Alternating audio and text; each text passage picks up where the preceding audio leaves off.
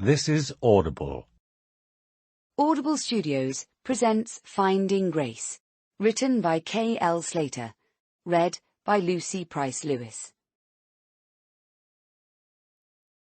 Chapter 1. Lucy, Sunday afternoon. I stir from my nap, feeling something soft on my cheek.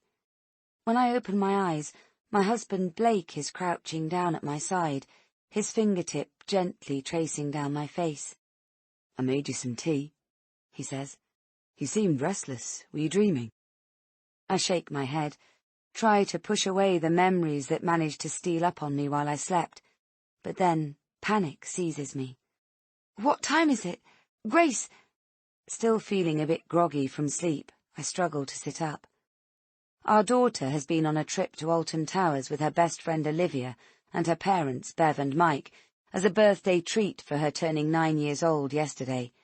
"Relax. Oscar's at your dad's, but Mike just called, and that's why I've woken you. They're back now from Alton Towers, and he says Grace will be setting off to walk home in 2 or 3 minutes, so I'm just going outside to watch for her." We live on the same street as Bev and Mike, but it's a long road, and our houses are separated by a steep bend. Grace's constant mithering finally paid off at her birthday party, when I caved in and agreed she could walk home unaccompanied. Unbeknown to her, Mike and Blake will be watching her every move. How long have I been asleep? I bend my arm up in front of me and squint at my watch. 2 hours. I definitely feel a bit off through sleeping so deeply and for too long. I shuffle around until I'm comfy and pick up the hot drink. "You must have needed it. Mike said they left the park early in the end as it was dropping cold." Blake stands up and heads for the hallway. "Right, I'm going out to hide behind the hedge to monitor her. God help us if she sees me watching. She's 9 years old now, you know." I grin at his impression. It's been Grace's favourite phrase since her birthday. She's making full use of her new status, while several of her friends at school are still 8. I take a sip of my tea. It's hot and sweet, and I feel instantly better. It's been a difficult week for one reason or another, and I'm ready to put it behind me. I set my favourite Ed Sheeran playlist going on Spotify, put my cup down, and relax back into the cushions. It's the last few quiet minutes before Grace will rush in like a tornado. I'll hear everything about the day in that wonderfully vivid way she recounts things she's loved doing, so I'll feel almost like I've been there with her. I've been unsettled since the upset this morning in our local cafe with Mrs. Charterhouse. It feels like anxiety is always just a heartbeat away from pouncing, and once it gets a hold, it's hard to shake off. But what Barbara Charterhouse said and did can only keep its power if I continue to analyse her words and constantly turn them over in my mind. She was completely out of order. There's no doubt about that. But she obviously just saw red, and is probably already ruining her spiteful words and actions. I can't wait to cuddle Grace, and feel everything in my world is right again. I decide to quickly pop to the bathroom, so I can give my daughter my full attention when she bounces through the door, telling me all about her day out.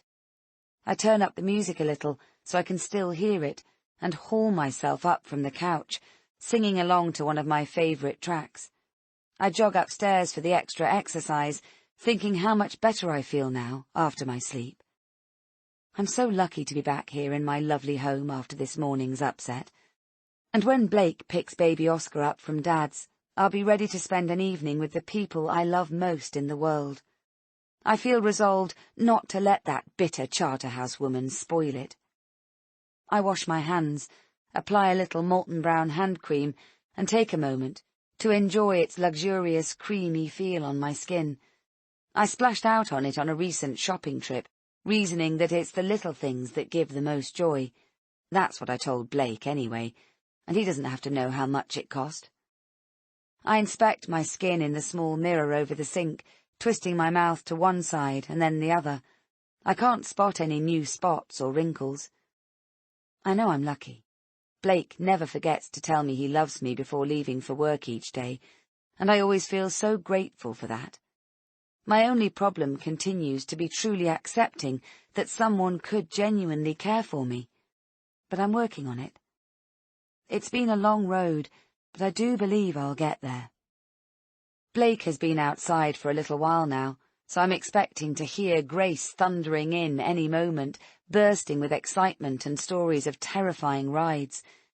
I hear the song begin to fade out, but just as I'm about to leave the bathroom, I spot an errant eyebrow hair sticking out at the wrong angle. In the short pause before the next track starts, I open the cupboard and reach for my tweezers. And that's when I hear it. "Lucy!" Blake sounds startled, his tone containing rising panic. "Lucy, come quick!" I drop the tweezers in the sink and dash to the bathroom door, dread nipping at my throat. I think I hear him shout again. "Coming!" I bound downstairs and rush to the front door. My husband is standing at the open gate, one hand supporting him on the post. He looks odd, like he's winded. "What's wrong?" I rush up the damp, mossy path in my bare feet, and then I realise. "Where's Grace? I thought Mike said she was on her way." My words sound hoarse, like there's a lump of gristle suddenly wedged in my throat. Blake half turns, limping badly on one leg. "He did say that, but she hasn't appeared from around the bend yet. My phone distracted me and I slipped on the moss, twisted my ankle. I've been shouting you for what seems like ages, but... Oh, God!" I rush back into the porch and jam my feet into my mucky old trainers, then run out again, flying past Blake through the gate. "Call Mike! Make sure she's left!" "I already did," he shouts after me. "He watched her leave the house 5 minutes ago." His final words fade to nothing as I sprint down Violet Road towards the bend in the middle that signifies the halfway mark. From there I'll have a clear view of the rest of the road. My shoulders are hunched up under my ears, every muscle in my body feels taut enough to snap. I must have walked this route 1,000 times with Grace, and at our nice, easy pace, it's never taken more than 5 or 6 minutes to get from Mike and Bev's house to our own front door. Grace should have certainly at least reached the bend. I get there, panting. I can visualize her surprised face as I bump into her. She'll chastise me for checking up on her. "I'm not a baby, Mum. I'm 9 now." Her new favourite phrase echoes in my head. My eyes are clouded with fear as I round the bend, but I force myself to focus, to breathe. There's a woman walking a dog, a young mum with a toddler in a pushchair, and a couple of teenage lads who've just hopped over the fence from the small park. But I can see immediately that there is no sign of Grace. Chapter 2. I run faster than I've ever done in my life, down to Mike and Bev's house. Mike rushes out before I even reach their front door. "Is she back?" His face is etched with concern, and for a moment I feel lightheaded, like I'm watching the two of us from a distance. Bev dashes out of the house behind him, and I spot Grace's best friend, Olivia, standing in the hallway, hugging her arms around herself, big brown eyes wide in a pale face. "Have you got Grace?" Bev shrieks. My legs begin to shake, and I stumble, skittering forward until I grab at the hedge. "No, she's not back yet. Oh, my God! Grace, which way did she—" Wordlessly, Mike rushes past me, his face a mask of determination. He begins jogging up the road, looking into every garden he passes. "Lucy, come inside." Bev takes my arm gently. "No, I can't. I have to look for her." I turn around, full circle, scanning the road, the houses, the gardens. "Which way did she go?" Bev stands at my side, an arm around my shoulders, as we look up the road. "Mike brought her outside, then watched her go up the street towards the bend. He came in smiling, said she looked like a little soldier marching up there." I stare up ahead. A car crawls past, its occupants taking in our alarmed expressions with interest. A dog barks in a garden somewhere close by. My feet feel fused to the asphalt. Mike is almost at the bend himself now. Bev says something in a soothing tone, but all the sounds around me are starting to fade out, as if I'm drifting away. "I have to go. I have to look for her, I mumble. Breaking away from Bev's touch, I begin to stride away. I'll get someone to watch Livy, Bev calls out urgently. I can hear the strain in her voice. I'll be with you very soon. I try to focus on my breathing. I put one foot in front of the other. This can't be happening. It just can't.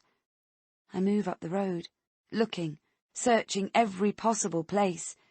Grace loves animals. She might have stopped off to stroke a cat or a dog, or a lonely old lady might have asked her in for a chat.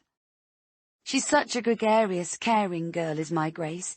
She loves people, too. She'd always find the time to help someone in need. My vision grows blurry with tears. I pull a tissue from my sleeve and look to my right, where Abbey Road branches off from Violet Road.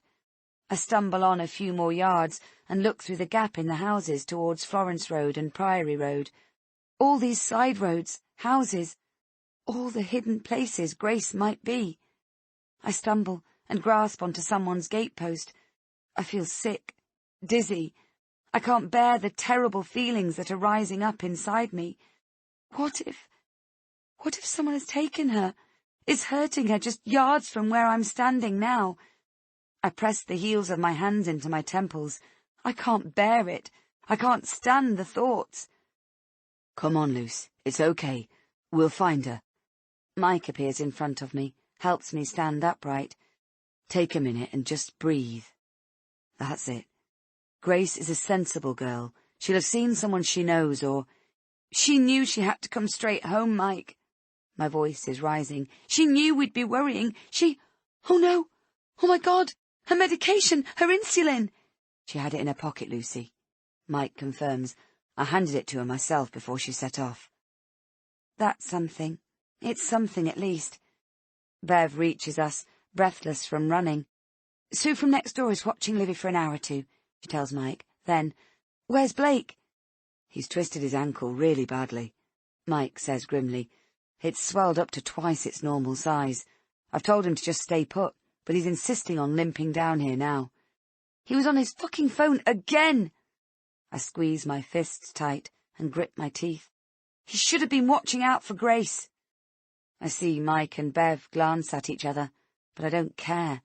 Blake is virtually surgically attached to the damn thing. Your front path is really slippery with moss, Mike offers limply.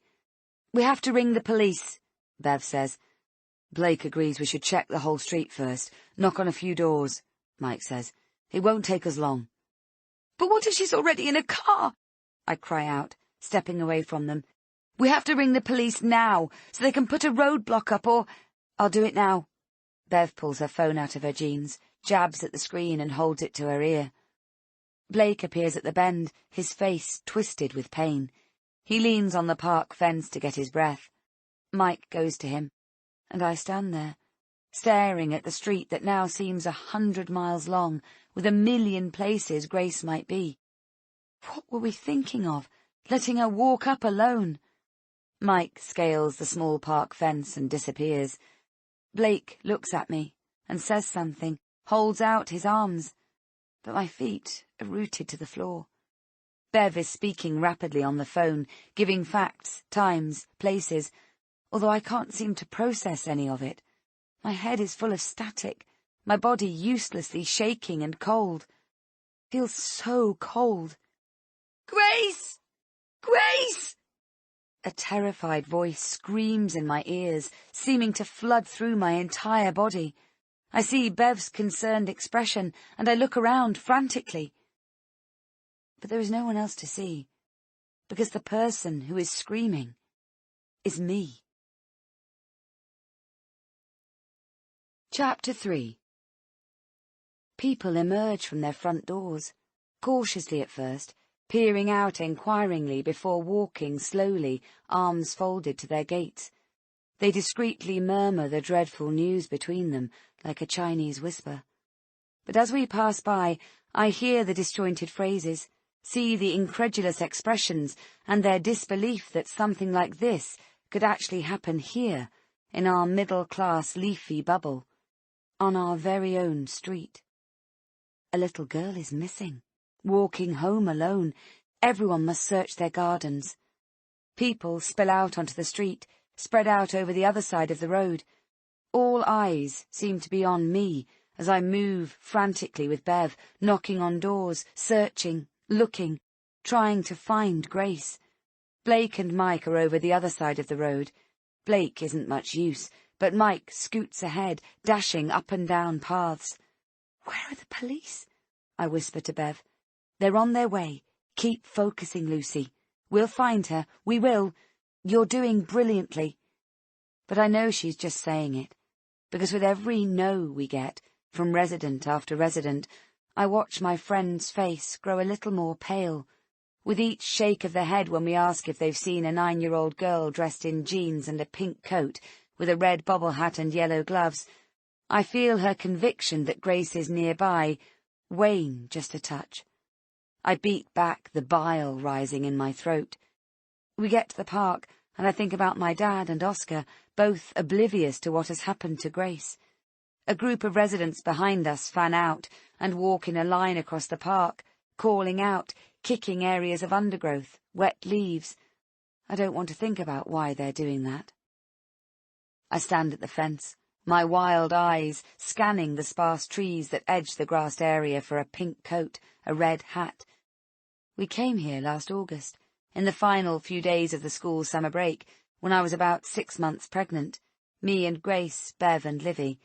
We packed up a simple picnic, which made us all laugh as we were still effectively on our own road. We spread out a tartan blanket, and we had the best afternoon, sitting in the sun, putting the world to rights, debating whether Mike would get his long-awaited promotion to national sales manager of the high-end kitchen manufacturer he works for, whether the community would get behind new Councillor Blake, and, most importantly, what sex the new baby might be. The girls played happily around us, weaving in and out of the trees, and hiding from both us and each other. That was barely 6 months ago, and I hadn't a care in the world. All I had to fret about was a dinner Blake wanted to host at home for the people who had helped him run his campaign, and I can remember worrying whether, having left a shopping trip a bit late, I was going to get Grace her new school uniform in time. I'm aware of the noise level increasing behind me, a flurry of movement, responding to authoritative voices, but I can't break the spell. I stand and stare at the spot where we picnicked, and something writhes up from the bottom of my stomach. I retch and vomit at the side of the fence. "Sorry," I mutter, mortified with myself. "Sorry, Lucy," Bev touches my arm. "The police are here." I turn to see 2 police cars behind us. Mike is helping a limping Blake across the road and back over towards us. Bev steps forward and identifies herself as the person who called in the incident, as the policeman refers to it. She moves next to Mike, but I watch as she reaches out to Blake, grasping his hand. They don't say anything, just look at each other, and I can almost see the pain radiating between them. A police van pulls up, and a platoon of uniformed officers emerge, their faces grim and focused. Their uniforms are dark, most of their faces are white. They all look the same, like a small army drafted in to help. I feel frozen, as if I'm standing on a flimsy platform of ice that could give way at any moment. I just can't move. I watch, my throat burning with stomach acid, as Mike and Blake join Bev in talking to the officers. They all turn and glance at me, then look back at each other and nod. I bring the cuff of my sweatshirt up to my mouth and blot my vomit-spotted mouth. Blake limps over, envelops me. His arms feel cold, unyielding. I want him to stop holding me, but I can't find the strength to push him away. He looks at me, his eyes pleading, his face impossibly pale and drawn. "They want us to get into the police car, Luce. They're going to take us home." "No," I say with steely determination. "I'm not going home without Grace. We have 15 officers out here looking for her and carrying out door-to-door inquiries, Mrs. Sullivan. The uniformed officer looks young, as if he's just finished university. And most of the local community are out too, by the looks of it. If Grace is here, we will find her." "If," He said, if Grace is here. Blake reaches for my hand, grips it so I can't easily slip away. He starts to lead me to the police car, but I stand firm. And if she's not here, what does that mean? Someone has taken her into a house or driven her away in a car. I can't dampen down the panic that's filling my chest. She could be on the motorway by now. She could be anywhere. Suddenly, I'm wailing, pushing concerned hands away. My face is wet with tears, and I'm coughing so hard it feels like I'll rupture my windpipe. I can't do it. I can't leave this place until I find Grace. People surround me, in a supportive but firm manner. We're all moving together, hands on my back, my shoulders, words of reassurance murmured in my ears. I feel weak with desperation, with rage. Sound and movement flicker in and out of my circle of attention like an ebbing tide. None of this feels real. None of this can be happening. It just can't. I'm sitting down in a soft seat. I'm in the police car, and Blake slides in next to me. Doors are slammed, concerned faces line up outside the window. An engine starts, purrs as the car starts to move. We're going home. Just Blake and me. Without our little girl. Without our precious Grace. Chapter 4. Before, Saturday afternoon. I stood by the riding school practice field, watching as my daughter's party guests paraded past us parents. I could hardly believe Grace had turned 9 today. The years had passed in a blur, like a long car journey, where people and buildings seemed to merge together and lose their sharp detail as you watched them from the window. My Grace was bright, clever, and kind. Our world turned on her smile, and seeing her happy was as vital to me as the air I breathed. I took a step back from the fence and inhaled a deep breath of fresh air mixed with damp earth and the unmistakable aroma of horse manure and hay.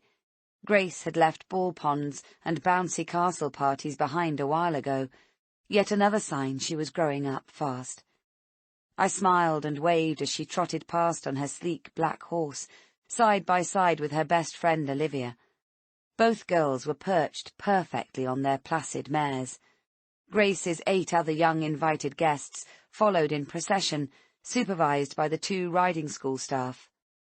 My dad had offered to look after Grace's baby brother, Oscar. Dad suffered from emphysema, the legacy of working in a chemical factory for nearly 40 years. He put in the requisite claim after being hounded by legal companies hungry for a cut, and after nigh on 2 years of wrangling, he did receive a modest payout, but nothing to compensate for the restricted quality of life he now endured. Of all the variables that could affect his health, cold weather was the worst. He could barely walk a few steps these days before he was gasping for air. So when Grace begged for a riding party, I knew Dad would struggle to attend. Little Oscar was just getting over a bad cold himself, and when Dad suggested, quite rightly, that he was better off staying wrapped up warm at home while we celebrated at Grace's party, Blake and I both readily agreed. Life had been busy for us, especially since Oscar came along unexpectedly, and to be honest, we'd both thought it would be nice for us to focus on Grace for a few hours on her special day. It sounded trite, but I did feel blessed. 2 gorgeous kids, and a husband who cared deeply about us all. It was honestly far more than I ever expected for myself. The empty black space inside myself felt soothed, even if it could never be fully healed. The horses circled again, and this time, as Grace passed us, she turned slightly, her face animated with joy. The energy and passion for her beloved riding buzzed around her like an aura as she paraded in front of us, her friends and family. A delicious, sweet scent distracted me, and when I turned around, I saw that Blake was standing there, holding up 2 steaming mugs of hot chocolate like trophies. "There we go, and before you ask," he extended one towards me, his soft brown eyes twinkling with mischief, "I didn't put any marshmallows in yours. so there are hardly any calories in it. I grinned and accepted the mug gratefully. I didn't mention that I'd seen the owner of the stables making the hot chocolate with full-cream Jersey milk before we went outside. I was probably about to consume an entire day's points in the next few minutes, but after the first tiny sip, I knew it was going to be worth it. I'd joined an online slimming club a couple of months ago. Apart from the odd blip, I'd managed to stick to my diet, and to date, I'd lost nearly a stone. Blake had been really supportive, as he knew how steadily piling on weight over the last few years had badly affected my already flaky self-confidence. Over the past months, I'd watched as Blake became more and more absorbed in his work. When we were invited to a black-tie ball at the council house after Christmas, I felt a bit nervous, as I didn't know anyone there. If I'm honest, I thought about making an excuse. It doesn't matter that you won't know anyone. Blake had swiftly dismissed my fears. I'll introduce you to everyone, and besides, I want them all to meet my amazing wife. You have to come, no excuses. I'd expected low-key, but when we got there, I'd been surprised how much effort the other female guests had put into their dresses, makeup and hair. I'd been forced to buy a new dress, because I simply couldn't comfortably fit into the 2 or 3 cocktail dresses I'd bought a few years ago, when I had evening corporate events of my own to go to at the Carlton. They were still hanging in the depths of the wardrobe, because I insisted on kidding myself that one day I'd get back into them. We'd just about scraped by for money the last few months. There was hardly anything going spare while Blake was investing in his political career, as he put it.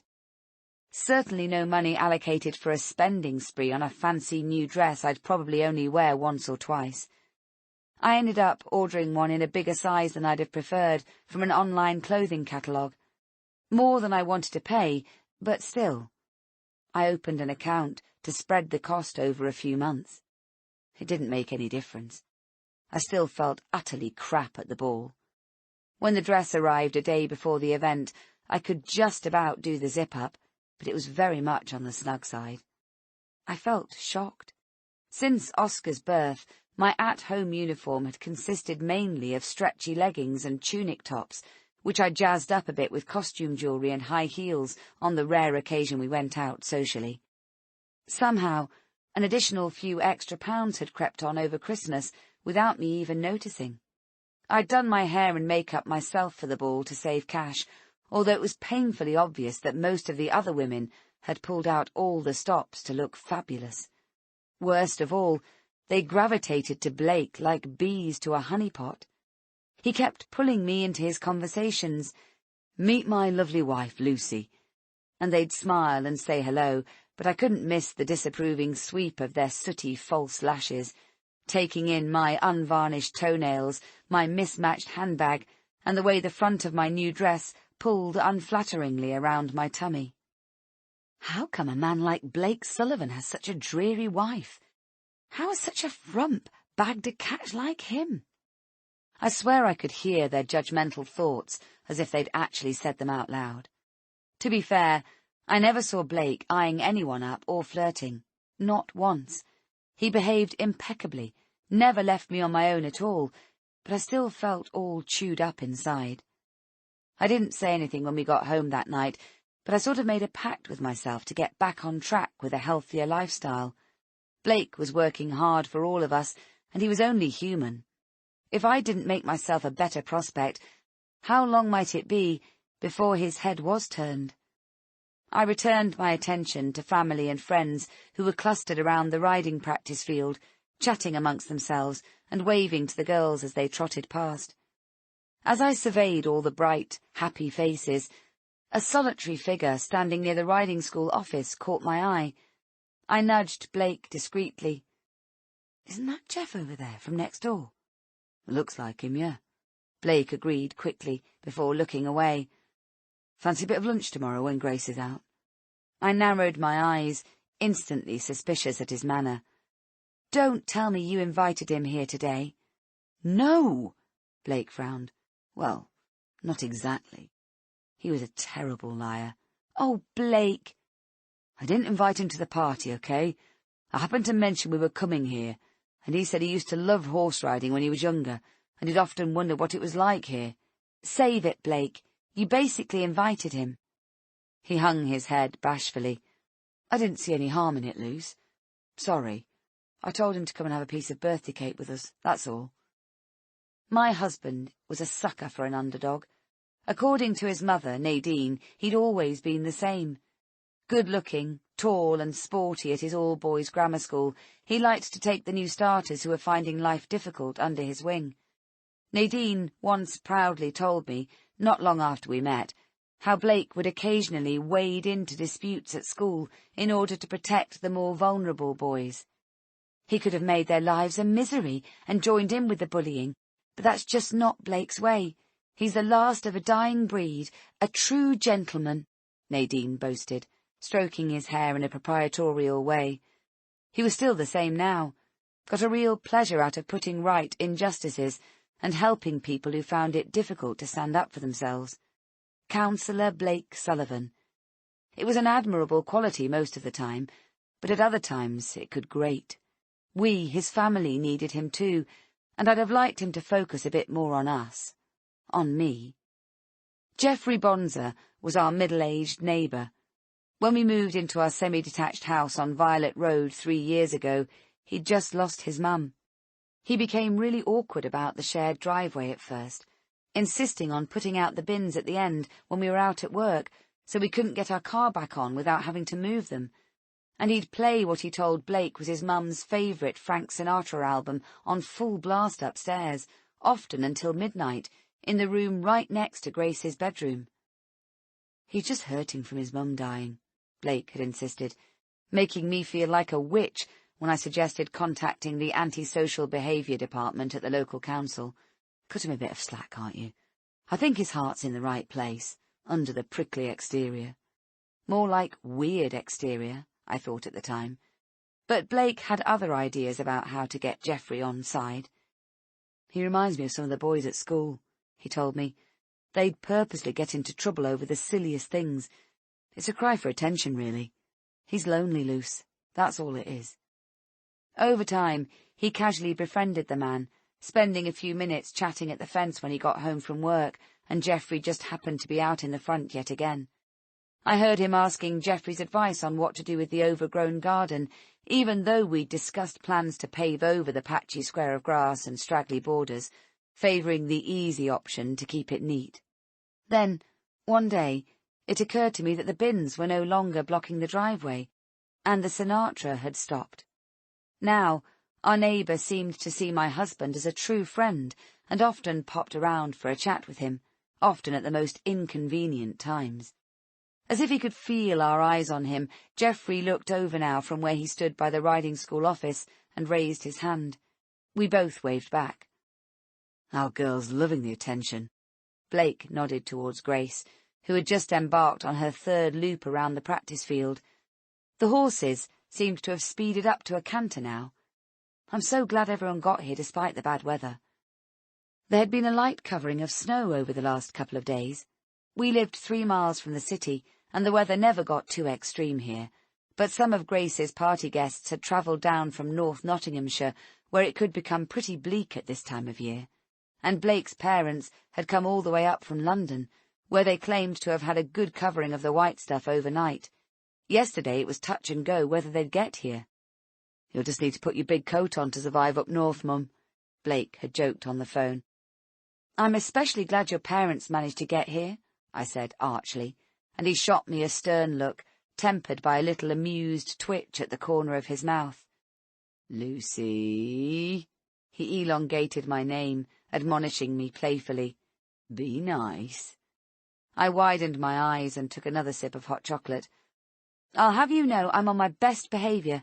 Seriously, though, I am glad they could make it, for Grace's sake. Me too. I'm hoping it might encourage them to visit us a bit more. Steady on. You'll be asking your mother to approve of my parenting skills next, I sniped cheekily. Right on cue, Blake's mother turned from her place at the splintering wooden fence and gingerly picked her way over to us, mindful of the mud spattering her glossy black court shoes. It's such a sweet little gathering, Lucy, Nadine said in the West London accent she'd adopted within weeks of leaving Nottingham 6 years ago, when Combe, Blake's father, retired. "Did I tell you Liberty rides, too? The stables near their home in Kensington are enormous, 4 times the size of this place. Prince Charles actually visited them a few years ago, you know." "Yes, I think you might have mentioned it once or twice, Nadine," I said, feeling Blake's elbow nudge gently into my side. "Sadly, we don't have anything remotely as grand around here, but Grace loves to ride anyway." Nadine nodded and glanced back towards the field, smiling affectionately at Grace. "Liberty has to have all the matching gear, you know, pink this, sparkly that, whereas dear Grace, well, she seems happy to wear anything at all." Liberty was her other granddaughter, the daughter of Chester, Blake's brother, and his wife, Aisha. It was fairly obvious that Nadine saw a lot more of Chester's family than she saw of us. Blake coughed. "The parents who come here make a point of recycling their kids' used riding gear amongst themselves, Mum. It's perfectly good quality, and kids grow so fast. All that fancy stuff is just a waste, in my opinion." "Oh, yes, recycling," Nadine murmured, as if the very concept of it baffled her. Blake, as a local councillor for the Green Party, was passionate about walking the talk, and environmental living was very much part of our lives. I couldn't claim to be the world's biggest eco-warrior, but I had managed to absorb rather a lot of climate change facts and figures from Blake over the years, and my opinion was that there was probably something in it. Climate change, I mean, which always made my husband laugh. "I should say there is." He rolled his eyes whenever I said it, and teased me. "In one short sentence you managed to be so effortlessly reductive of the world's finest scientific minds, my dear." "Grace asked me something earlier." Blake interrupted my thoughts. He'd raised his voice a little, and I knew he was trying to distract his mother from saying something so offensive I wouldn't be able to hold my tongue. "As she says, she's 9 now, and she wondered if—" "Not the walking home alone thing again," I scowled. "Why can't she just let it go?" Nadine had opened her mouth to speak when there was a scream from the field. "Grace has fallen off her horse!" someone yelled. I dropped my cup and rushed over to the fence. Blake was 2 steps in front of me, Nadine lagging behind us. When we got there, the riding instructor was bent over our daughter. Blake scaled the fence easily and was the first to get to Grace. "Is she okay?" I yelled breathlessly, clambering over after him. "Grace?" "She's fine." Blake glanced up from where he was crouching next to our daughter. I looked down and saw that her wet eyes were folded in on themselves. Her face was covered in a fine sheen of perspiration, and I spotted the telltale paleness of her skin right away. "She's having a sugar low." I plunged my hand into my anorak pocket and pulled out the small tube of glucose tablets I carry with me everywhere. I popped one into Grace's mouth, and her eyes flickered open to look at me. "Chew it quickly, Poppet." The instructor looked at me, alarmed. "She's a type 1 diabetic," I explained. "Sorry, I should have mentioned it when we booked. She's had breakfast, but her blood sugar must have dropped with all the exercise and excitement." The instructor lightly touched her own chest. "Phew, that was a bit of a scare. She just turned around to talk to the group behind and slipped." I nodded. "Her concentration disappears when she has a low episode, but the glucose tablets bring her back to normal levels really quickly." As if to prove a point, Grace propped herself up on her elbows and gave me a weak smile. "Feeling better now, chick?" She nodded, her face still pale. "Can I get back on my horse now?" "I think this might be a good time to break for party food," the instructor remarked. "Thank goodness she's okay. Panic over." I smiled my agreement and watched as Blake helped a slightly shaken Grace to her feet. The rest of the onlookers had gathered behind us. When I turned, everyone looked relieved, nodding and saying reassuringly that I shouldn't worry, Grace was fine, which was true. Still, I felt really sick. 10 minutes later, Grace was the one cradling a small cup of hot chocolate in her hands. It served as a pleasant way to further boost her blood sugar levels and was a real treat, as usually she had to stay away from sugary drinks and snacks. They'd brought the registered first aider in to check her over. She said Grace had bumped her head, but she was satisfied there were no worrying signs of impact. The girls all sat in the party lounge at a table festooned with colourful paper plates and tethered balloons bearing the number 9. Tinny-sounding party tunes played in the background. Blake and I stood next to Grace and her friend Olivia, with Olivia's parents, Bev and Mike, who also happened to be our closest friends. "Don't let it spoil your day, sweetie," I told Grace. "I've not had a low for ages, and then it happens on my birthday," Grace said crossly. "And now my head hurts, and my horse will think I don't like her." "I nearly fell off last week, Grace," Olivia said sweetly. "It's no big deal, and anyway, who cares, because we get to go to Alton Towers tomorrow." She managed to raise the first genuine smile from Grace. "After a day at Alton Towers, I'm guessing me and Bev will be in bed before these two tomorrow night." Mike grimaced. "Oh, you'll be done for, mate, no doubt about that." Blake grinned in agreement. Grace and Olivia bent their heads together for a second or two before looking up at us. "Mum," Grace whined, "when we get back from Alton Towers, can I walk home from Livy's house on my own?" Before I could begin my usual response, explaining all the reasons why that was still not a good idea, she continued with her bid for freedom. "I'm 9 now, and Olivia's allowed to the shop on her own to buy sweets, aren't you, Livy?" Olivia nodded. I knew the shop they meant. It was a small Nisa store about halfway between our two homes on Violet Road, managed by tubby Mr. Jasprit and his lovely wife Mina. Grace and I often had a wander down there if I'd run out of bread or milk, and somehow I always ended up buying her one of those ridiculously expensive comics with a free, cute toy attached to it. "Her dad watches her there and back. She just doesn't realise it," Bev told me from behind her hand. "We could do something similar, if you want to let her walk up." "Please, Mum." Grace rubbed her sore head, sensing weakness now. "I'll be fine. I'm 9 now." "What's all this about walking home?" Nadine fiddled with the gold buttons on the cuffs of her black wool coat as she gravitated towards us. Her interest piqued. "It's just from a friend's house, Mum. Grace maintains she's too old now for Lucy or me to walk back home with her." Blake looked at me beseechingly. "She reckons it's cramping her style." I rolled my eyes. "I don't know, Blake. I think 9 is too young, in my opinion. 10, perhaps," Nadine remarked sternly. "In fact, if I remember correctly, I think Liberty was at senior school before Aisha would consider it. She's such a competent mother, handles Liberty so well when she tries to push the boundaries." I turned to my husband and saw that he'd noted the sparks flashing in my eyes. "Do you know, Blake," I said pleasantly, "I think Grace is sensible enough to make a 5-minute walk on her own now." "Yes!" Grace and Olivia high-fived together, and it was smiles all round, my daughter's headache seemingly forgotten. Apart from Nadine, that was. My mother-in-law looked like she was chewing on a wasp. Chapter 5.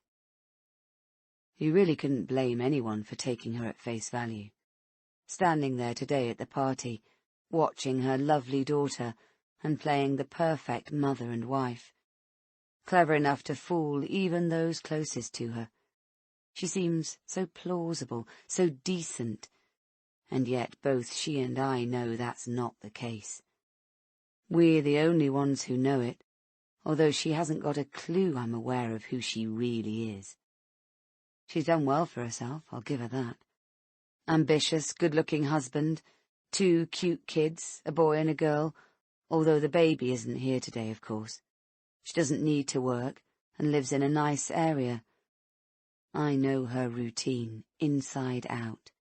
Oh yes, she's carved a reasonable life out of the unspeakable chaos she left behind her all those years ago. I've known about her past for a long, long time. It's been hell to get so close and keep so quiet, but I knew I had to wait. I wasn't sure what for, I just knew there would come a time, an opportunity to set things straight, remind her of the awful truth she's tried so hard to bury. She nearly succeeded, too, in erasing the evidence. I suppose, if my own life had taken a different path, if I hadn't dug around a little, acted on my instincts, Events would have blurred and eventually merged into a history that could be forgotten. I've been close to confronting her so many times, but now I know there couldn't be a better time for me to act. It would be easy to rush, but I've waited too long for that. I'm going to take my time, make sure everything runs like clockwork. Then I'll sit back and watch her very carefully constructed life fall to pieces around her. That moment can't come soon enough. Chapter 6. Lucy. Before. Sunday morning. The morning after the party, I was thoroughly spoiled. Blake insisted I stopped in bed another hour while he got up early to look after Oscar and get Grace ready for her outing. I pulled my robe around me, turned off the lamps, and popped across the landing into the bathroom. What a luxury, to actually take my time going to the loo without rushing to get back to Oscar or being interrupted by Grace walking in. I glanced in the mirror and wished I hadn't before padding back across the bedroom to open the curtains.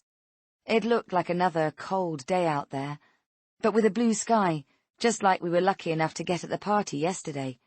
I loved this sort of pre-spring weather.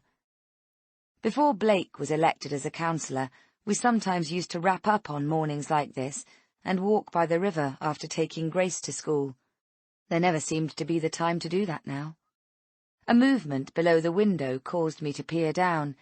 Geoffrey from next door was in his front garden, waving up at me. I nodded and raised my hand, just so he couldn't tell Blake I'd been rude, which he had been known to do on occasion, as if I was a kid, then turned away, shuddering as I stepped back from the glass. Not even 8 o'clock yet, and he was already out there, pulling up invisible weeds. I swear he did it just to keep tabs on what people were up to on the street. He must have left the party early last night, as we made sure we said goodbye to everyone there, but I don't remember seeing him hanging around outside, as he was earlier in the day. I got back into bed and lay on my back, listening to my husband and daughter banging around downstairs, looking for everything she needed for her trip. I smiled as I imagined them searching for Grace's other training shoe or her gloves, which always seemed to separate the second she walked in the door. I waited for the eternal cry, which I was certain would come at any moment, "Mum!" But to my astonishment, she didn't yell, and after about 20 minutes, they all trooped back upstairs. I took baby Oscar from Blake's arms and propped him up next to me in bed with pillows. He gurgled, shaking his favourite yellow rattle. Grace sat on the edge of the bed to eat her cereal. "How's that bumped head feel now?" I asked, flicking the rattle to keep Oscar engaged. "Fine. Olivia says that once you're 12, you're allowed to get into Alton Towers on your own," Grace remarked, as she loaded her spoon with Shreddies. "We'll just need a lift there and back then. No need for any adults to stay with us." "That's 3 years away yet," I remarked dryly. "Looks like you'll be stuck with us for a while longer, chick." She suddenly seemed desperate to have complete autonomy. It was probably just her age. I remembered it as a difficult time, stuck between being a child and a pre-teen. I glanced over to the doorway, where Blake stood tapping furiously on his phone, texting again. He literally never stopped. If he was awake, you could guarantee he'd be on that bloody phone. He looked up and saw me watching. He slipped the phone into the back pocket of his jeans, winking at me when I frowned. "You're walking home on your own later, Gracie Bob. What more do you want?" he said. I sighed, still uncomfortable with our decision to allow her the increased freedom. "She'll be fine, won't you, cherub?" Blake said reassuringly. "Course I will. It's no big deal, Mum," Grace added. "Loads of people in my class walk to school on their own now." I shook my head firmly at Blake behind her back. There was no way I was going to be talked into letting her do that, with 2 busy roads to cross. "Who were you texting this early in the day?" "Who were you texting this early in the day?" I said lightly. "Oh, just replying to a couple of messages that I didn't get around to last night." Blake checked his watch. "Eat up then, Grace. They'll be here to pick you up in a few minutes." "Yes!" Grace scooped one more spoonful of cereal into her mouth and then dumped the half-eaten breakfast on my bedside table. Blake helped her on her outdoor clothing, and soon she was a blaze of colour in a bright pink coat and red bobble hat, with her yellow knitted gloves sticking out of her pocket. "Alton Towers will see you coming in that get-up," I joked. Grace nodded happily. "See you, Mum." "See you later, sweetie. Love you lots." I wrapped my arms around her as she leaned forward for a kiss. "Be careful walking home later." "Yes, Mum," she groaned, heading for the door. "I'm 9 years old now, remember?" "How could I forget? Oh, and Grace," she looked back at me, "got a kiss for your brother?" She huffed and plodded back to the bed, clumsily landing a kiss on the top of the baby's head. Oscar responded with an ear-piercing squeal and a gummy grin as he shook the rattle harder than ever. Blake smiled and followed her downstairs. A few minutes later, I heard the door open and close. In no time at all, he bounded back up to the bedroom. "And relax. She's gone. Peace for the day." I nodded to our son. "Well, sort of. Fancy brunch at Copper at 10. "Lovely." I snuggled further down under the quilt, feeling deliciously indolent. Oscar squeaked and whacked me on the head with his rattle. "Ow!" I smiled lazily at Blake. "That's another 2 hours yet. You could set Oscar's new mobile going in his cot, so we can have a 5-minute cuddle." He pressed his lips together. "There's nothing I'd love more, Luce, you know that. But My heart sank, and I wished I hadn't hinted at making love. I knew I looked like shit. I'd felt too tired to remove my eye makeup last night, and now resembled a panda. Plus, my hair was desperate for a wash, and was sticking out at all angles. I covered up my embarrassment by turning it back on him. "Who have you agreed to run around for now?" "Oh, just a favour for a colleague. I promised Steph Lawson yesterday that I'd check in on her mother first thing. She's had some kind of virus, and is really weak at the moment, and poor Steph's at a conference all weekend." The last time I saw poor Steph Lawson, she was done up like a dog's dinner and simpering over Blake at the council house ball. "Well, don't be long," I rolled my eyes.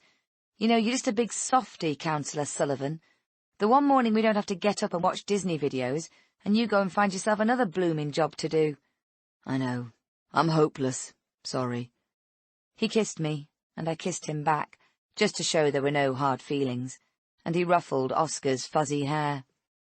When he'd gone, I tried to savour the relative silence. Oscar was gurgling, but it still felt strange, because there was no television blaring out from the lounge, or singing, or stomping of Grace's feet. I often craved a bit of time to sit quietly, like I used to do before having the kids. Yet only a few minutes after Grace and Blake had left, I started to miss the sounds that usually filled the house. Our daughter was such a bundle of energy, a joy, and I absolutely loved her to bits. She'd been a good little helper since Oscar was born, too, although I'd noticed lately that the initial novelty of having a brand-new baby brother seemed to be waning. At first, she'd jump up to fetch and carry at the first sign I needed anything. Now, she sometimes had a little grumble to herself if I asked her to help. It was possible she was feeling a bit left out, which was one of the reasons I'd agreed to my dad looking after Oscar yesterday. Just recently, I'd been thinking about looking around locally for a little part-time job, nothing too complicated, just a few hours when Grace was at school, and hopefully Dad could have Oscar. Lots of the mums at the weekly playgroup I took Oscar to came dressed in their smart office clothes. After the session, they never hung around for a chat, just grabbed their babies and bolted out to drop them off with a relative or a childminder so they could go to work. I wasn't judging them, needs must. We could really do with the extra money a part-time job would bring. But up to now, Blake and I both felt it was more important for me to be with the kids. Maybe I'd raise it with Blake, see what he thought. I lay on my side, picked up Oscar's little tiger toy, and waved it in front of his face. He always seemed particularly delighted with this game, his little body jerking with excitement each time he dropped the toy, in anticipation that it would magically reappear within seconds. I felt guilty looking at his beautiful, bright face, as I thought back to how devastated I was when I found out I was pregnant last year. It was a total rookie mistake I'd made, too. Blake and I had always planned to have 2 children, but after Grace was born, it never seemed to be the right time to try again, for one reason or another. Lack of money, lack of space in our old house, my frequent attacks of anxiety. We kept putting it off, and in what seemed like no time at all, Grace had turned 5 and started school. Then Blake became engrossed in his plans to run for councillor at some future point, and with Grace at school, it seemed a big leap to go back to having a newborn around. I went back on the pill, and we just settled gratefully for what we had, without really discussing it at length. I still felt stupid now when I thought about how it happened. I'd had a hideous stomach upset one weekend after we'd been out with Mike and Bev to a new Thai restaurant in town, and spent what seemed like a whole day in the bathroom before sleeping it off. I didn't get out of bed until Tuesday. When I was feeling better, I completely forgot to take my pill, and after another boozy night out a couple of weeks later, while my dad babysat Grace, the result was Oscar. It was a real shock to us both at first, but Blake readily adapted to the idea, and I had to put a brave face on it, though in reality I had many sleepless nights and hours of worrying how life would be with a new baby again. I came around to it in the end, and when we told Grace that she'd be getting a new brother or sister, she was apoplectic with joy. "I want a sister, a girl, please. I can do her hair and play on my favourite Little Mix songs." But she loved him anyway when he arrived. I handed Oscar his rattle again and picked up my Kindle, opening the thriller I'd started reading last night. I'd managed about 3 pages before I fell asleep with the device on my chest. Oscar had been fractious and snuffly the last few days with his cold, but last night, when Blake brought him back home from Dad's, he'd rested really well, so we were able to catch up on our own sleep a bit. I idly picked at the hem of the quilt cover, as I wondered what other plans Blake had for the day. He'd already mentioned he'd got to pop out later, which was shorthand for being gone a while, hours sometimes. It's not that I didn't trust my husband, I did. But just lately, his impromptu absences seemed to have increased substantially. I don't know. Blake often remarked that I had an overactive imagination. I supposed he might have a point. Oscar let out an ear-curdling squeal, as if he felt frustrated too. "I can't just say no when people ask me for help, Luce," Blake said when I complained about the time council business took up at the weekends. Anyhow, that was why I was so used to my husband being out of the house. He'd had to give up his job as a healthcare assistant at our local GP surgery to focus on his work as a Rushcliffe Borough councillor, but still, he never seemed to have enough hours in the day. It was in his nature to do over and above what was required and expected, which was what made him so good at whatever he turned his hand to, and so popular with people in the local area. My head snapped up at the sound of an ear-splitting scream and a bump. "Oh, no!" I raced around the bed and scooped up my baby from the floor. He was already bright red in the face from screeching. I'm sorry, darling." I sat down on the edge of the bed, stroking him and kissing his head, speaking soothingly to try and calm him. When he'd calmed a little, I propped him up on my knee so he was facing me. I looked him over.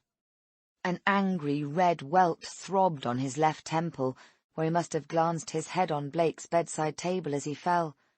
Thank goodness it hadn't drawn blood, but I could tell just by looking that he'd have a mark there for a while, and possibly some bruising.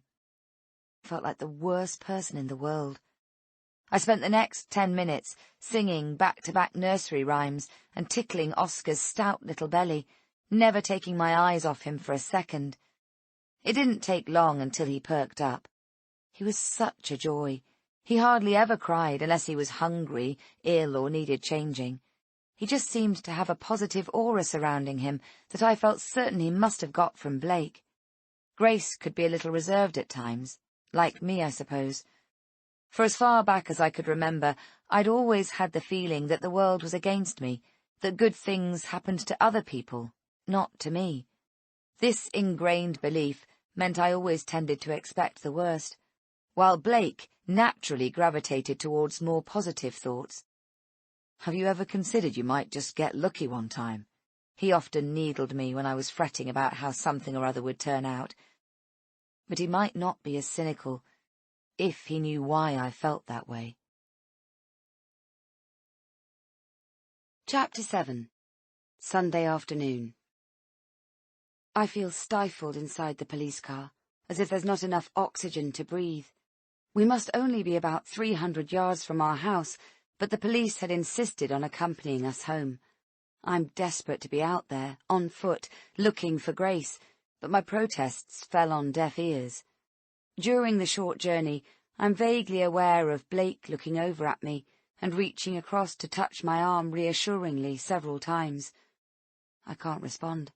I can't even press my lips together in a sign that I acknowledge him, never mind give a little smile. I can't look into his eyes and feel my own fear reflected right back at me. I keep reliving the moment he went outside to meet Grace, the moment I decided to turn up the music, to visit the upstairs bathroom rather than the downstairs loo, the self-indulgent moment I lingered to check for new wrinkles in the mirror. And now I can't stop thinking, why? What made me decide to do those things? If I'd stayed downstairs and turned the music off, I'd have heard Blake calling out the second he slipped. Crucial seconds would have been saved. It tears me to pieces to think that so many wrong decisions had to be made in order to create the perfect scenario for Grace to be left completely alone on her walk back home. Blake had to step on the patch of slippery moss at exactly the right angle to ensure an ankle sprain that he'd struggled to get up from. He had to check his phone at the precise moment he did, although that wasn't so unlikely, given that he is virtually surgically attached to the damn thing. In those minutes, before my husband went outside to meet our daughter, I'd been so smug in my life, fondly making light of having to listen to Grace's incessant chatter when she returned home, looking forward to a fun evening ahead. As the police car drives slowly up our own street, I look out, hopelessly, at the unusual profusion of local people milling around, talking with their hands in groups, discussing what might have happened to Grace. I recognize some of the familiar faces staring at us sympathetically as we pass. We already have a new role as the poor parents of the missing girl. Bursts of radio static pepper the silence inside the car, and I have to fight not to scream for them to open the door and let me out. The houses, the gardens, the people, they all look exactly the same as they did yesterday and the day before that. How can that possibly be when Grace has gone? "We're here, Lucy." Blake squeezes my hand, studies my face.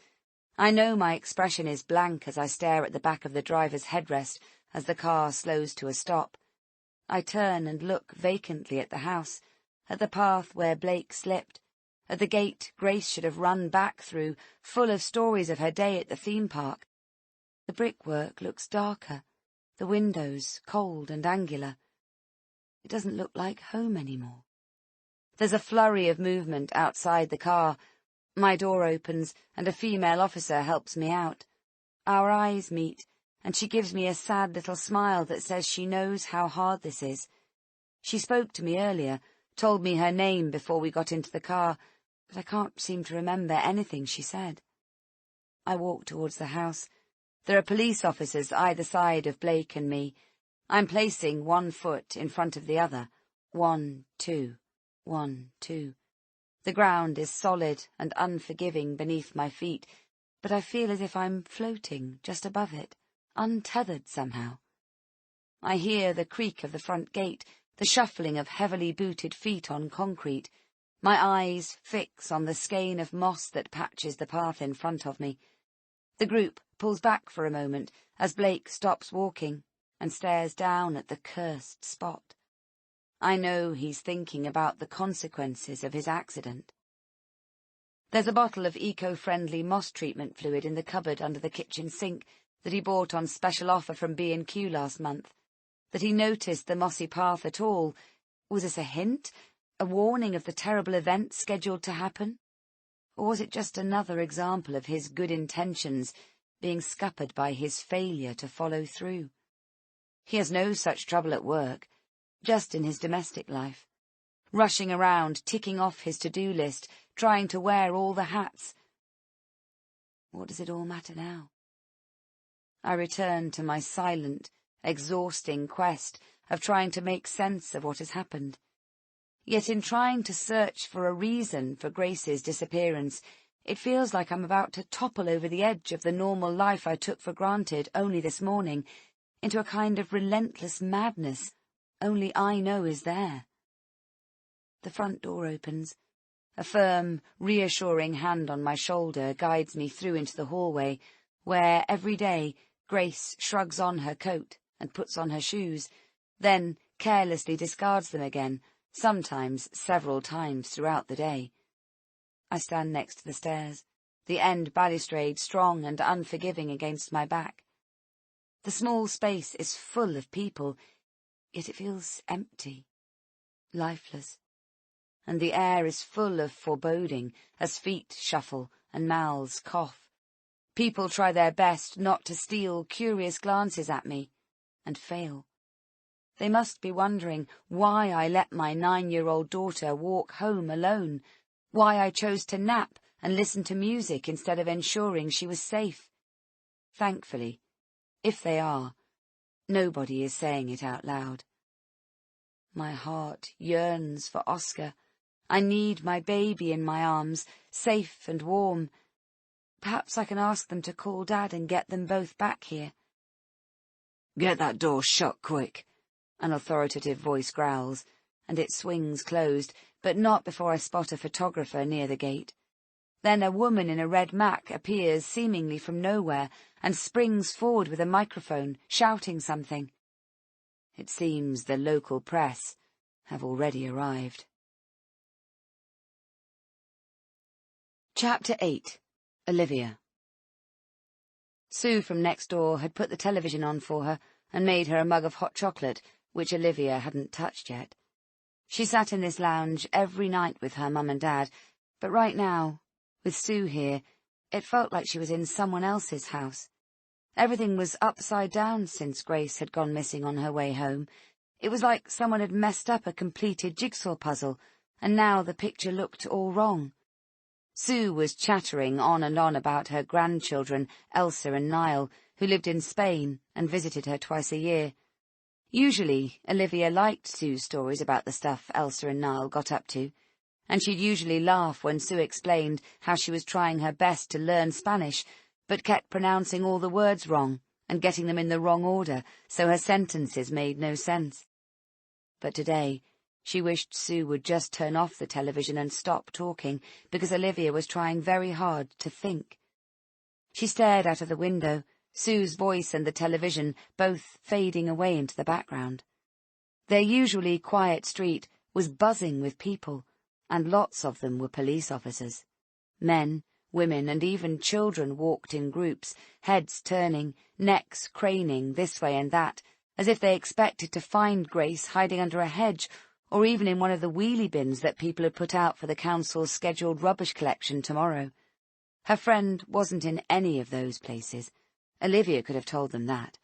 Grace wasn't stupid. In fact, she was one of the cleverest in Miss Barr's class, proven by a recent test they'd all had to sit. There was no way Grace would hide somewhere or run away. If she was planning on doing either of those things, she would definitely have told Olivia.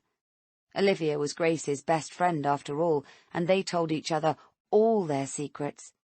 Like at Christmas, when Olivia had taken half a cooked ham out of the fridge and the girls had smuggled it to the park. While their mums chatted, they'd dodged into the small copse and left the meat there, so the local stray cats could have a festive feed too. Grace had never told on her, despite both their mums ganging up together and demanding the truth from them. That was what best friends did for each other, and if Grace had been planning anything daring or exciting, Olivia knew she'd have been the first person she'd have told. Yet, if Grace hadn't disappeared on purpose, then what could have happened? Olivia swiftly pushed the shadowy thoughts away. She didn't want to think of what else might have happened to her friend. On Violet Road, people knew each other, spoke in the street, and often got together, like they'd done for the Royal Wedding Street Party in May.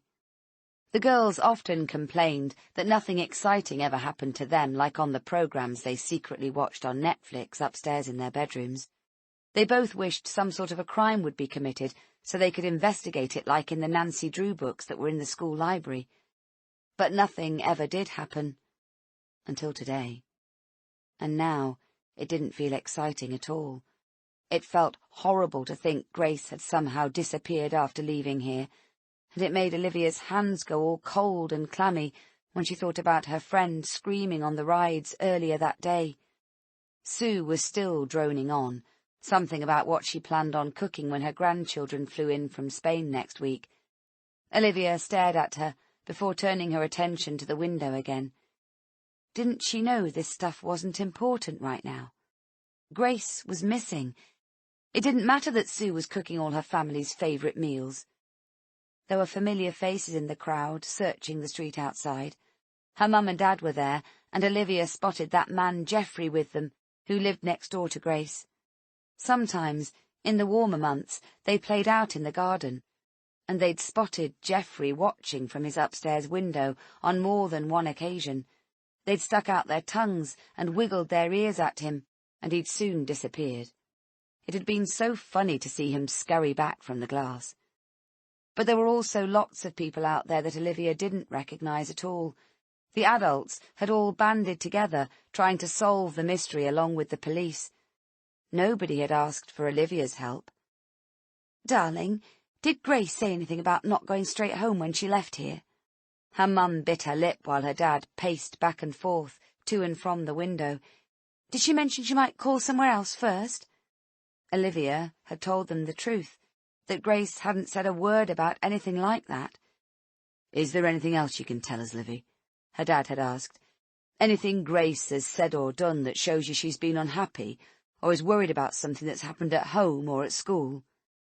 "No," Olivia had said. She'd thought about telling her parents what Grace had whispered to her in the playground a couple of days earlier, but she didn't want to get her friend into trouble. And once Grace was back from wherever it was she'd gone, Olivia was bound to wish she'd kept the secret to herself. If she told, even for the right reasons, Grace would more than likely get into one of her grumps, where she stopped talking to Olivia and was all sulky for a while. Anyway, even though the thing that Grace had told her had happened was horrible, it had nothing to do with her going missing this afternoon. It couldn't have anything to do with it at all. Chapter 9. Lucy, Sunday afternoon. I sit in an armchair in the lounge, alone for the first time in what seems like ages. It's a seat that Grace has christened Dad's chair. The people who ushered me in here don't know that. They don't know our ways, our routines, how we spend our time as a family. I no longer feel like I know those things either. The room feels strange, unfamiliar. I'm uncomfortable here, like a reluctant visitor who doesn't know how to act or what to say. What do you do? How do you react when your daughter is missing, when you feel utterly hollowed out inside? The Jo Malone candle Blake's mother bought me last Christmas sits on the coffee table. I haven't lit it yet, still waiting for a good enough reason to enjoy its subtle fragrance. My eyes settle on the cluster of photographs on the fireplace. I dithered over those frames in Debenhams for ages. It actually felt like an important decision at the time. I'm in a stranger's house because other people are now in charge. My emotional connection to our home has been ripped away like a nail from a fingertip. The door opens, and uniformed officers stand aside as Blake comes into the room with two men, both wearing badly fitting suits. One is short and plump, the other tall and thin. They look like a comedy duo off the television. They don't look like the sort of people who might be capable of finding Grace. The plump one steps forward and shakes my hand. His palm feels soft and warm against my own, but there is a steely strength in his fingers that underpins his seemingly benign grip. "D.I. Gary Perlman, and this is my colleague D.S. Rob Page." He perches on the edge of the couch opposite me, bows his head slightly. "Mr. and Mrs. Sullivan, I can only imagine what you're going through. but I want to reassure you that we'll do everything within our power to find Grace as quickly as possible." It sounds so obviously straight out of the training manual, but the furrows on his brow show me he is genuinely concerned. "Thank you," Blake says. "Please, call me Blake, and this is my wife, Lucy." "Thank you, Blake. I know you're in a lot of pain with your ankle at the moment, and you're going to need medical attention. It's nothing, only Grace matters. Please, carry on." The detective nods his approval. "I can't emphasize how important these next few hours are in the investigation. It's crucial we make as much progress as possible." His voice fades out as I recall the numerous times I've read in newspapers, watched on television, seen online the assertion that the first 72 hours are vital in finding any missing person alive, and terrifyingly, how that time frame plummets to just 48 hours when it's a child who is missing. So I apologize in advance if my questions seem unnecessary, inappropriate or invasive. Believe me, my only motivation is finding Grace. That's the aim of anything I ask, say or do." Blake nods, and I stare at the detective, wondering why the hell we're sitting here like this. We should all be out there, on the streets, searching for my daughter. D.S. Page takes out a small black notebook. He opens it at a blank page, and his hand hovers above it with a pen. "I know it can seem frustrating sitting here when you'd rather be out looking for Grace," he says, as if he's read my mind. "But your information is the most powerful factor we have in finding her. You are Grace's parents. You know her better than anyone." "She's type 1 diabetic," I say. "It's really important she takes her medication regularly." "We do know she had her insulin on her," Blake adds. "She should be okay for a while. She knows how to measure her blood sugar levels and administer the insulin to herself." "That's good," D.S. Page murmurs, and it goes down in his notebook as though it's dealt with. But it's not as simple as that. Grace could become very ill very quickly if, for some reason, she can't use the insulin. The female officer who accompanied me into the house brings some tea through. She carries the cups and the sugar canister on a tray I'd forgotten I had, covered in an autumnal print of leaves and berries. I've had that tray for years, and never thought to use it. D.S. Page asks us if we've searched the house and garden. "I don't mean just the obvious places," he adds, "also cubbyholes and any garden sheds. Young children are able to squeeze into some seemingly inaccessible spaces." Blake shakes his head. "We haven't had time to search the house, but like we told the other officers, Grace has been out all day. She was walking home from her friend's house when it happened." "If it's okay with you, we'll get that done right away then." He doesn't phrase it as a question. "Of course," Blake agrees. D.I. Pearlman looks towards the uniformed officers in the doorway and gives a sharp tip of his head. The officers immediately disappear in the direction of the stairs. "It's a waste of time," I say faintly. "Grace isn't here." "I understand that, Lucy, and I'm sure you're right, but certain boxes have to be ticked, and I'm afraid there's no way around it. The quicker we get through this stuff, the closer we get to our objective." Objective? I open my mouth to tell him about Grace Susan Sullivan, my daughter. I want to tell him how she has too much energy to sit still for any length of time, never mind stay silent and hidden in some tiny space in the house on her own.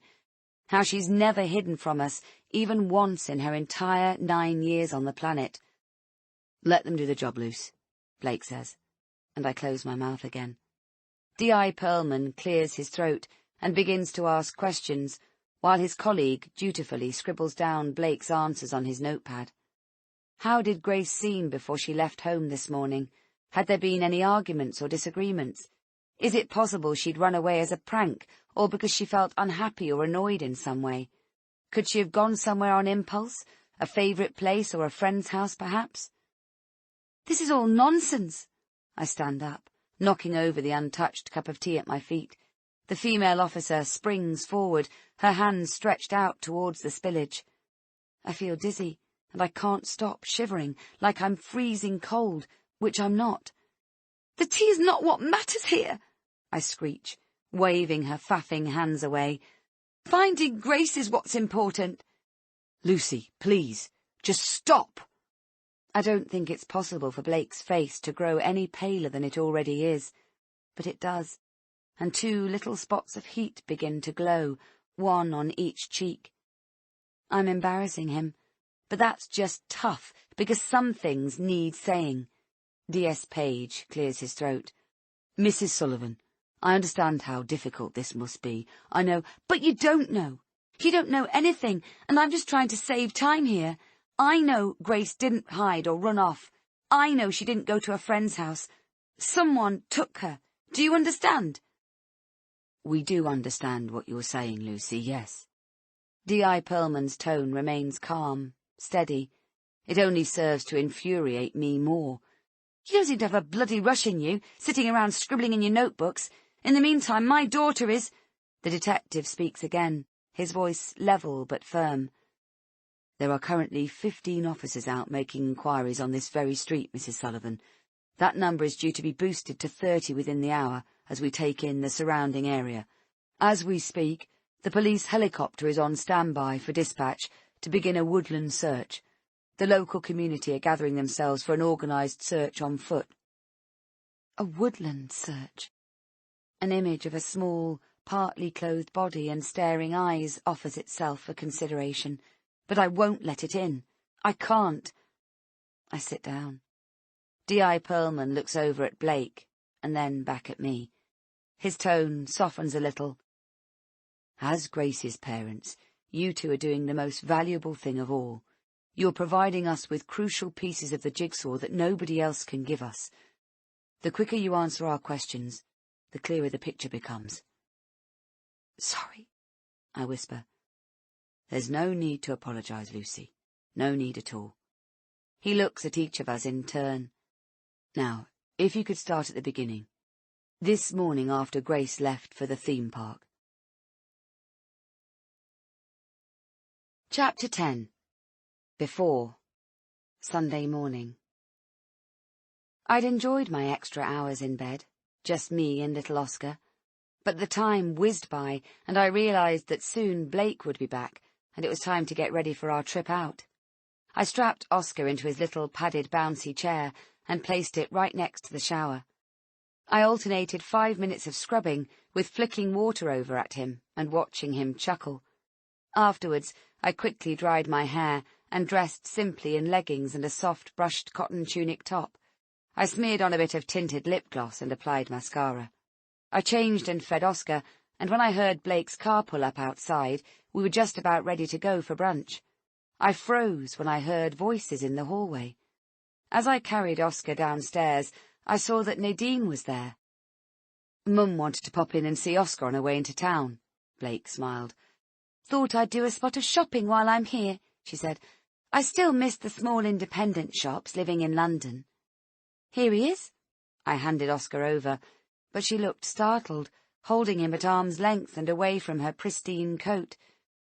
Goodness, who'd have thought a little chap could dribble so much? She smiled tightly. Do you have a tissue, Lucy? Their chins can get quite sore if you just leave them to drool, you know. I bit down on my tongue and fished a tissue out of my pocket. I dabbed at Oscar's chin. There, you should be acceptable for Grandma now. Blake shot me a look. What's that? Nadine tipped her head to study the mark on Oscar's temple. Oh, he took a little tumble off the bed, I said, trying to keep my voice light. He's perfectly okay, but he caught his head on the bedside table, I think. I've smeared a bit of Savlon on it. How on earth did that happen? Weren't you watching him? Nadine looked at Blake. Of course I was. I just dropped something on the floor, and when I went to pick it up, he chose that exact second to roll over. I didn't want to say I'd been lost in a daydream about Blake's recently increased absence. He was lucky. He could have really hurt himself. Blake frowned. I knew what they were thinking, even though they hadn't said as much. Grace had had 1 or 2 little accidents when she was a baby, silly things that should have been prevented. One time, I forgot to close the stair gate behind me, and she clambered up a few steps before tumbling down. Another time, she pulled at the tablecloth and scalded her hand with hot coffee. Fortunately, she wasn't badly hurt in either incident, but Blake and his mother had long memories, it seemed. I felt sure Aisha had never neglected liberty for a second. But I was going through a bad time back then. The trauma of the past had a very tight hold on me. I was dealing with stuff Blake had had no idea about, stuff he still had no idea about. I remember being constantly anxious and suffering panic attacks. I'd often wondered if I also had postnatal depression. Anyway, I wasn't the same person now, but try telling that to Nadine. "How was Steph's mum?" I tried changing the subject. "A bit subdued, bless her." Blake pulled a sympathetic face and tickled a now jolly Oscar under the chin. "She's usually out and about litter-picking with the Rushcliffe Ramblers on a weekend, but she's got to get her strength back before venturing out in the cold." "Well, I don't want to keep you." Nadine unceremoniously handed Oscar back to me. "Why don't you come with us for a spot of brunch, Mum?" Blake suggested. I held my breath. "Thank you, but no, darling. I'm afraid huge breakfasts don't suit me." She patted her flat stomach with a gloved hand. "Us girls have to work at keeping slim." I didn't meet her eyes, but I reckoned I could make a good guess at what she was thinking. Well, stuff the bloody diet. I was looking forward to a good nosh-up. After air-kissing us all, Nadine finally left. We wrapped up warm and tucked Oscar snugly into his pushchair, then made the 10-minute walk from our house to Copper Brasserie on Central Avenue.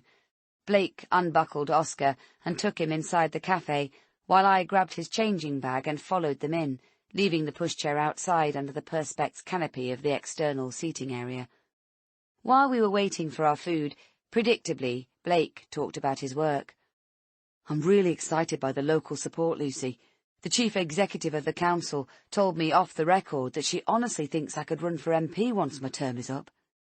I nodded, sipping my latte and watching his amber-flecked hazel eyes light up as he spoke about the changes he'd already been able to instigate since being appointed councillor for the Trent Bridge ward a year ago. He'd already told me last week about the chief exec's comment. He was so full of bounce and enthusiasm, he often forgot what he had and hadn't mentioned. "See, the higher up the ladder I get, the better I can make people's lives." He took a gulp of his cappuccino, which left a line of froth on his top lip. "And the better our lives will be, Luce. With you, Grace and Oscar at my side, I feel like nothing can stop me." He caught my expression and frowned. "What?" I ran a finger across my own top lip, and he grinned and wiped his mouth with a napkin. He started talking about local transport links to the city and beyond, and I'm ashamed to say I felt myself listening a little less closely. Oscar bashed his rattle on the high-chair tray as if he'd had enough too. Zoning out was how I often dealt with Blake's unerring passion for his job. Of course I was interested in his work, but sometimes his relentless vigour exhausted me. He just never stopped doing. And when he wasn't actually doing, he was talking about it. As his wife, I was often pulled into local initiatives like the Great Litter Pick, and I helped out at least half a dozen church and school fetes throughout the year. I didn't mind, really. I was happy to play the good wife, and I'd much rather remain in the background than the spotlight. The waitress brought our food over, eggs Benedict for me and a full English for Blake. She rushed back to the kitchen and reappeared 30 seconds later with my fresh orange and Blake's tomato juice. I'd brought half a jar of fruit puree for Oscar, even though I'd fed him before we left, but he seemed more than happy bashing his tray and beaming at the other customers sitting around us. As I began to tuck into my breakfast, Blake seamlessly recommenced his rant about rising train fares. I made sure I raised my eyebrows and nodded in all the right places. Blake's ambition and drive fascinated me, always had. This was partly because I was so utterly the opposite. I tended to shy away from anything that took up too much of my time, family aside. Events, meetings, particularly a career. I hadn't always felt this way. There was a time when I was quite the academic, collecting consistently high grades in my GCSEs, then my A-levels, enabling me to win a place at Newcastle University, studying for a BA in accounting and finance. My dad was so proud. He told everyone how he'd known I'd be bright right from when I was small, and that I had ambitions to open my own accountancy firm once I'd gained some experience in the field. He framed the local newspaper's photograph of my sixth form college graduation, where I won the annual Student of the Year award, and hung it in the hallway at home. I hated disappointing him. I can still remember the small, plaintive cry of despair at the end of the phone when I told him I was pulling out of university. I can't handle it, even for another single day. I'm just not cut out for it, Dad. It was like a grieving process for him. First came the denial, then the anger, followed by a period where he seemed really depressed, and I felt so guilty. Finally, he did accept it. He really had no choice when I moved, lock, stock and barrel, back home. I knew it had finally sunk in when he took down my award photograph. Dad, friends, neighbours, none of them could understand it. The local golden girl who'd showed so much promise, such a waste of talent to just throw it away like that. But of course, that was because none of them knew the real reason why. Chapter 11. "Earth to wife," Blake called, looking at me quizzically. "Your food is getting cold, Luce." "Sorry." I picked up my cutlery. "You went half deep in thought there." "I was just thinking about what you were saying." I cut another piece of toasted muffin and broke the yolk of the egg with it. "I don't know how you find the energy for it all. You're amazing." Blake speared a bit of sausage with his fork. "Couldn't do without my family. You three are my world, you know that." He popped his loaded fork into his mouth, then leaned across the table to squeeze my hand. "Anyway, since we have a little time alone, I wanted to run something past you." I nodded slowly, hoping the sinking sensation I felt inside didn't show.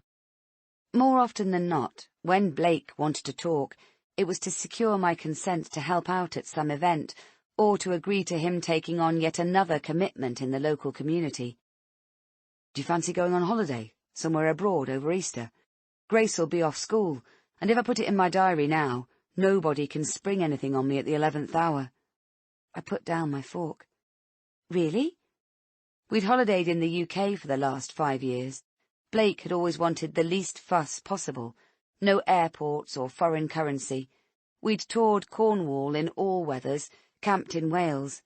I had to accept he just wasn't good at switching off and relaxing on a sunbed, so the thought of a holiday abroad sounded like heaven to me. He grinned. "I take it you like the idea." "I love the idea." I grasped his hand. "But how will we afford it? I know money is—" "Let me worry about that. I've had news of a bonus I didn't know was coming. Counsellors sometimes get them, apparently." A warmth spread into my chest as I realised there was a real possibility the fantasy of sunshine and sand and family time together could become a reality. "Grace will be so excited. Do you think Oscar will be okay on the plane?" "Course he will."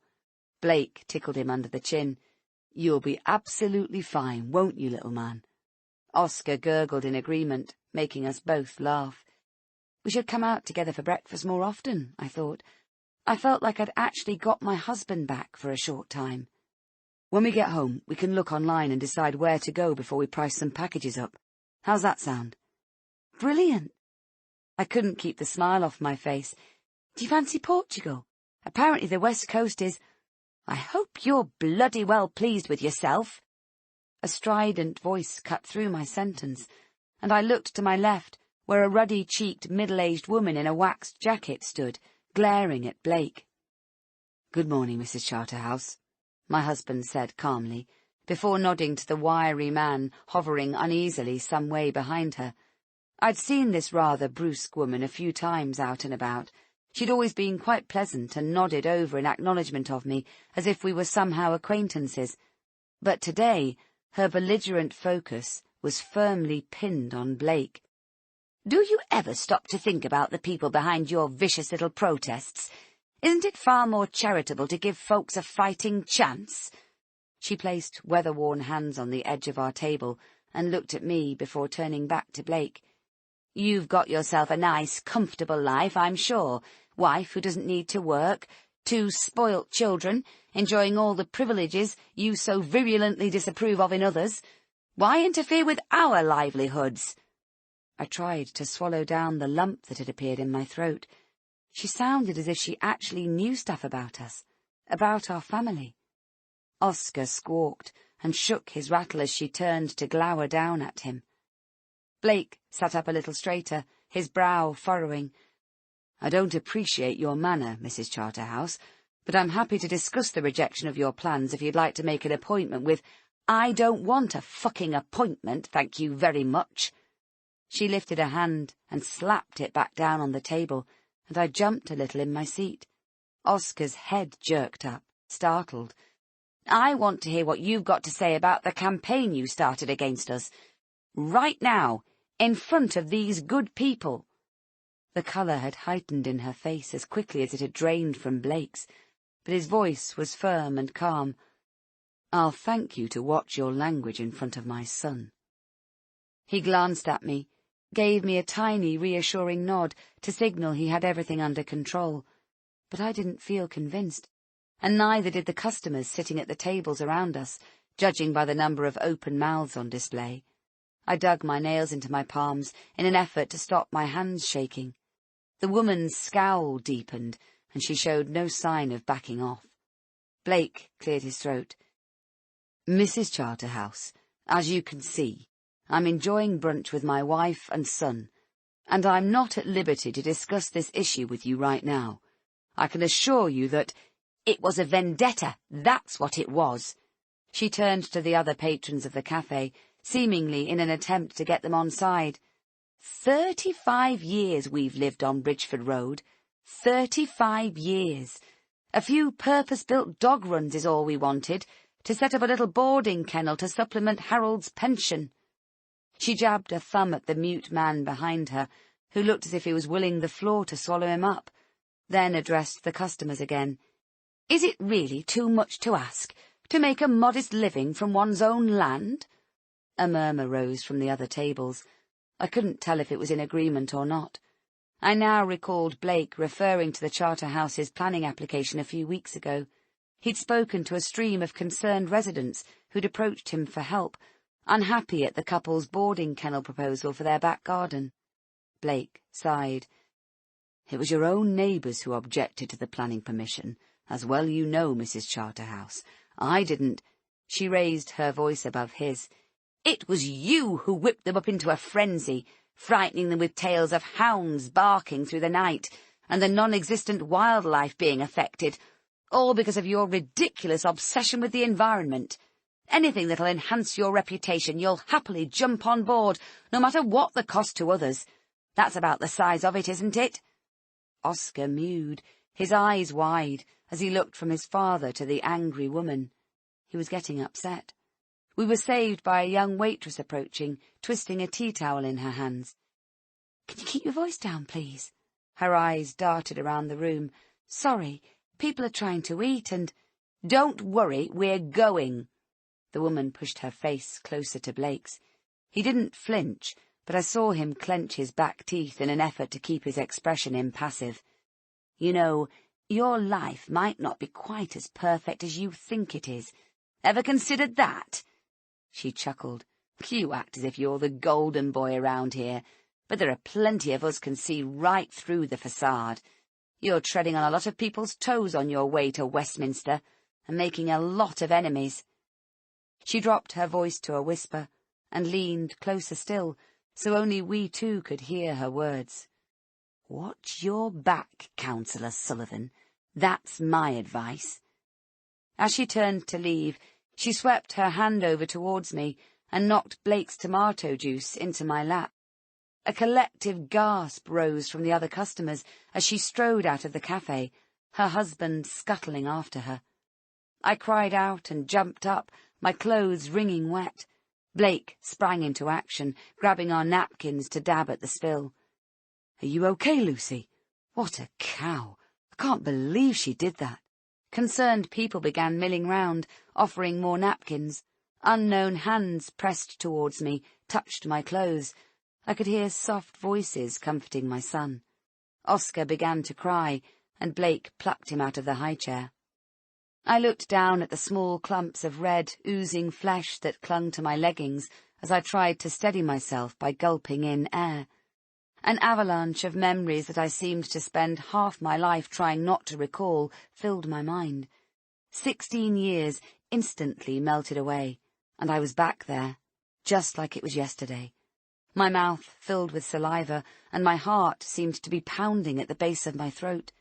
The other customers' concerned faces loomed in and out as I tried frantically to draw in more breath, but the smell of cooking and the lack of fresh air just made me feel worse. I felt a hand on my arm, and my husband launched forward as if in slow motion. It galvanized me into action. I broke away and rushed towards the customer loo that I knew was located at the back of the cafe, but the contents of my stomach beat me to it, and I threw up, there and then, all over the floor. Chapter 12. Back home, Blake fussed around me. I pushed him gently away and made to sit up. "Oscar, is he—" "Oscar's fine. I've strapped him in his chair for a few minutes." He placed his hand on my upper arm, and I relaxed back again. "I'll make you some toast and strong coffee. You hardly ate a thing at the cafe, and it'll help with the dizziness." "No, thanks, I couldn't eat a thing. I'll just have some water." He left the room swiftly, clearly glad to find something to do.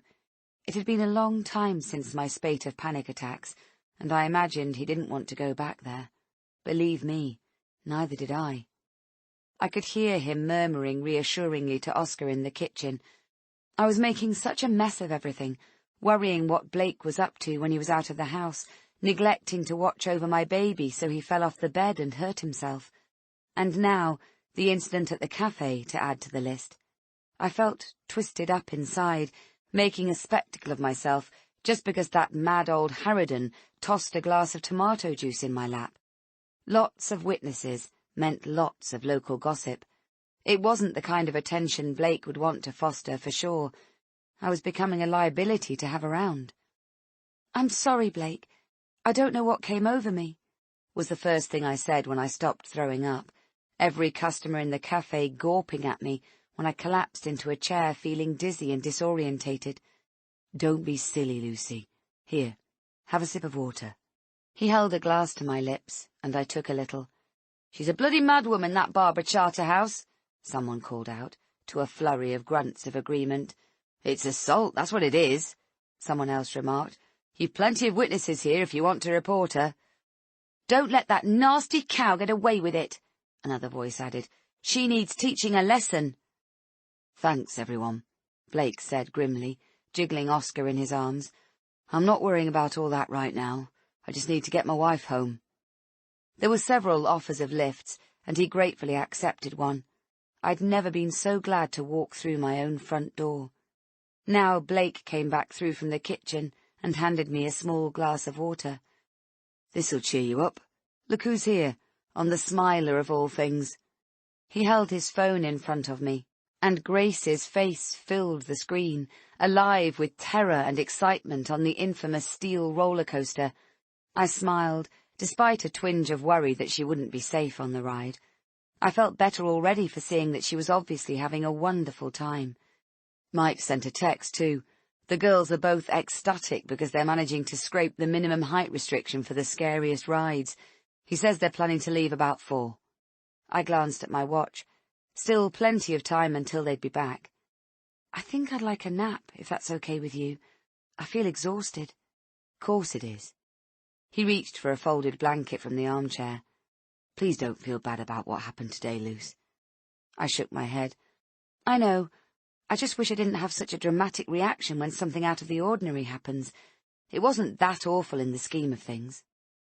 My anxiety levels could soar from 0 to 100 miles an hour in the space of a few seconds. I seemed to have no control over it at all.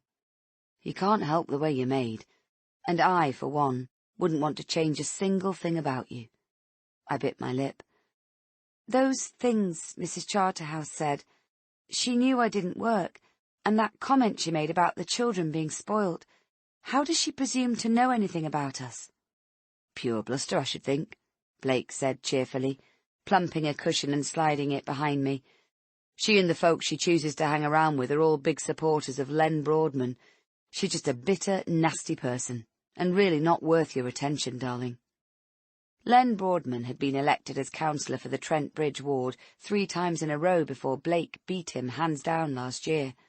He still had lots of support in the area, and seemed to occupy himself by being the proverbial thorn in Blake's side whenever he had the chance. Still, if Barbara Charterhouse's spiteful comments didn't bother my husband, then, I reasoned, I shouldn't let them bother me either. I lay down on the couch, and Blake draped the fleece blanket over me. "Try to get some rest. I've already called your dad, and he says he'll have Oscar for a few hours." Dad loved having the kids, but now I felt like I was imposing on him because he'd looked after Oscar all day yesterday as well. "Can't you watch him while I nap?" "I've got one or things to do, but I'll be home long before Grace is, so don't fret." He kissed me lightly on the forehead. "An indoor picnic and a film later. I'm sure Grace will approve. I'll get some snacky bits while I'm out." He brought Oscar over for a kiss, and then I heard the click of the latch as he pulled the front door closed behind him. The very faint hum of the Audi's environmentally friendly electric engine started up, and they were away. No doubt Blake was off to do more good in the community after calling it Dad's, despite the opinion of people like Mrs. Charterhouse. Her words rattled around in my head. "There are plenty of us who can see right through the facade." What did she mean by that? My husband was one of the most caring people I knew, with the purest motivations for helping people. How could someone like him breed the kind of resentment that puttered out of that woman like toxic fumes? I pushed the unanswered questions away and concentrated on relaxing each part of me, starting with my fingers, palms, forearms, elbows. Finally, I felt myself start to drift away. Chapter 13. Sunday afternoon.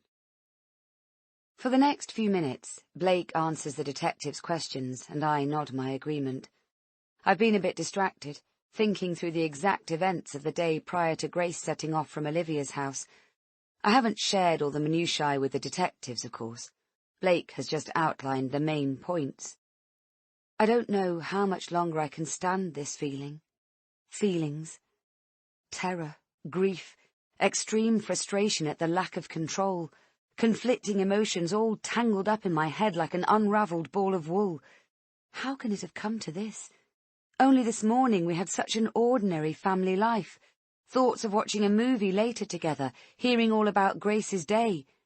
Now, that's been replaced by the prospect of a hellish existence without her. It feels like the devil flipped a coin on a whim, and we just lost the toss. Or perhaps this is my own personal penance to pay, and not random at all.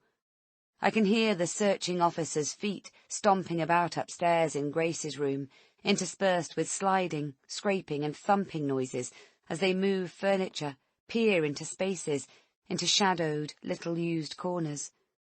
There's a marked change in the location of their footfall before the furniture-moving noises begin again. I realise they've now started in Oscar's small bedroom just above us. And that's when it hits me. They think we're lying. They think we've done something to Grace and hidden her body here in her own home. My body feels brittle, as if the slightest movement could break me into little pieces. I sit very still and hold my breath. "Mrs. Sullivan?" I pull in air. "Sorry, I didn't hear." "I wondered if you could take us through your movements after Grace left the house with her friend for the theme park, in your own words." It seems so pointless when Blake has already covered this. I just showered and then we went for brunch." "And where exactly did you go?" "Copper Brasserie on Central Avenue." D.S. Page writes it down. I can imagine him walking into the cafe to ask for verification that we were there this morning. Suddenly, Barbara Charterhouse's rant seems well-timed. Everyone will remember seeing us there, no doubt about it. But I don't want to go into that unpleasant incident right now. It really isn't relevant. Blake has said nothing about it, so I take it he doesn't think it's important either. And when you left the cafe? DS Page prompts me. Well, we came home and I was feeling tired and a bit out of sorts, so I had a nap. Okay. What time was it when you took your nap, and how long did you sleep? It was early afternoon, and I slept for a good 2 hours. Too long, really. I think about how upset I was at the time, and how inconsequential it all seems now. And while your wife slept, Blake, what did you do? I went outside to make a few calls, work-related. I have a lot of things to follow up in the local community, issues from my monthly surgery, stuff like that. D.I. Perlman's phone rings, and he takes it out of his pocket and glances at the screen. Blake and I sit bolt upright. Have they found Grace? Sorry, I have to take this. It's only when he stands up that he seems to register the odd mixture of hope and fear that must be plastered on both our faces. It's about another case, sorry. Another cup of tea? The female officer asks tentatively, and I feel guilty for snapping at her earlier. Thanks, that would be lovely, I say. Sorry I shouted, no apology needed. She smiles and picks up the cup, still swimming in its saucer full of cold tea at my feet. DS Page turns to me. I was just thinking about something Blake said earlier, that today was the very first time Grace walked home alone from her friend's house. D.I. Perlman comes back into the room just as the female officer leaves to make our tea. He looks thoughtful, sits down again. I catch a lightning look between the two detectives, so quick I wonder if I might have imagined it. I'm seized by an unexpectedly hopeful feeling. It's now clear that these people are going to do their level best to help us find Grace. I can feel that they desperately want to help us. It's so important I start to really believe that, to try and break the cycle of mistrust I've had for most of my life. She's been asking us for a while now. Turning 9 has seemed to be quite a milestone in her mind. We've noticed she's fighting for a bit more independence, to do stuff on her own. DS Page writes something in his notebook. So it's true to say her behaviour has changed recently. D.I. Perlman shifts in his seat a little. She's been finding her feet, challenging your parental authority. Would you say that's a fair statement? A flame of annoyance sears my chest. Not in the way you're trying to imply. I control the urge to snap. He did say at the beginning there would be uncomfortable questions he had to ask. Please, just accept that there's no way Grace has run away from home. It's completely natural for her to try and push certain boundaries as she gets older. Of course, DS Page says amiably. My own daughter is 10, going on 16. Can't tell her anything she doesn't already know. I nod, offer him a weak smile. Nobody's accusing you of anything, Lucy. We're just trying to ascertain Grace's state of mind in the hours before she went missing. I didn't want her to walk home alone. I bite my lip and glance at my husband. Blake pushed as hard as Grace did for it to happen, and I felt I couldn't just keep saying no. It comes out wrong, sounds accusing, and I didn't mean it to. Lucy, that's not really fair. I don't mean it's your fault, Blake, just that, well, you both convinced me, really. The detectives turned to look at him. Is it my imagination, or have their expressions turned slightly wolfish, as if they've just realized they're onto something? Blake looks at me pleadingly, his fingers twisting together. Grace kept going on and on about walking home, and we just thought it would be fine. We both did, right, Luce? We agreed that Mike would watch her leave his house, and I would monitor her arrival home. I didn't pressure you to say yes or go on about it, did I? No, I didn't mean it like that. It must sound to the detectives as if I'm backtracking, trying to protect my husband, but it's true that I wasn't blaming Blake. He did go on and on at me, though, in support of Grace's obsession with walking home alone. I told him I thought she was still too young, and he dismissed my concerns. Mike effectively did his bit watching Grace leave, but Blake put checking his phone before his daughter's safety. Then he slipped on the path he'd failed to maintain because of his counsellor duties, and twisted his ankle so badly he couldn't get up for those fateful few minutes. Unwelcome possibilities thunder through my mind. So many times I've heard how the missing child's father is the first suspect in cases like this, and that's exactly what the detectives must be thinking now. I stare at my husband, sitting there with his head in his hands. I'm certain he loves Grace every bit as much as I do. I just think he just worries less, believes she needs a little more leeway than I'm sometimes prepared to give her. There are plenty of us who can see right through the facade. Damn Barbara Charterhouse and her vicious words that seem to have opened up a crevice of doubt in my mind. My husband has no facade. What you see is what you get, and Blake would never do anything that might hurt our daughter. I believe that with every fibre of my being. I opened my mouth to tell the detectives that he didn't push for Grace to walk home alone, that he wasn't negligent in monitoring her progress back to the house. "Blake, I wonder if it might be better if we continue our conversation down at the station," D.I. Pearlman suggests, breaking into my thoughts. He raises his hands to show he means no harm. "Nothing formal, nothing to worry about, just that being away from the house might give you the space to—" "You seriously think I've got something to do with my own daughter going missing?" Blake stands up, runs his fingers through his hair. "Not at all, Blake. That's not—" "The press are out there, and I'm the local councillor. What do you think people are going to say if you take me off in a marked police car?" For a second, I detest him. That he could think about his image at a time like this is beyond belief. But then he redeems himself. "I'm dying inside that Grace is missing. And who do you think I blame? Me. Of course I blame myself for failing to watch her home safely." His eyes fill, and tears career down his face. He doesn't look at me. "My wife has had the good grace not to blame me, but it must have occurred to her that I allowed this to happen." "Blake!"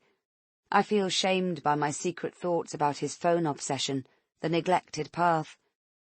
"It's only natural you would, Luce. I'm a fucking idiot.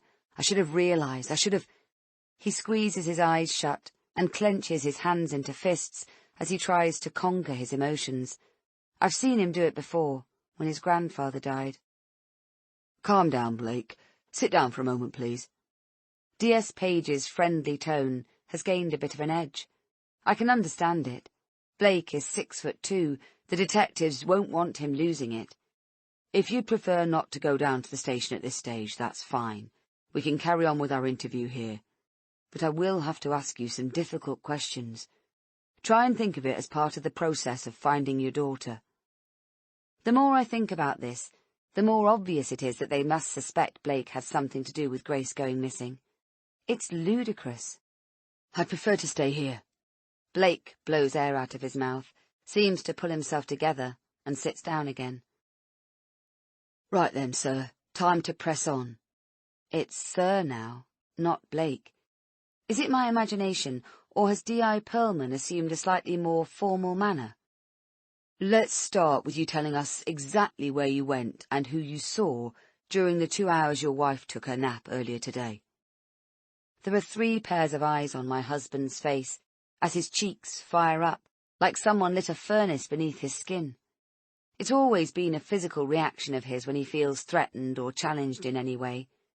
He meets my gaze, and I wait for something, an unspoken message, a feeling to relay between us, like sometimes happens when we're in tune. But there's nothing, and his eyes look empty, cold even. It feels as though an invisible barrier has been erected between us. Then, unexpectedly, he stands up, dusts down his already spotless jeans, and gives one of his nervous sniffs. He keeps his eyes trained on D.I. Pearlman, who looks a little taken aback at his action. "You know, I think it might be best if I come to the station after all," he says. Chapter 14. I shuffle forward to get up out of my seat, but Blake puts a hand up. "No need for you to come, Luce." "But what about Oscar? I have to fetch him from Dad's and—" "Stay here, Lucy," he says firmly. "Someone needs to be here for news about Grace. Just give your dad a call to explain what's happened. I can pick the baby up later." The 2 detectives stand up. "But why are you going with them? Why are you— Can't you just talk here?" My words have ragged, unfinished edges. This change in his attitude doesn't make any sense, and I don't know what it's about. You said yourself the rumours will start flying if you leave in the police car. I've changed my mind. And what does any of it matter, really? If it helps find Grace, then it's better this way. You're so stressed, and it might keep the newspaper hacks away from the house, if nothing else. I doubt that very much. The small gathering outside the gate I can see from the window seems to swell every minute Grace remains missing. They're like jackals, waiting to sense an increased weakness in their prey. DS Fiona Bean is going to stay here with you, Lucy, D.I. Perlman says hurriedly. He seems suddenly very keen to take Blake up on his offer. Fiona is your designated family liaison officer. She's here to answer any questions you might have about the police process and to support you through it. I've seen these officers on plenty of TV crime dramas. They're put in place to help with the parents' inevitable breakdown when the missing child is tragically found. They also watch and listen for any clues as to wrongdoing in the family. My hand flies up to the hot wetness spilling onto my cheek. Blake rushes over. Come on, Luce. It'll be okay, I promise you. Grace will be back soon. There'll be some crazy explanation and— You don't know that. I push him gently away. Nobody knows where the hell she is. He tries to pull me close, but my body is rigid with the tension that's also keeping me upright. If I relax my muscles, I fear I'll just collapse in on myself. Hopefully he won't be with us very long, Lucy, D.S. Page says. I don't say anything, but the word hopefully only serves to make me feel worse. I stand by the window as they leave, watching the camera flashes as Blake reaches the gate. He stops to speak to the press as they drive forward en masse to swarm around him, greedily seeking the smallest nugget of information to base an article on. D.S. Bean hovers around my elbow. Would you like a cup of— No. I shake my head. No more tea, thanks. Sorry. She rolls her eyes. They teach us to constantly offer, you know. Tea often helps. I know. Usually I'd bite your hand off, but everything— Yes. People have described it as an awful new reality. Everything turned upside down, inside out. Yes, I say vaguely. That's exactly how it feels. I've just had confirmation they've increased the number of officers on the street. They're carrying out comprehensive door-to-door inquiries and asking people's permission to search the back gardens. The local community are providing added manpower. You have some pretty supportive neighbours. I nod. People are generally good around here when help is needed. But what if— I falter, stop myself. You can ask me anything, Fiona says gently. That's what I'm here for, Mrs. Sullivan. What if Grace isn't around here anymore? What if she's miles away? Someone may have taken her away in a car, and then everything that's being done out there is completely useless. She presses her lips together. Measures are in place for every eventuality. I frown, wanting more. We put out a national alert, and we're in the process of informing ports and airports. You can rest assured everything is being considered. But can I make a suggestion? I look at her. She's a no-nonsense woman. Short brown hair, no makeup, tiny silver ear studs, and determined mid-brown eyes. She's probably a realist, deals with facts and nothing else. I nod. Please do. Don't let yourself dwell on that stuff. It'll screw you up so fast you won't even realise it's happening until you're on the floor. Take each step at a time. For now, we've no reason to believe Grace is anywhere but local. My advice is don't let yourself slide into the abyss, love. Not yet. A young, uniformed officer coughs in the doorway. Sorry to interrupt. We need to take Grace's hairbrush and toothbrush. Is that okay? I nod. I don't need to ask what for. They'll need Grace's DNA on record, for if they find a body, and— Fiona places her hand gently on my shoulder. I suddenly feel a real need to escape other people's eyes, even hers. D.S. Bean, I think I might go for a lie-down upstairs if you don't need me for half an hour or so. That's a good idea. You must be exhausted. And it's Fiona, by the way. Fee, if you'd prefer. I don't mind, to be honest. I'll answer to anything. And you can call me Lucy, I say as I go to the door. Promise you'll disturb me, though, if anything at all. Goes without saying. You'll be the first to know if I hear the slightest thing. As I climb the stairs, I hear Fiona return to the kitchen and close the door behind her. She's obviously making a call, as, after a moment or two, I hear her speak. She's probably reporting my mental state to her superior. I feel like her eyes are on me every second I'm in her sight, evaluating, trying to garner any clues I might have tried to hide.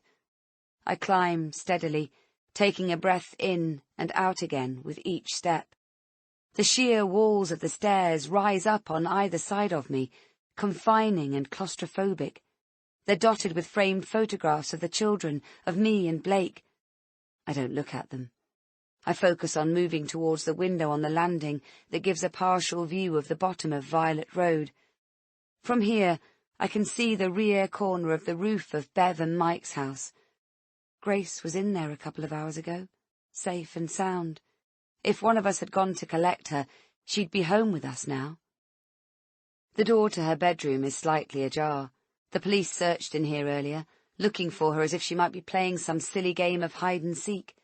They'll have opened drawers and her wardrobe, looking for evidence that she'd perhaps packed a bag, executing a plan to run away from home. They'll have found nothing of the sort.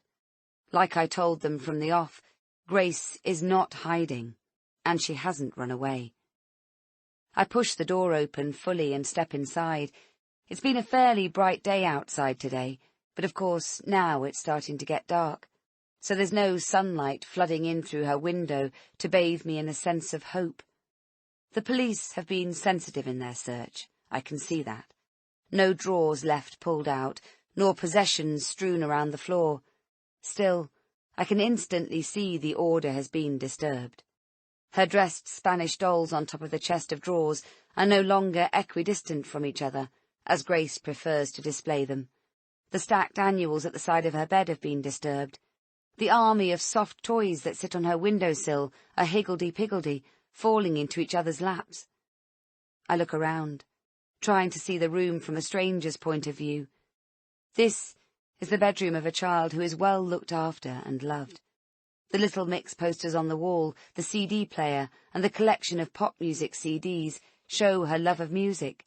The essence of Grace is here, and yet something is missing.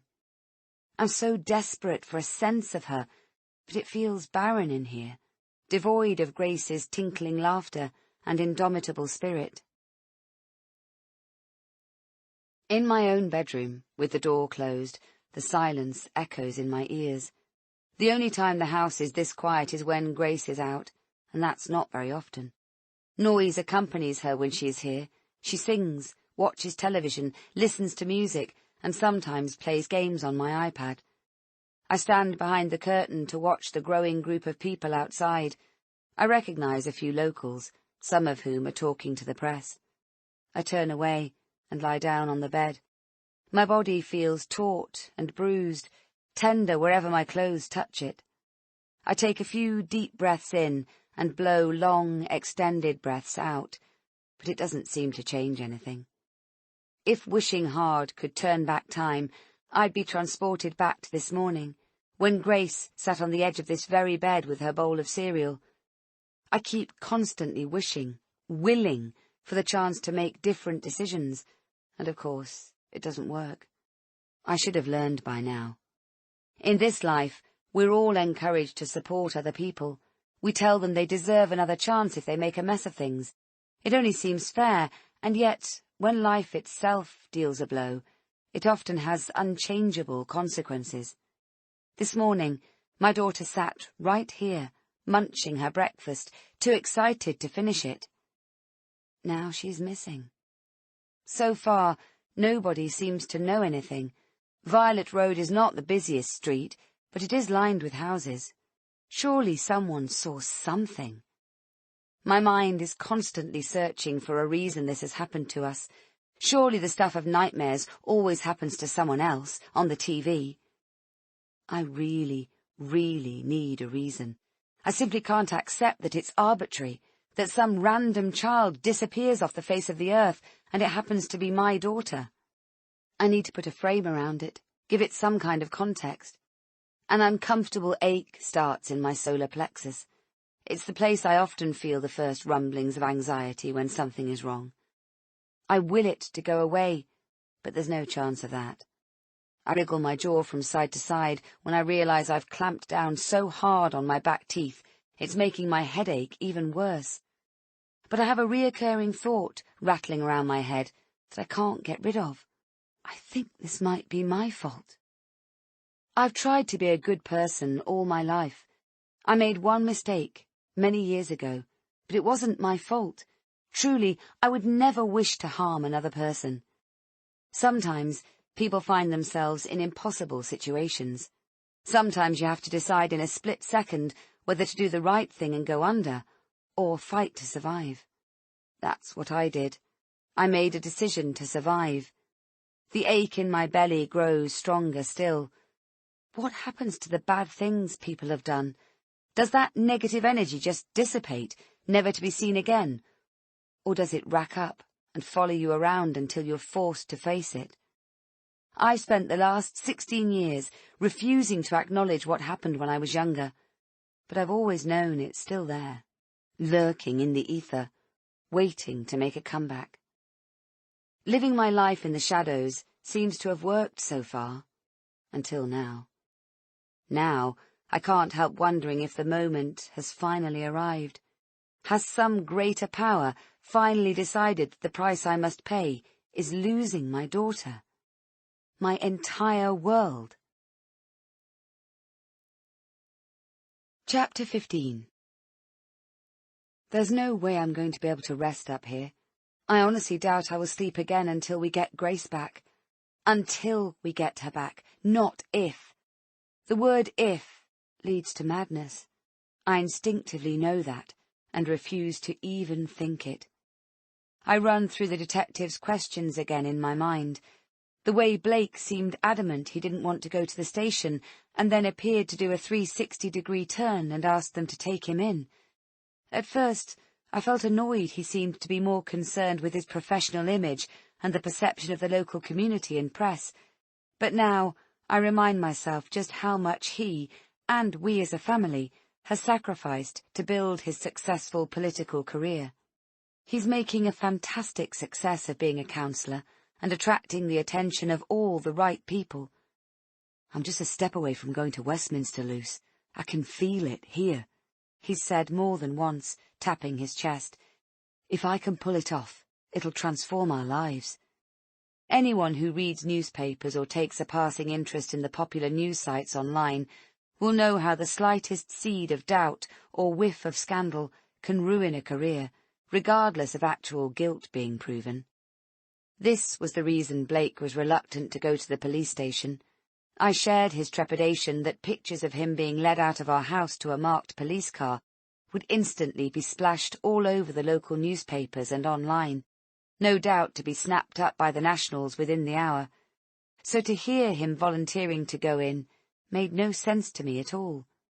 Blake is one of the most moral, principled people I know, and I trust him implicitly. Why, then, is this worm of suspicion burrowing into my imagination? What could Blake possibly need to talk to the police about that he can't say in front of me? His assertion that it was to keep the focus off me and away from the house didn't really wash. Anyway, the press haven't followed him to the police station. They're all still out there, watching the house like vultures. I close my eyes and try to relax, naming each part of my body, as I learned to do in the days when I still attended yoga classes. I might not be able to sleep, but if only I can ease the physical pain I feel in every single inch of my flesh, I'll be able to think more clearly. I can't and won't stay stuck in the house, waiting passively for them to bring me news. Grace is out there somewhere. The thought both tortures me, because I'm lying here doing nothing to find her, and comforts me, because while she's out there and hasn't turned up injured, or worse, she may still be safely found. I'm tight as a drum from the top of my head to my toes. I can't seem to keep my mind on track in the relaxation exercise of naming the parts, fingers, thumbs, palms, wrists, forearms. I lose my way time and time again, and my mind starts to drift further and further away until I'm disoriented, trapped in a bubble of anxiety that starts my heart banging, making sleep impossible. I reach for my phone on the bedside table. It only rings twice before Dad answers. "Lucy, Blake called earlier. Is Grace back home?" "No, Dad," I say, squeezing down my emotion. "They're still looking. They've taken Blake to the police station." "What?" He's dumbstruck for a moment or two. "Why? I mean, they don't think—" "They just want to ask him some questions, Dad. It's a formality. He volunteered to go to try and keep the press away from the house." I glance out of the window at the shoddy band of local newspaper reporters and photographers. It hasn't worked, I'm afraid. Looks like they're going nowhere any time soon. Dad sighs. "I'm so sorry this has happened, love. I wish Oh, God, I feel like somehow I'm to blame, and—" His voice cracks, and for an awful moment I think he's going to burst into tears. "It's not your fault, Dad." I can't bear hearing him like this, my rock for so many years. Then I realize I interrupted him. "You were saying you feel like you should have—" "What?" There's a beat of silence, and when he speaks again, he seems to have collected himself. "I just meant I wish I could get out there to help look for her. It's so frustrating, stuck in here like an invalid." "You're doing us a massive favour looking after Oscar, Dad. That's why I'm ringing, to see how he is. It shouldn't be too long before Blake can fetch him." I force myself to imagine Grace home and the four of us being reunited tonight. "He's fine, aren't you, lad?"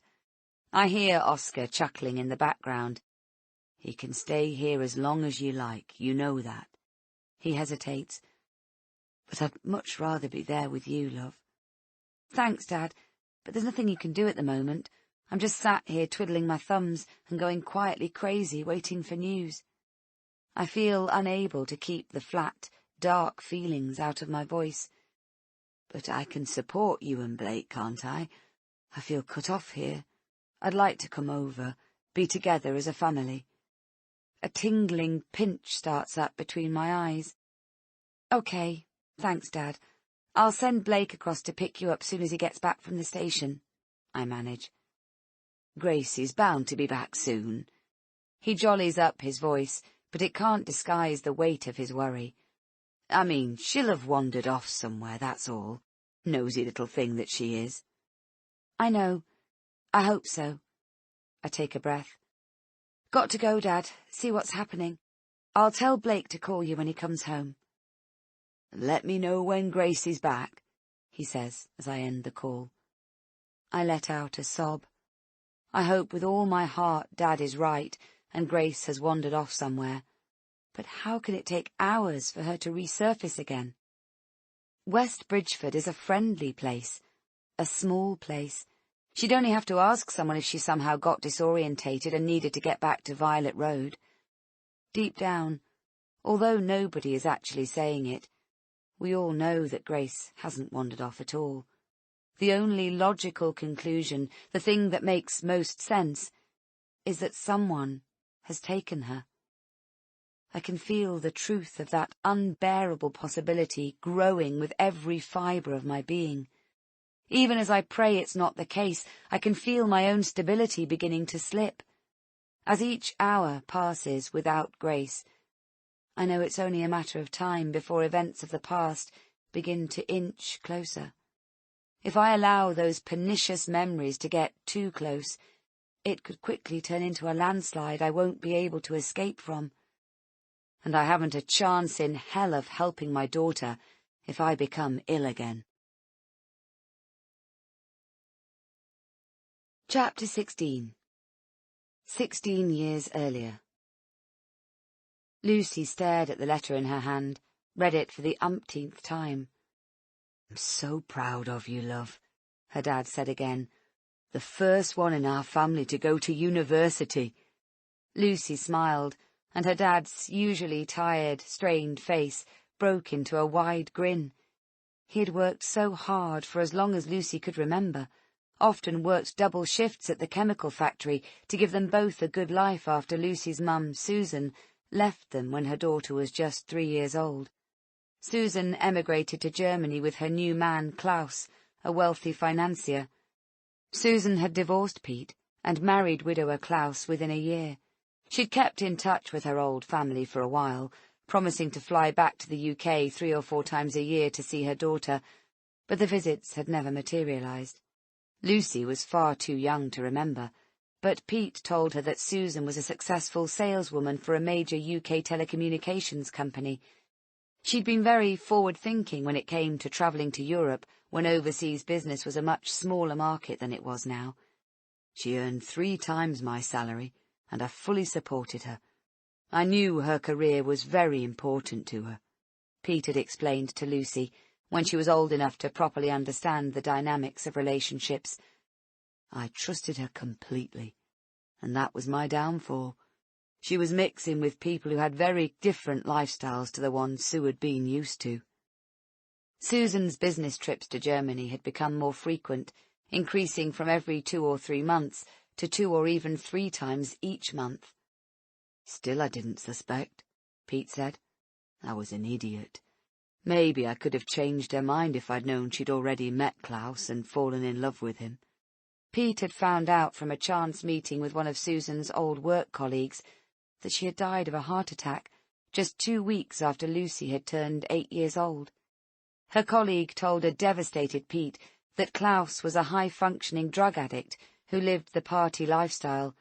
Susan quickly got pulled into the cocaine-fueled weekend yacht trips and hedonistic parties at their palatial home on the outskirts of Frankfurt, and it had ended in tragedy.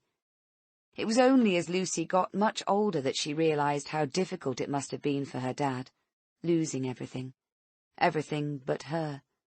He'd always worked at the factory, for as long as she could remember. As she grew up, he made no secret of his ambitions for her. Being stuck in a dead-end job isn't what I want for you, love, he told her repeatedly over the years. The world is your oyster if you get a good education. You're bright, just like your mum. So when she received the offer of a place at university, she knew just how much it meant to her dad, and that, in turn, meant everything to Lucy. It was like she'd spent her life trying to make her dad proud of her, to somehow pay him back for being such a rock, and now she truly felt she'd achieved the ultimate goal, as far as her father was concerned anyway. But the best feeling of all, she'd discovered, was her own sense of pride in accomplishing something she'd thought would probably be out of her reach. She had got the required A-level grades and would begin a 4-year accountancy degree at Newcastle University in the autumn. She folded up the letter and handed it back to Pete, smiling as he tucked it back inside the official envelope, stamped with the university's name and distinctive logo. She knew that it would look rather more dog-eared after he'd proudly shown it to friends and family many, many times. Not in a boastful way, well, maybe, she grinned to herself, but almost in an attempt to validate his own performance as a single father. To him, the letter meant he had achieved a very important goal of his own, in raising a daughter who had risen to a level of academic excellence. So, as we agreed, if you can begin sorting through your wardrobe, I can get the first batch of clothing laundered, and we'll be nice and prepared, Pete suggested. Lucy sighed inwardly, resigning herself to the fact that this was how it would be until the day she left for university in 5 weeks' time. She loved her father more than anything, but he could be a bit of a martinet. A strict roster of tasks was how he'd survived in the years bringing her up alone, so part of Lucy couldn't wait to finally be in charge of her own life. If she wanted to leave her laundry until she actually felt like doing it, if she wanted to eat crap and watch TV all night long, then so it would be done. The thought of it filled her with relief. With just a week to go, everything was organised. Lucy would travel up to Newcastle on the train with just hand luggage, and the rest of her belongings would follow, transported by a man with a van her father had found in the local paper. The day before she was due to travel, Lucy realised with some sadness that she had next to no one to say goodbye to. There was only really her dad. Lucy didn't have a solid group of girlfriends who she'd known since her school days, like lots of people did. Maybe it was something to do with growing up so close to her dad. Girls her own age always seemed so silly and giggly, and she quickly tired of their company.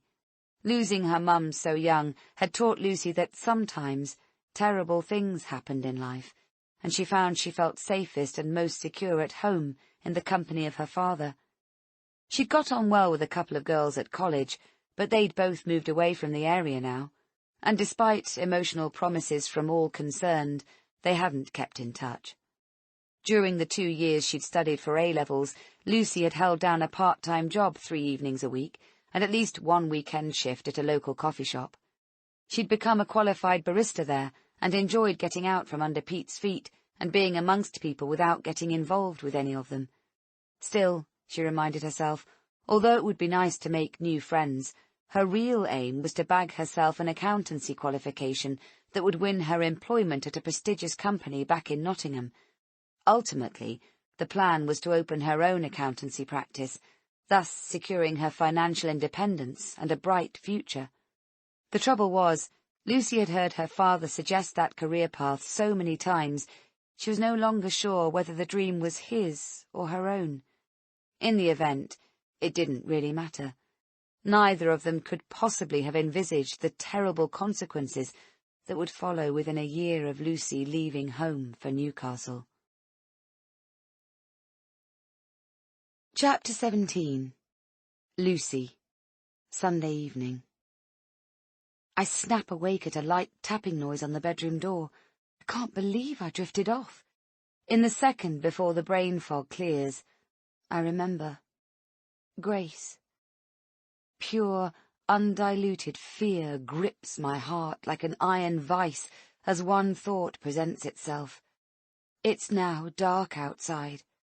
The tapping noise sounds at the door again. "Come in," I call out, sitting bolt upright in bed. The door creaks open, and D.S. Bean's pale, well-meaning face appears. Is Grace back?" She presses her lips together and shakes her head. "They've let me know that Blake will be leaving the station in the next half an hour." I can't think about Blake right now. All I can think of is the square of dark at the window. The heating is on, but the room feels chilly. I shiver. "It's already dark." My voice cracks. Oh my God, what will happen if—" Fiona walks quickly over to the bed and sits on the edge near the bottom. Part of me recoils at the presence of a stranger in my bedroom, but part of me welcomes the support. The kindness in her voice when she speaks is enough to break me. "We won't stop searching for Grace, Lucy. All night if we need to. The dark'll make no difference." But it does make a difference. A big difference. It feels like the light of the day is fading in direct parallel to the hope burning inside me. If I dwell on it too long, I'll crumble. "Her medication. What if she's lost it or can't use it for some reason?" I block out what this reason might be. I can't face even the suggestion of it. I feel like my insides are gradually tightening like a fist. Fiona nods. "I know this is a real concern. Someone on the team is contacting your GP, so hopefully we'll know more about the implications very soon." "I can tell you myself how serious it could be." I can hear the desperation in my own voice. "All sorts of complications can arise if she—" "It's in hand, Lucy," she says calmly. "We've asked your GP to come here, to speak to you and to offer help if you need it." Help? I know what that means. They want to medicate me, sedate the panic out of me. But I'm not having it. I've lived in that bubble before, and it's not an existence I want to go back to. I can't help my daughter if I'm drugged senseless. I'm not taking anything. I want to feel the pain, the panic. It's what's going to motivate me to find my daughter. I swing my legs over the side of the bed and stand up. My legs feel wobbly, and I sit down again, and speak through locked teeth. I'm not sitting here waiting. I want to be outside, helping to look for Grace. I've already been resting far too long as it is. You've been up here for about an hour. Fiona waves away my concern. It's a good thing you managed to get some rest. You won't be able to help look for Grace without it, Lucy. Think of it in that way. I wouldn't call it rest exactly. More like purgatory. Caught between the life I had when I woke up today and the hellish existence I've plunged into without Grace. Nevertheless, I'm shocked how long it's been. I feel exhausted, but I've no right trying to rest when my daughter is out there alone. I push up off the bed and slowly stand again. I'll come down. Fiona walks over to the door. I'll wait for you downstairs. When she's left the room, I sink to the floor, wrapping my arms around my knees. I can't breathe. I drag in air, but it's not enough. I can't do this. I just can't. I can't sit around the house doing nothing, despite what Fiona says. I am Grace's mother. If I go out there, search for her, I might get some kind of telepathic vibes, an invisible maternal thread of communication that only we two can feel. It sounds mad, I know, but I don't care. Anything that can guide me closer to my daughter is worth considering. The one thing I'm certain of is that sitting here drinking endless cups of tea with D.S. Bean is not going to contribute to finding Grace. And I hate being cooped up in the house with a stranger watching my every move and reaction. It's ramping up my anxiety to levels that are bordering on unbearable. In the bathroom, I splash some water on my face. I scoop out the tweezers I discarded there only a couple of hours ago and glance in the mirror.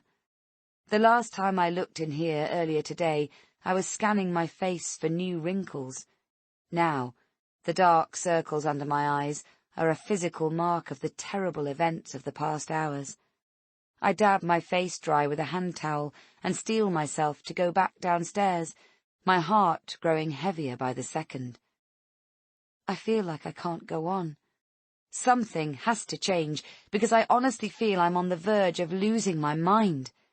At the same time, I know it's a waste of energy even thinking such a thing. What I want has no relevance to what will happen, because other people are in charge of my life now. Not least the person, or persons, who knows where Grace is. I step out of the bathroom, and am about to walk to the top of the stairs, when I look up and see Blake's office door facing me. Office is a bit of a fancy word, really. It's the fourth and smallest bedroom, just about big enough for a single bed but no wardrobe. Our plans to make it a kitsch little guest room faded into oblivion when, by default, it became the dumping ground the week we moved into the house. It stayed that way until just over a year ago, when Blake decided he'd run to be a local councillor. He needed a quiet space away from the television and Grace's constant chatter, and from me too, I suppose. So we spent a gruelling weekend bottoming the room. Seeing as we'd barely touched anything in there for the best part of 4 years, we ended up throwing most of the stuff out and relocating what was left to the garage. Blake's mother insisted on ordering some Scandinavian-style bleached wood furniture that looked a bit incongruous in such a cramped space. She refused to listen to Blake's protests about not needing anything new. He'd planned to recycle some furniture he'd been offered from the nearby vicarage. "I'm not having my son, possibly the future Prime Minister, working on a scruffy desk that somebody else threw out," Nadine announced haughtily. "It simply won't do." Blake laughed and tried to protest he'd never get so high up in the government, but I could tell he was flattered underneath. Grace knows not to disturb her daddy when he's working up here, and I hardly ever cross the threshold, mostly because the space is so small. If I need to speak to him, I can do it from the doorway. I can even pass him a cup of tea from there. I walk past the stairs and open the office door. Blake doesn't keep it locked. There's no need. He takes care of the cleaning in here, insisting I have enough to do in the rest of the house, so it's rare for me to enter the room. I glance around. It's surprisingly tidy for a man who doesn't even think about picking up his dirty socks until he starts to trip over them. I sit down on the plush, padded swivel chair and lay my flat palms on the cool, blonde wood. I saw the price of the new furniture on the delivery note, and it was enough to make my eyes water. We could furnish 2 rooms with what Nadine paid for it. There's nothing on the desktop, apart from a wire rack with a few loose papers on each shelf, and a green plastic desk tidy, with various tubes for storing pens, pencils, and paper clips. I look up at the wall in front of me, and my heart squeezes in on itself. Blake has fixed one of Grace's pictures up there. The kitchen walls are covered in her artwork, but I remember him claiming this picture. He particularly loved it because Grace had drawn all three of us standing in front of the house, and had put newborn baby Oscar in a wheelbarrow, which Blake thought was hilarious. This is a pedestal desk, so it has drawers built in either side. I open the top one on my right. At least, I try to open it, but it's locked, and the other drawers are the same. I stand up and pull at the freestanding filing cabinet behind me, only to find that that's locked too. It's a bit over the top, I think. Neither Grace nor I are likely to come in here messing anything up, but maybe he's worried about intruders. I know some of the stuff he deals with is confidential.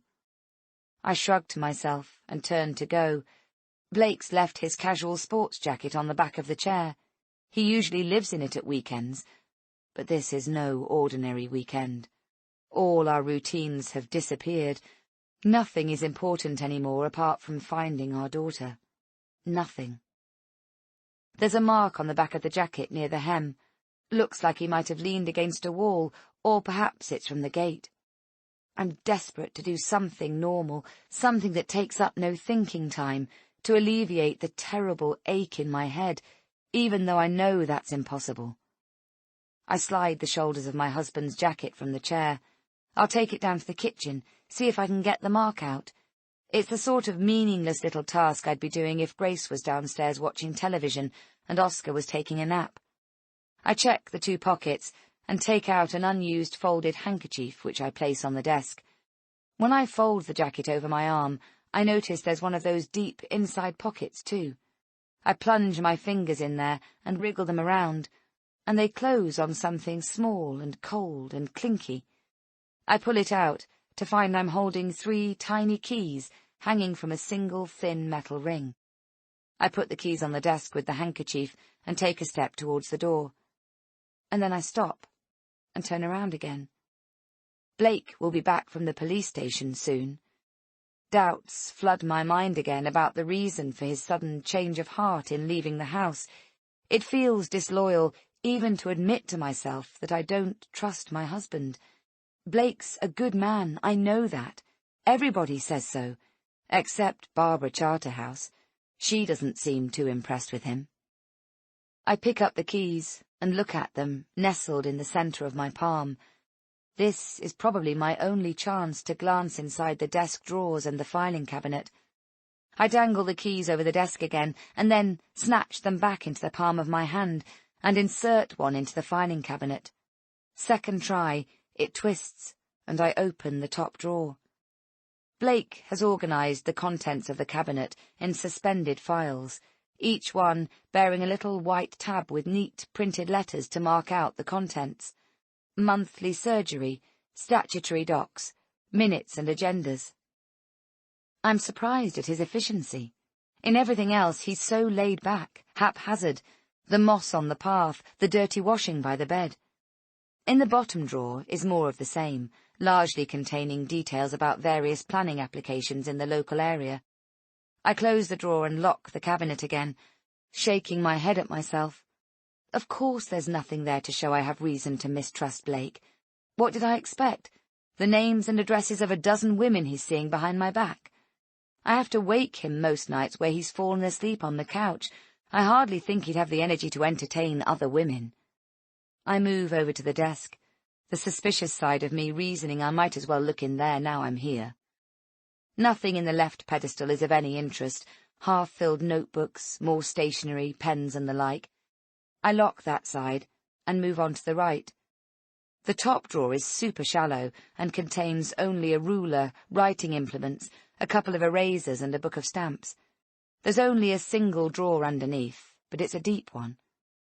I'm surprised to see this drawer is in disarray compared to the others.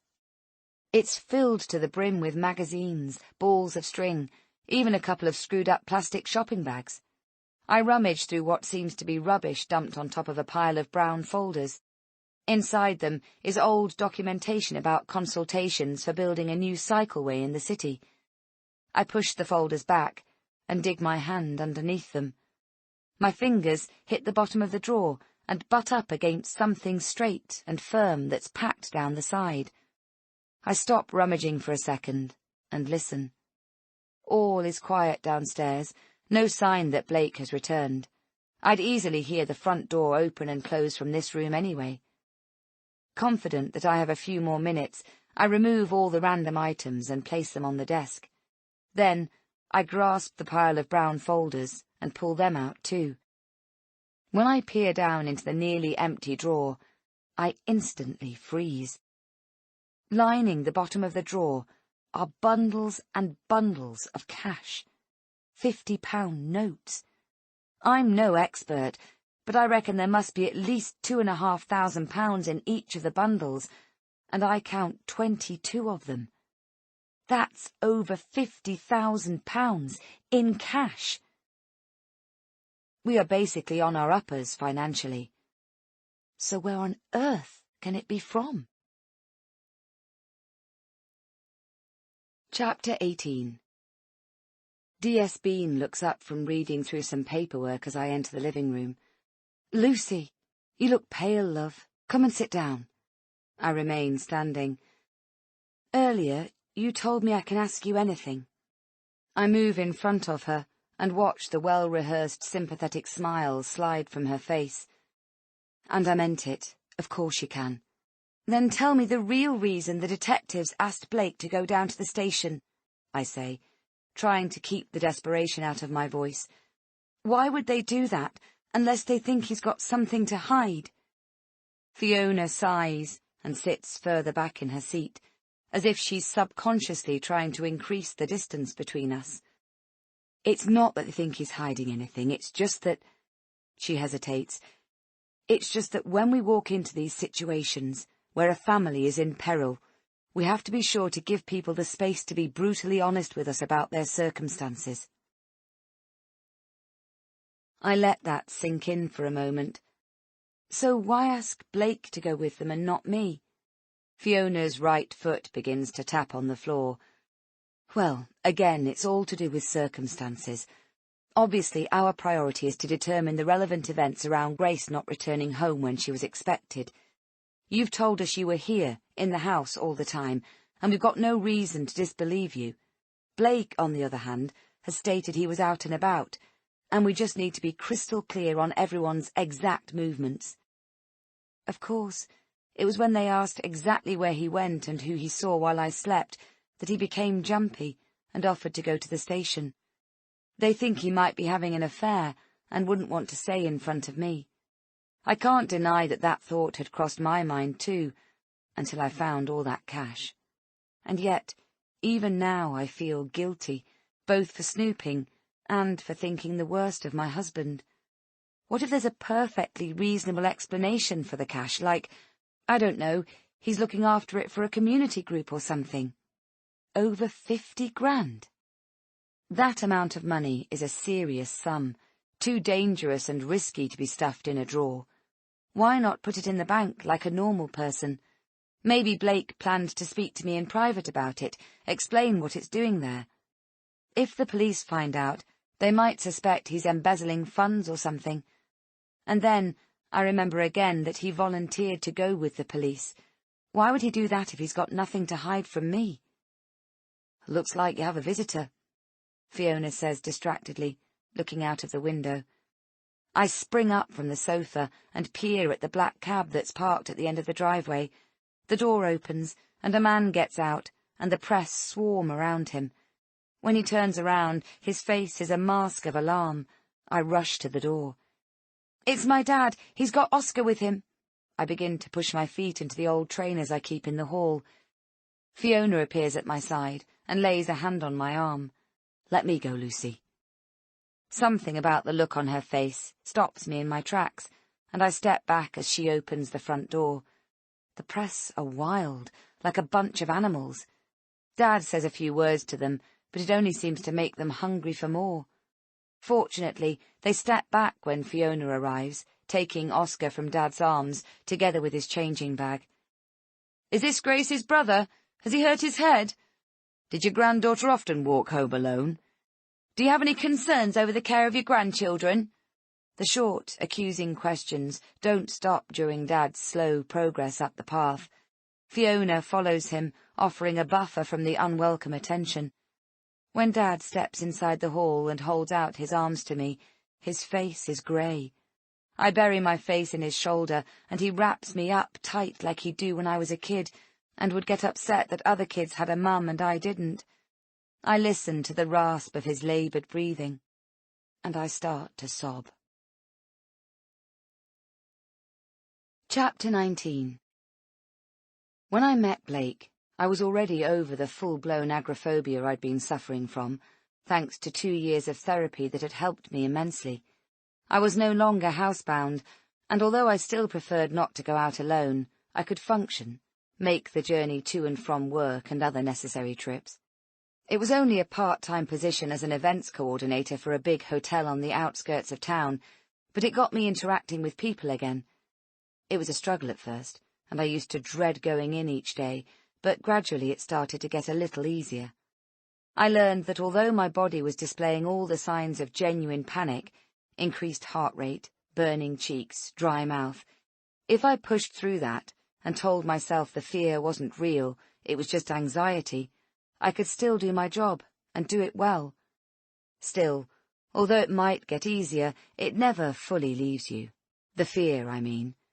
To this day, my first reaction is to avoid very crowded or busy spaces if I can. I still feel a little anxious when I have to go out alone, even walking Grace to and from school. Just the thought of seeing the other parents at the school gate fills me with an illogical kind of dread. If I'm honest, it's a big reason behind me agreeing to let Grace walk home alone from Olivia's house. I don't want her to end up like me, living under the shadow of what might happen. Plus, if I'm honest, I revelled in getting up Nadine's nose when she ruled it was too soon for Grace to make the walk alone. God, how I wish I'd listened to my mother-in-law, just this once. I wish... I don't know why I'm torturing myself, because it's too late for wishing, and it's impossible to turn the clock back. I take Oscar from Fiona's arms and clasp his warm, plump body close to mine, relishing his faint vanilla smell. The mark on his temple has turned a vivid dark red. "Look sore? What happened?" "He took a tumble off the bed," I murmur into Oscar's sparse, fine hair when I see Fiona studying his head. She nods, presses her lips together. With Dad and my baby close by, I feel more reassured, and I'm beyond thankful to have them here. Even though Dad assures me he changed Oscar before he left home, I do it anyway, and then prepare to feed him. There's an element of reassurance in this ordinary day-in, day-out routine, and I crave to have it back in my life again. "Thanks for coming over, Dad. I know it must have been a massive effort to come here." His chest problems make all physical movement twice as taxing. "Blake would have picked you up, you know." "I couldn't just sit in the house, wondering how you were, worrying about where Grace has got to," Dad explains in the kitchen, sipping the tea Fiona gave him before making herself scarce. "I hate that house anyway." I pause, opening Oscar's food jar. "I thought you loved living there. You've always said you never want to move." Dad shrugs and purses his lips. "I've changed my mind," he says blankly. "Stuff like this happening, I suppose it makes you realise the importance of being near family." He lives in Colic, which is just a 10-minute drive from our house on a good day. I realise he looks really low, and I reach over and squeeze his hand. "Don't you start fretting about me, love. You've enough on your plate as it is." He presses his lips together. "When will Blake be back from the cop shop?" "Any time now," I say, and glance at the doorway, making sure Fiona isn't lurking. "I'm worried he's keeping something from me, Dad." As soon as I've said it, I regret it. Dad's face pales. "What do you mean? Something like what? Oh, I don't know. Maybe he's got another woman. My effort of sounding tongue-in-cheek falls flat. I've never heard such a load of rubbish, Dad huffs. Blake plainly adores you. I loosen the lid on the food jar and stick it in the microwave for 30 seconds. Even so, he obviously didn't want to talk in front of me. That tells me there's something he's keeping quiet about. Dad puts down his mug and taps his fingertips on the worktop. Why give yourself even more to worry about, love? You've got to focus on keeping yourself well, so you're fit when little Gracie gets home, eh? I nod, but I can tell Dad's worried sick about Grace, just like I am. He's pale and nervy and acting out of character, like saying he hates his house.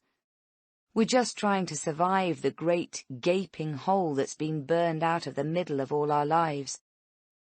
Was Grace abducted, lost and picked up by an opportune pervert? At this very second, as I heat up baby food and Dad drinks his tea, is she alone and terrified somewhere close by, in a dark, locked room? All the dark stuff nobody's saying is stacking up in the silences between our words. It lives and breathes in the space around us where we can't touch it, see it, or escape it. Chapter 20. 16 years earlier. The day she finally left Nottingham for Newcastle proved to be traumatic for Lucy. For the past 24 hours, her father had seemingly morphed from a proud, beaming parent who told everyone he met about his daughter's academic prowess into a blubbering wreck who held her in an iron grasp so long on the platform Lucy feared she might actually miss the train. "Promise you'll text the second you arrive." "I promise, Dad. I told you I'll even text on my way there. I'll let you know what's happening every step of the way." "The rest of your stuff should be there later today, including the cleaning products. Now, don't forget, make sure you bleach the floor, the loo, and the worktop before I move my stuff in." "Yes, Dad. I know all of it off by heart. Please don't worry, I'll be fine." Her father would never have meant to, but he was really unnerving Lucy by reminding her of 1,000 possible perils she might encounter on her arrival. She was already managing very nicely on her own to ruin any optimism with a heavy lacing of dread, and she didn't need his anxiety as well. Her dad worried about germs and nutritious meals. Lucy fretted constantly about making new friends and fitting in. Between them, they'd managed to turn what should have been an amazing experience into a probable nightmare. Lucy finally managed to extract herself from Pete's vice-like grip and board the train. She put the small suitcase on the shelf above her head and her bulging rucksack on the empty seat next to her. The carriage was quite busy, although there were still plenty of unoccupied seats. Lucy noticed there were several other young people with parents standing plaintively on the platform. The other students had a look of anticipation with a touch of nervousness, like herself, she thought. Perhaps she wasn't so different after all. As her father took a few steps forward and stood on his tiptoes next to the window, Lucy willed the train to get going. She was genuinely in fear of him jumping aboard and begging her not to go. She'd never lived down the shame amongst all these other people. She waved, her eyes prickling with emotion as she viewed her dad from this new angle of independent university student. She saw his tired eyes and drawn expression. She saw the worn trousers and the shoes he'd owned for years, and realized she couldn't remember the last time he'd bought himself anything new. And yet her 2 large suitcases, soon to be on their way up to Newcastle, were packed with new garments, courtesy of a recent shopping trip with her father. Pete had done so much for her, Lucy couldn't even count the ways. She pressed her face and hands closer to the glass and blew him a kiss. "Love you," she mouthed silently. The train gathered speed, and soon the platform fell away. She watched until her father was nothing more than a waving shape amongst the other people left behind. Then she settled back into her seat, took a deep breath, and closed her eyes. "New life, here I come," she murmured softly. Chapter 21. Lucy. Sunday evening. When Blake finally gets back from the police station, he looks tired, haggard. What happened? I rush into the hallway, still clutching a sleepy Oscar in my arms, as the shouting from the media shuts off abruptly when the front door closes. What did they say? They just asked me a load of questions. He shrugs. I answered them the best I could. Come in here. I lead him into the living room and notice with a flash of irritation that Fiona is drifting across the hallway too. Before Blake walked in, she was talking to Dad in the kitchen, but now decides to loiter near the lounge doorway. I lower my voice. What exactly did they ask you? What time did your wife go to sleep? What time did you leave the house? Where exactly did you go? Who did you see? Blah, blah, blah. He clenches his jaw. Like I told them, while they're spending their time interrogating me about things that aren't relevant, they're not out there looking for Grace. Blake, you... I falter. You haven't got anything to tell me, have you? I mean, I'd rather know, if there's something. Something like what? He stares at me. Like if you were, I don't know, hiding something from me. The wads of cash in his desk drawer fill my mind's eye. Christ! He claps a hand to his forehead. Is that what you really think of me, Luce? Oscar grumbles, and I jiggle him in my arms. No, it's just with you changing your mind, offering to go to the station with them, I wanted to take the pressure off you a bit, that's all. You look exhausted. I know you're fragile, Lucy, and if truth be known, I'm scared you'll go under again. I'm already under, I snap. Finding out you've been lying to me is only going to make things 100 times worse, if that's even possible. I feel like screaming at him, like I'm about to lose it. I clamp my back teeth together and look away. Lucy, I don't know why you're going on about this, but it's not helping. I'm not hiding anything. His outright lie fills me with fury, but I'm mindful that Fiona is lurking. Blowing his secret wide open could damage us irreparably and take focus from the investigation into what has happened to Grace.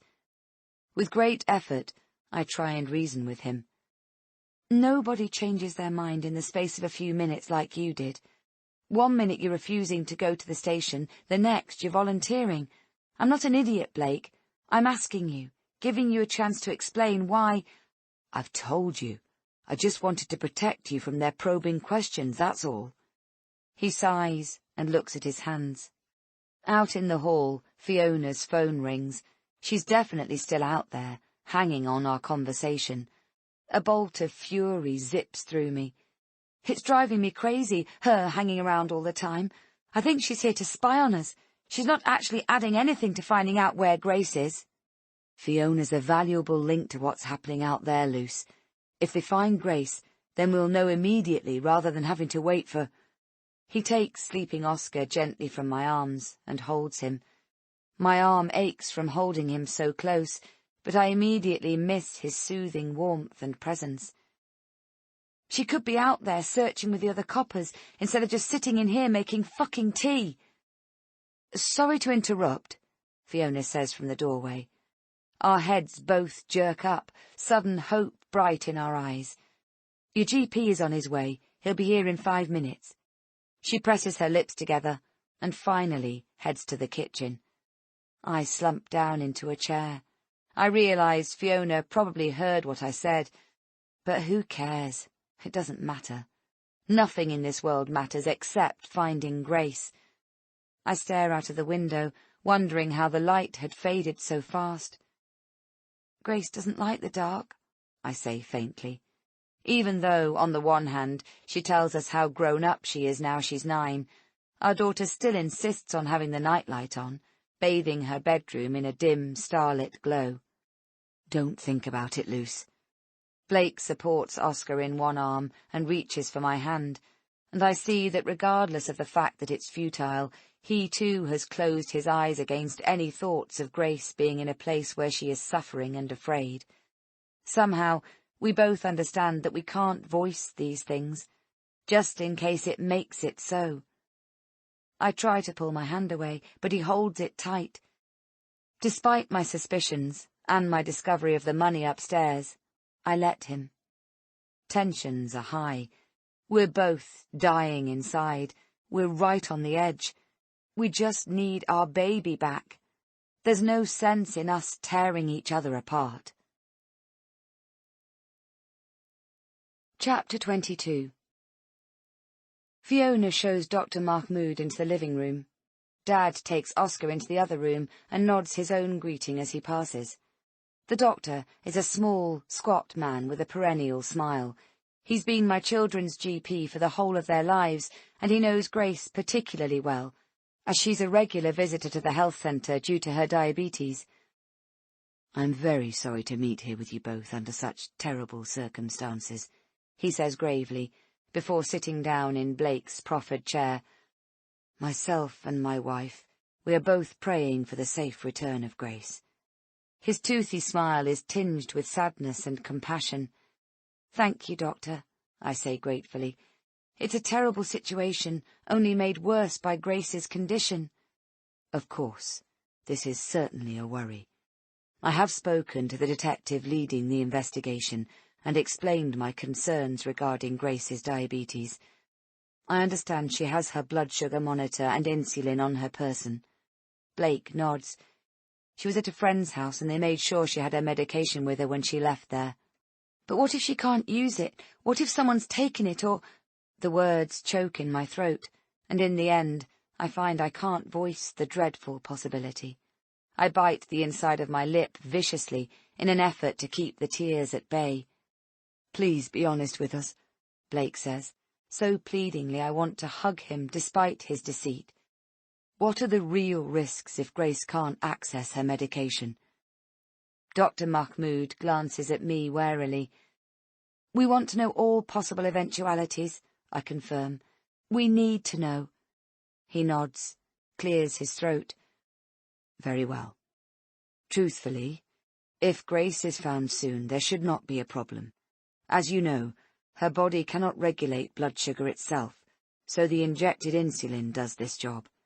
If she does eat but does not inject, it's possible her blood sugar levels could increase, but in the short term this would not be dangerous." Dr. Mahmoud must know that we know all this. I think he's skirting around the issue. "Obviously, we don't know where Grace is yet," I say, striving to speak calmly. "We don't know when she'll be found. I suppose what we're asking is what happens if the situation continues for some time. What happens if the police can't find Grace and, for whatever reason, she can't access her medication for a length of time?" Dr. Mahmoud's brow furrows. "Well, as a worst-case scenario, untreated diabetes can commonly lead to diabetic ketoacidosis. The common name for this is diabetic coma." "That sounds pretty serious," Blake says grimly. "Indeed. But if Grace is found within the next 48 hours, then it will not be a worry." That blasted statistic again. 48 hours. Not so long ago, 48 hours sounded like a good chunk of time. Now, it seems like the blink of an eye. "Is a diabetic coma the worst that can happen?" Blake presses him. "It can lead to cerebral edema, an accumulation of liquid in the brain." Dr. Mahmoud hesitates before continuing. "It's very serious, and sadly, children are at higher risk of this condition."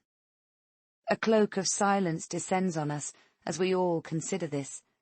I feel like I'm watching from a distance, like I'm standing outside of myself. "Luce?"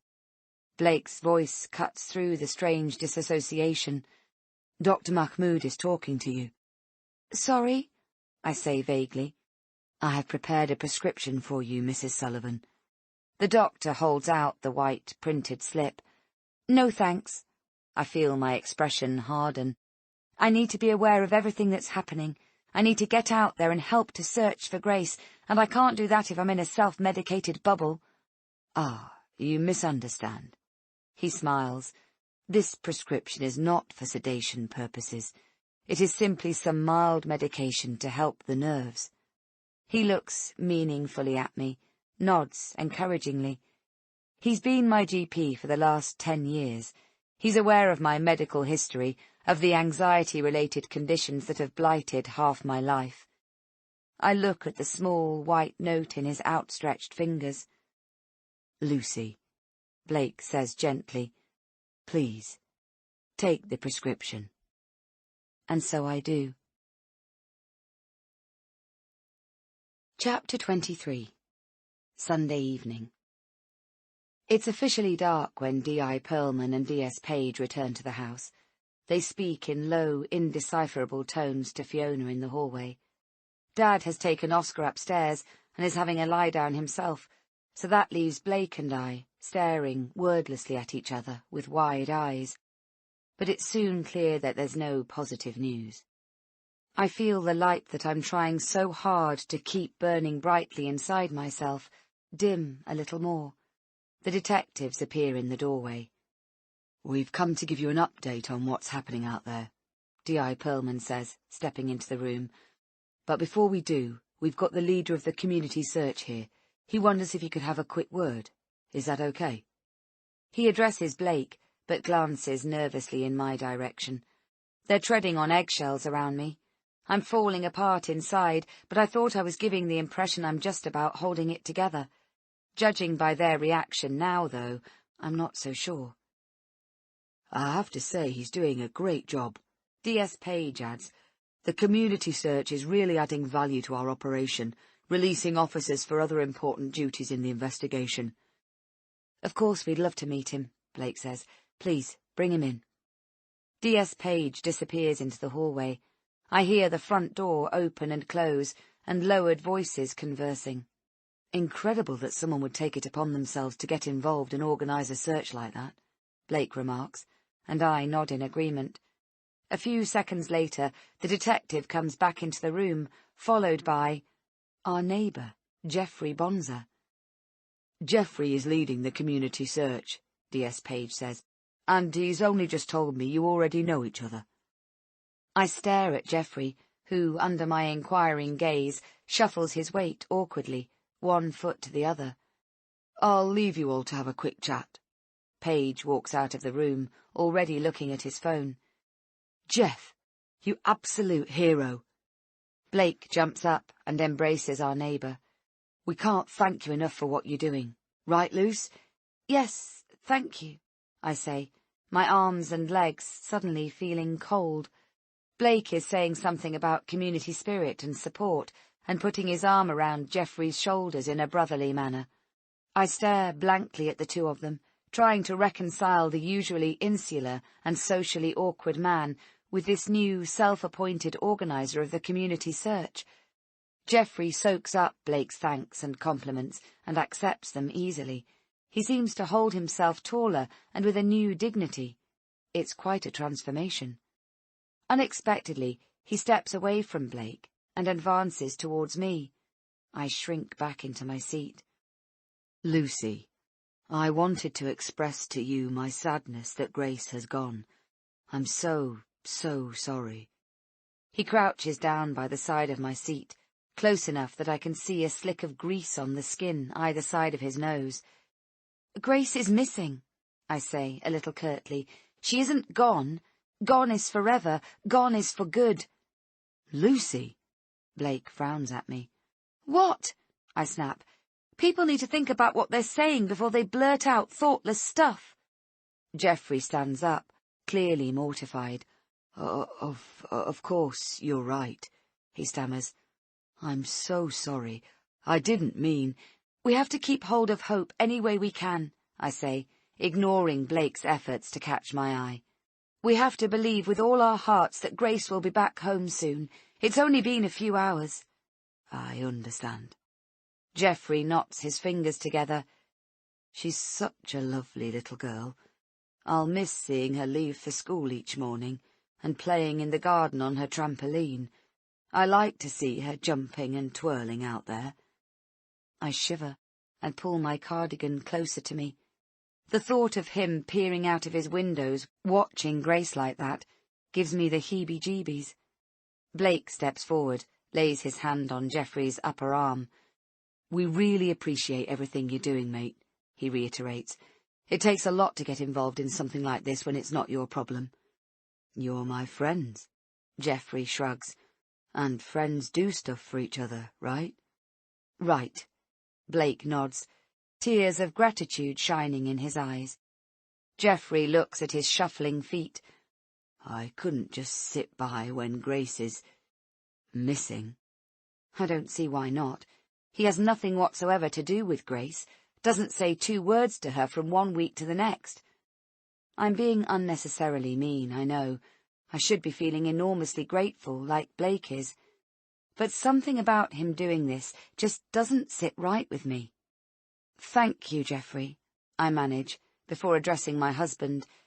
"D.I. Pearlman's waiting to speak to us," I remind him. More hugs and effusive thanks from Blake, and finally Geoffrey leaves the house. "I can't believe you were like that with him," Blake remarks, as the detectives come back into the room. "You heard what D.S. Page said. Jeff's help has been invaluable." I don't respond. I refuse to waste any more energy arguing about our bloody neighbour. "Have you checked him out?" I say pointedly to D.I. Pearlman. "Geoffrey Bonser, I mean." The detective looks confused. "Lucy, you're not thinking straight," Blake says, in what I recognise as his warning tone. "He watches Grace when she's playing in the garden," I snap at him. "He just admitted it. You heard him." "He didn't mean it like that," Blake says to the detective, ignoring me. "Lucy's never liked him." "He's a weirdo. Lived with his mother for years, and now he's a loner. I've heard about cases before where the abductor gets a kick out of helping in a search or investigation." D.S. Page gets out his notebook. "What exactly did he say?" Blake answers before I can respond.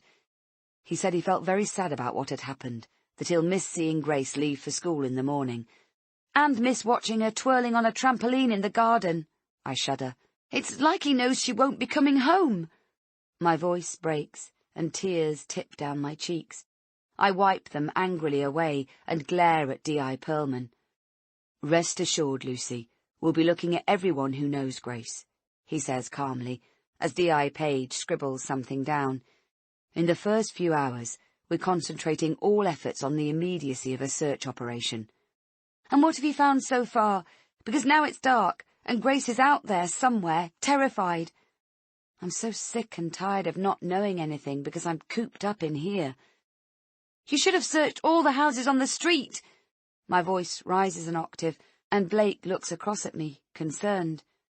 "They can't just barge in and ransack people's houses without good reason, Luce. You know that." "I wouldn't mind if someone else's child was missing. The police could come in here and—" D.I. Pearlman raises his hand to quiet me. "All in good time, Lucy. It's essential we get things in the right order. We want Grace safely home as soon as humanly possible, but there's a process to follow, and—" His voice fades out as I stop listening. "I just want my little girl home. I want her back in my arms, safe and sound. Is that too much for any mother to ask?" Chapter 24. 4 hours. That's how long Grace has been missing. 4 hours ago, our friend Mike saw her off on her 5-minute journey home. The detectives have left the house again. Dad must have fallen asleep upstairs with Oscar, and Blake is talking to Fiona in the kitchen. I stare out of the window, but I'm not really watching anything. The group of press are still at the gate, and various people come and go, chatting to each other and looking at the house. There's a uniformed officer down there making sure nobody ventures up the path. Blake wanted me to take one of Dr. Mahmoud's tablets right away when he brought my prescription back from the chemist. "It'll help, Luce. Take the edge off your nerves." But I refused. I need to stay lucid, so I'm aware of what's happening in the search for Grace. Good or bad, I have to know. It's dark out now. It would be pitch black if it wasn't for the streetlights, and the press seem to have their own lighting out there, sourced from large white vans. I wonder if it's pitch dark where Grace is. My mind offers scenarios, too rapidly for me to stop them. terrible visions of her struggling to unlock the door of a speeding car, sobbing and imprisoned in some cold, damp place, or lying lifeless in a ditch somewhere. I know I shouldn't. Blake and D.S. Bean have both warned me, but I can't put it off any longer. I pick up my iPad, which I slipped down the side of the sofa before Blake could censor it, and I open up the BBC News page. There's nothing on here about Grace yet, but when I click on the local news tab, there's a paragraph and a small photograph of a panoramic view of Violet Road. Local search for missing child. Police are becoming increasingly concerned for a 9-year-old girl who went missing earlier today from Violet Road in West Bridgford, Nottingham. A search is currently underway, organised by local residents. Grace Sullivan left a friend's house alone, but never arrived home. Grace is around 135 to 140 centimetres, just over 4 feet tall, with dark brown hair in a ponytail. She was dressed in bright colours, including a pink coat and a red knitted hat. Police say Grace is diabetic and requires regular medication to manage her condition. The last confirmed sighting of her was at the bottom end of Violet Road, leading on to Abbey Road. If you saw Grace on Sunday afternoon between 4:30 and 4:45, or have any information, please contact Nottinghamshire Police. Comments. Carol Ann, 66. What the hell was a 9-year-old doing walking home on her own anyway? Stardust Girl. This is a safe area. Maybe the kids run away from home for some reason. Boxing 99 fan. Why speculate until you know all the facts? Her parents must be desperately worried. Carol Ann, 66. Just saying. My kid didn't go missing, 'cause at 9 years old I collected her from her mates' houses. I stare at the article, and my hands start to shake as if they belong to someone else. The news report itself is a simple statement of facts, but seeing it on the BBC website makes it feel like someone took a magnifying glass to my pain. Lucy, did you want me to make you— Fiona's eyes are light on the iPad, and she steps forward and takes it gently from my hands. Don't do this to yourself. I should have never let her walk home. I should have— What happened to Grace is not your fault, Lucy, she says softly. That's not what they're saying. They're saying— Fiona shakes her head. They, whoever they are, don't know anything about you or your family. It's just trolls trying to extract a reaction. They don't deserve to take up a second of your time. I get to my feet. I'm just popping upstairs to freshen up. It doesn't matter how many times she tells me it's not my fault. I know I had the final decision about whether Grace was allowed to walk home. Blake might have pushed for it, but he also deferred to me each time it came up. My own insecurities from the period when I hardly dared to go out definitely played their part in me agreeing to it. I never wanted my daughter to feel like that. Now, she may never get the chance. I shake my head against the horror. 4 hours she's been gone, just 4 hours. If 48 hours is the key deadline, then we still have time, don't we? Time to find Grace. Everybody, the police and the local community, is working to cover all the obvious things that need to be taken care of, like door-to-door inquiries and a local search. But surely I can add value by focusing on thinking outside the box. We spend so much time together. I know my daughter best out of anyone. Better than Blake, even. I can make a difference, I know it. I just have to do something, instead of sitting around waiting for others to make a breakthrough. I climb the stairs quietly, so as not to disturb Dad and Oscar, and enter Grace's bedroom, renewed hope sparking in my heart. Running along the back gardens of the houses on Violet Road is a narrow track. It's a sort of no-man's land between our homes and the back gardens of the houses on the next street. Nobody even seems sure who the strip belongs to. The only people who really use it are kids playing chase or dog walkers after a shortcut back home from the park. In any case, unless you're local, you wouldn't know about it. I stand at Grace's window now, staring down there. I can't see the actual pathway in the dark, and there are no lights illuminating it, except for the odd few seconds when someone's outdoor sensor light flicks on. Still, It's the perfect way to get out of the house without the press knowing. I start at the sound of footsteps on the stairs, and a few seconds later, Blake walks into the room and stands behind me at the window, his hands on my shoulders. You can't torture yourself like this, Luce. Come downstairs. Please. He's hurting just like I am. I know he is. But he sounds so calm and logical. I could easily lose it and turn on him right now, accusing him of lying to me and not caring enough about Grace. I know this is not a game of one-upmanship, and yet I'm really struggling to comprehend how he can remain so calm. Surely if he's so calm, he can't be feeling as bad as I do, as if part of me has been ripped away. I asked you a question before, Blake, I say, keeping my voice level and low to evade Fiona's ever-listening ears. I asked you if you were keeping anything from me, and you said no. Not this again, he groans. I told you, didn't I? There's nothing... I know, I say simply, about all that cash in your desk. What? I turn to face him. I can see the colour draining from his cheeks, even in this dim light. Why did you go in my... It's not what you think. Then what is it? Why is there 50 grand or more hidden in your office? What if we'd been burgled? Whose is it? I can't discuss it now. His voice drops to a whisper. I'll explain everything to you. I will. When exactly? Soon. It would be gone already if Grace hadn't gone missing.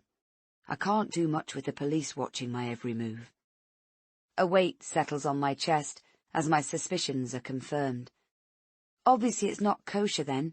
If you don't want the police to know, that says it all. Shh! He looks around furtively at the door. Give me the benefit of the doubt this once, Lucy, please. I will explain, I promise. Does Barbara Charterhouse know about this? What? He frowns and shakes his head. No, of course not. Why do you say that? Because this morning she said you operate behind a facade that some people can't see through.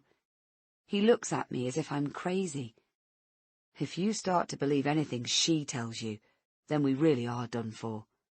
I'm furious he won't tell me, and also terrified why that might be. Could the money, have anything to do with someone taking Grace? I fix my gaze on his. Is someone blackmailing you, or out for revenge? Some people would do anything to get their hands on a sum like that. He gives a mirthless laugh. No, is the short answer. Look, Lucy, this is ridiculous. Can we just stop? Because if there's the slightest, tiniest chance that might be the case, then you need to tell the police, regardless of your reputation. I said no, he says stubbornly. I can't believe you're even thinking this stuff. I'm going out, I say, making a massive effort to keep my voice level. You can come with me or not, up to you. What? He stares at me as if I've lost my marbles. Out where, exactly? I'm going to sneak out of the back garden and use the track to get down to Bev and Mike's house. Blake swallows. But why? What good will that do? It can't do any harm. I feel I know nothing about today, about exactly what happened. I want them to talk me through every single minute of the day from when Mike picked Grace up to go to Alton Towers, right up until the moment she opened their front door and he watched her walk up the street. Blake sighs and runs his fingers through his hair. The detectives will already have asked him all that stuff, Luce. We're better off staying here, surely, for when there's any news. The police will know where to find us. I can't sit here and do nothing any more, Blake. I just can't. I know my husband well, but the expression on his face right now is hard to identify. Leave it, Lucy, please. Don't go round there. Why on earth not? They were the last people to see Grace. I just don't think you should. I don't need your permission to talk to Bev and Mike. I snap at him. Why are you so adamant they can't add anything to what we know? His cheeks flush slightly, but he holds his ground.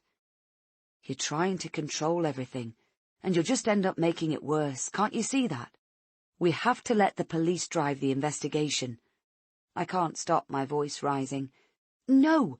They're so tied up in red tape with all their boxes to tick, but we're not. Can't you see that? He looks at me blankly, and I turn away from him. Fine. Well, I'm doing this with or without you, so please yourself. I march from the room. You might make everything worse, I hear him cry out, but I don't stop walking. Chapter 25. I grab my coat from the hall cupboard and push my feet into my flat ankle boots. Fiona looks up from her laptop screen. She's taken over the breakfast bar. Paperwork is strewn across the whole surface. I spot a Hello magazine poking out from under a sheaf of documentation. Everything all right? She asks lightly. I pause a second, giving her stupid question some space. Fine. She's probably been skulking around at the bottom of the stairs, listening to our disagreement. I'm popping down to Bev and Mike's house. I'll go the back way so I don't have to speak to the press. If Dad asks, can you tell him where I've gone? I walk across the room and reach for the door handle. If you don't mind me asking, is there any particular reason why you're going down there? She slides from the bar stool and laces her fingers in front of her. I feel like a pressure cooker about to blow. I'd like to yell that, yes, I bloody well do mind her asking. I know she's just doing her job, but I can't shake the feeling she's here to spy more than support us. Still, I also feel it's in my interests to maintain a stable demeanour, no matter how pent up I feel inside. Otherwise, nobody will take me seriously, and Blake will start trying to push Dr. Mahmoud's medication on me again. So I tell her the truth. It's just I feel like I don't know everything about what happened today. I didn't get a chance to talk about their trip to Alton Towers, or how Grace seemed to them today. I think the detectives have already covered that, Fiona offers. I could ask D.I. Perlman to go through what was said if you like. Thanks, but I'd rather hear it for myself. We're all good friends, and I'd feel better for seeing them, I say tightly. Obviously we haven't had a chance to talk properly at all about what happened yet. A noise at the doorway makes me turn. Don't worry, I'll go with her. Blake exchanges a look with Fiona. Why do I feel like the outsider here? Surely it should be Blake and I who are tight together, and yet all of a sudden he seems to be the police's best mate. I'm perfectly fine speaking to our friends on my own.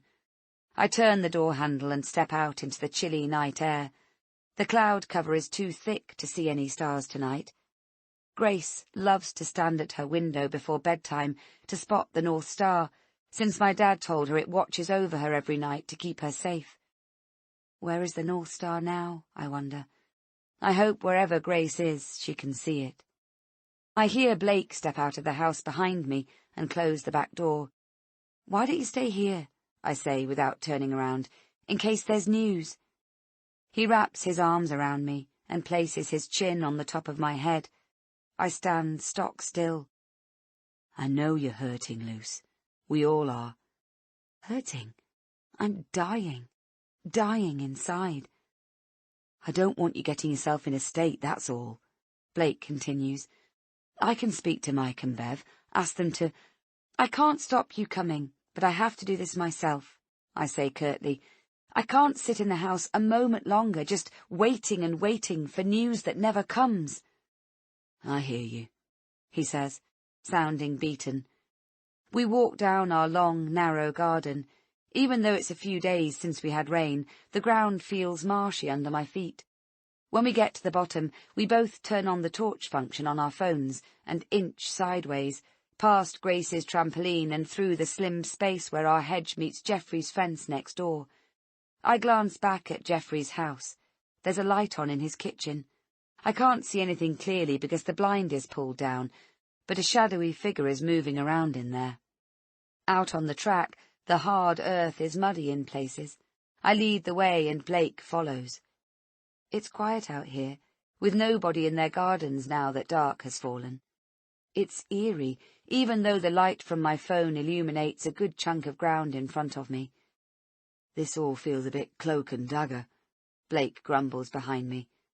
I ignore him, but it does feel spooky. Wherever Grace is, I hope she's not alone in the dark. 5 minutes later, we arrive at the end of Bev and Mike's back garden. Perhaps we should have warned them we were coming, Blake whispers, as I push open the wooden gate in their fence. Bev and I are always popping into each other's houses at the weekend. I don't see why this should be any different. Their garden is the same length as ours, and we gingerly pick our way up the path, strewn with overgrown weeds. Like our own, the lawn, when my feet catch it, feels unpleasantly marshy. I wait for an outside light sensor to kick in, but the garden remains dark, so I keep my phone torch lit up. Ahead of us, the kitchen unit lights are on, and the room is bathed in a soft light.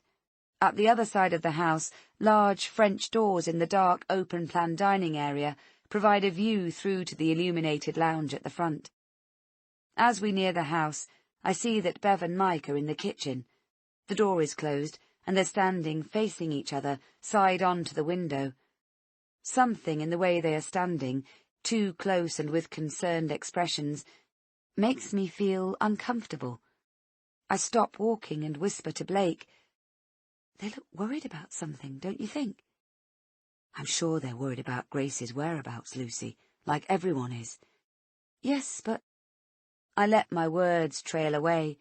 I feel like Blake is ready to shoot down anything I say. "They look angry at each other," is what I want to say. They do. I recognize it in Bev especially. She's frowning and seems to be the one saying the most. I start walking again. We're only a few paces away from the kitchen window now, and the back door. Bev is a good friend, a good mother to Olivia. It's her arms I want to feel around me. She will at least understand on some level how Grace's absence is truly killing me. I'm still staring when, without warning, her hand suddenly shoots out, and she slaps Mike across the face. "Shit!" Blake hisses behind me. "Lucy, come on, we can't go in there now. Let's go back home." Mike's own hand flies to his stung cheek, and he steps towards Bev, his face assuming a mask of fury that makes my knees feel wobbly. In all the time we've known him, I've never seen him so angry. He's like a completely different person. I make a half-turn, ready to leave. But then Bev and Mike must see the flashlights from our phones, because Bev's mouth falls open and her hand moves up to cover it. I'm standing, still in shock, not sure what to do, when the back door flies open, and Mike is there. Chapter 26. "Lucy, Blake, is everything okay?" He clears his throat and looks from Blake to me. "Have they found her? Is Grace back home?" "No, not yet," I say quietly. "Look, Mike, I'm sorry to just turn up like this out of the blue. I just needed to speak to you and Bev. The tears take me by surprise. My cheeks are wet and my nose is running. "Come in, come on." He steps outside in his slippers and puts his arm around my shoulders. When I go inside, Bev is waiting there for me. "I'm sorry," I sniff, "disturbing you like this." "Don't be silly. We wanted to come over but didn't want to intrude when it's all so raw. Come through to the living room." She glares at Mike. "Do you think you could make some tea?" "Course," he replies, his tone thick with sarcasm. To my surprise, Blake doesn't stay with Mike in the kitchen, but comes into the lounge with us. Olivia is sitting on the settee in her pyjamas, watching television. I want to question her, ask if Grace said anything about calling somewhere on the way home. She looks at me warily. I think I'm staring. "Listen, Bev," I hear Blake say, "we shouldn't have just turned up like this. I should have called you first. I'm sorry, we can come back another time." "Nonsense," Bev insists. "It's fine. Sit yourself down, Lucy. I simply can't imagine what you're going through." She looks at Olivia. "Darling, can you watch the rest of the programme in your bedroom?" Olivia slides wordlessly out of her seat. She slows down as she passes my chair, and for a second, I think she's going to say something.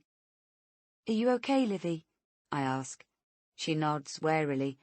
"Up to your bedroom then, Poppet," Bev says. Olivia breaks eye contact and scurries away. "She's taken it really hard," Bev whispers. "She's desperately worried about Grace, as we all are."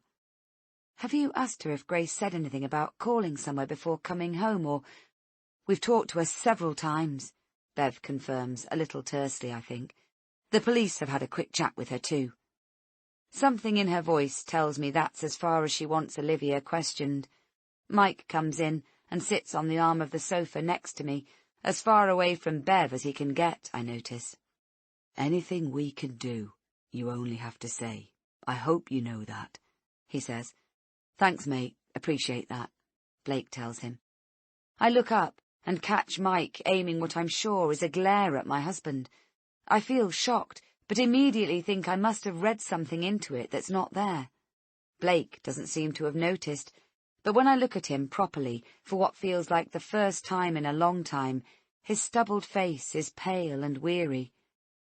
There's no news at all yet, Mike says awkwardly, breaking the silence.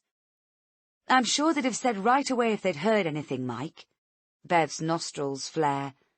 Blake shifts in his seat. It's all so uncomfortable, as if there's stuff happening that I'm not aware of. But then I haven't come around here for a cosy, relaxing chat. We've heard nothing at all, I say. It's getting on for 5 hours now that Grace has been missing. 5 hours! Just saying the words out loud is devastating. My daughter has been somewhere else for nearly 5 whole hours. The top of my nose starts to prickle, but I force the tears back. Snivelling isn't going to help find Grace, so I press on. I wanted to come because I want you to take me through the whole day if you would. Everything happened so quickly and the police just commandeered us, so I feel like I'm in the dark about how everything unfolded. Bev sighs. Well, when we got back from Alton— No, Bev, tell me from when you picked Grace up from the house this morning. She nods and proceeds to catalogue everything that happened. The girls were nattering in the back, and Mike and I were talking about parking and getting into the theme park. It took us just over an hour to get there, and it was full on from the minute we were inside. She describes the rides, the girls' delight on being allowed on the scariest ones. I recall Grace's face, so alive and excited, in the Smiler photo that Mike texted while they were there. It feels like a long time ago now. The girls had a slice of pizza each for lunch, and we just had a sandwich. She glances at Mike, but there seems to be an invisible screen in place between them. How did Grace seem, I say? I mean, was she her usual self, or did she seem a bit subdued? Definitely not subdued, Mike responds quickly. I'd say she was her normal self, but in extra excitement mode. They were both bubbling over. They ran ahead almost the whole time, Bev agrees. We kept them in sight, but we gave them a little space, and they loved it. I nod, my heart growing heavier by the second. There's nothing new here, nothing that could help. It seemed to drop cold really quickly, so we left the park a bit earlier than we'd initially planned, Mike says. I immediately wonder what would have happened if they'd been a bit later. Would Grace have arrived home safely? Would she have missed a dreadful window of opportunity when someone decided to take her away? I dig my fingernails into my palms, realizing what I've just admitted to myself. After 5 hours of Grace being missing, it seems I'm arriving at an abduction conclusion, despite keeping the hope alive that she called somewhere else before home, got distracted and delayed. On the journey back, the girls were less talkative because they were tired, Bev remarks. We were all a bit quiet, but Grace said she was looking forward to getting her pyjamas on and watching a film with you both later. I press my fingers to my lips and feel a spring of hot tears. I'm sorry, Lucy. Bev looks at her hands. I can't imagine how hard this is for you. It's fine. Honestly, carry on. The last thing I want is for Bev to clam up and stop telling me about the day. I need to know everything, every last detail. When we got back, the girls played upstairs in Olivia's bedroom for around 20 minutes, and then Mike called Grace down. She was bouncing again, excited to be walking home alone. Livy came down to wave her off, and she was excited for Grace too. It was a big deal to them both. Mike says softly. Can you tell me exactly what happened next? I say, trying to take a step back from my emotions and failing as my heart hammers relentlessly at my chest. Mike draws in a big breath. She put her trainer's coat, hat and gloves on, and I tucked her insulin case in her pocket and took her to the gate. Once she'd set off, I texted Blake to say she'd just left, and then stepped back inside the gate and watched her covertly so she wouldn't see me if she looked back. Did she seem nervous at all? I asked him. Not in the slightest. Mike shook his head. She marched up the road with purpose, and when she got near to the bend, I came inside. I silently repeat back to myself what he just said. Did you watch her until she disappeared round the bend? I ask. Yes. Well, almost. Mike frowns, thinking. She was nearly there and I heard Bev calling me. As Grace was almost at the bend and I knew Blake was waiting, I came back inside. His cheeks are colouring up as quickly as the colour drains from my own. I can't believe what he just said. Where exactly did she get up to on the road before you came back inside, Mike? The effort needed to stay calm is immense. I watched her cross over Abbey Road, and then I came back inside. His voice sounds weaker, and he looks at Bev, who hasn't said a word yet. Abbey Road leads off Violet Road. It's quiet, never much traffic, but there's one thing about it that makes my blood run cold. It's 30 yards or so from the start of the bend. Grace would have been completely alone, invisible to Blake, for at least 20 seconds. Chapter 27. We hurry home in silence, back along the dark track. Did you have to lose it in there? Blake says accusingly behind me. They must feel bad enough Grace going missing on their watch, Lucy. It's just not helpful to... I don't give a shit whether it's helpful or not. The tears are clogging up my throat and threatening to choke me. Why would Mike even do that? Why would he leave our daughter at a crucial moment when a few seconds would have seen her well past the bend and safely in your care? Silence. I asked Mike that very same thing, and his only answer was, Bev called me inside. But Bev knew he was watching Grace halfway home. Why would she call him back into the house at such an important time, when she knew he'd only be a couple of minutes at the most? What was so important that you needed him back inside, Bev? I asked her. I can't recall now. I didn't think he'd come back until he'd watched Grace as far as he could. That had earned her a withering glare from Mike. We need to speak to the police. I drive my feet into the mud, desperate to cover ground quickly. They need to know about the crucial time-lapse, and we need to tell them about the money upstairs before they find it for themselves. It can only be a matter of time before they do a more thorough search. Lucy, please. Let me deal with the cash issue. I can explain everything to you, but let's not get involved in that discussion while Grace is still missing. Please. For all I know, you might be in trouble. You kept a massive amount of cash from me. What if you're keeping other secrets? What if you double-crossed someone who's out for revenge and has abducted Grace? Lucy, you're being ridiculous. This isn't a TV crime drama. Oh, I'm painfully aware of that, I say acidly. But it follows that if nothing is amiss, then you shouldn't mind the police knowing. And then something repeats in my head, and it feels like a light bulb pinging on. Why would Mike leave our daughter at a crucial moment when a few more seconds would have seen her well past the bend and safely in your care? But Blake wasn't watching at the gate, because his phone had distracted him, and he slipped on the mossy path. Why did you check your phone just before you slipped? I ask him. A text came through, he says, in a tone that indicates he's tiring of me going over old ground. I thought it might be council business. And was it? Was it council business? No, as it happens, it wasn't, he retorts. Give it a rest, can't you? I'm tired, you're tired. There's no point blaming. So, who was it from, this message? He waits just a beat too long before he answers. Oh, just a colleague about a meeting. Nothing important. Look, I've been thinking. You really need to take the tablets Dr. Mahmoud prescribed. There's only so long you can run on adrenaline, and when she's back home, Grace will need our support 24/7. Very clever. using the prospect of Grace's return to keep me drugged up and out of his hair. He carries on listing reasons why I need to stop my crazy theories, as he puts it, but I just fade him out. I wouldn't admit it to him, but I do feel exhausted. I feel ill. The more I poke around, the more I feel like there's a lot of stuff going on I'm unaware of. Have I really become so detached from everything outside of the children in the house that I haven't registered what's happening right under my nose? And now, what if Blake is in some kind of trouble he's tried to keep from me? He might have got into something well over his head and not know what to do about it. I like to think he'd confide in me about anything, but I know he worries about my state of mind.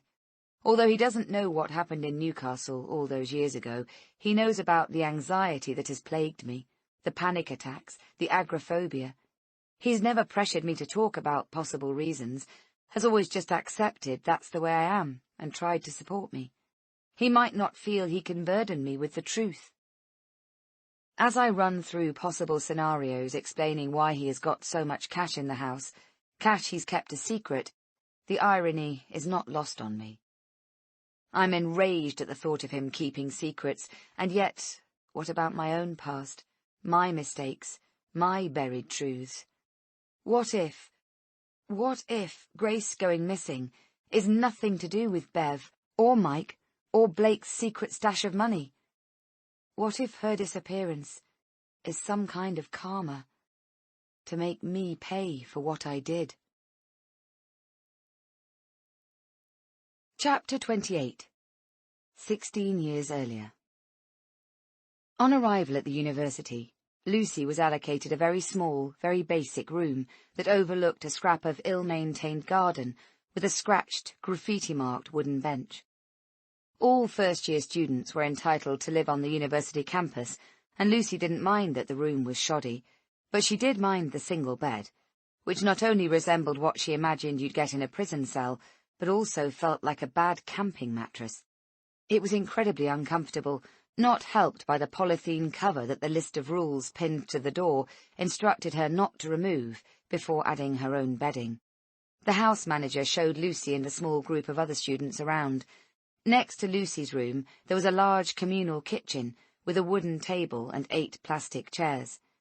"You should label all your own food and obviously not use anyone else's stuff," the manager recited from a printed list she held.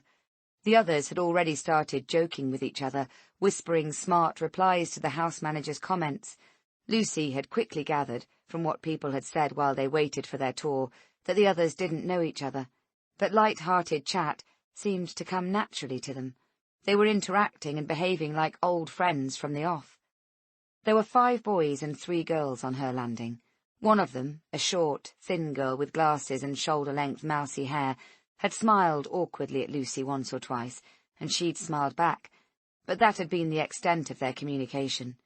Lucy didn't want to be friends with someone as shy and inadequate as herself. If possible, she wanted a new set of friends who'd show her how to start enjoying life at last. Some hope there was of that, she thought glumly, as they all trooped after the withering house manager. There were still a couple more days until lectures began. Lucy found it was worryingly easy to sit in her room, draw the thin curtains, and turn on the small, flat-screen television. Here she was free to hibernate, away from uncomfortable interactions with others. The location of her room, right next to the kitchen, was both a blessing and bad fortune. When the boys, who had immediately bonded as firm friends, came home in the early hours, the first place they congregated was the kitchen. Kebabs were upended on plates, extracted noisily from the cupboards. The fridge was raided, crockery dropped, glasses clinked against a backdrop of screeching laughter and yelled conversations. When they were finally tucked up in bed and snoozing like babies, Lucy would wake and listen, one ear pressed against the wall. Although she was sorely tempted to bang on all their doors to get her own back, she instead capitalized on the good fortune of being able to identify, through the wall, whether anybody was in the kitchen before she ventured in there.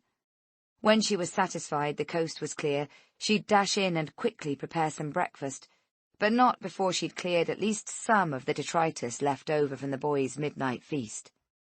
She scraped coagulated kebab meat into the bin and often had to wash up a plate and cup for herself before she could begin to prepare her own meal. One morning, the house manager stuck her head around the door. "Everything okay here?" "Not really."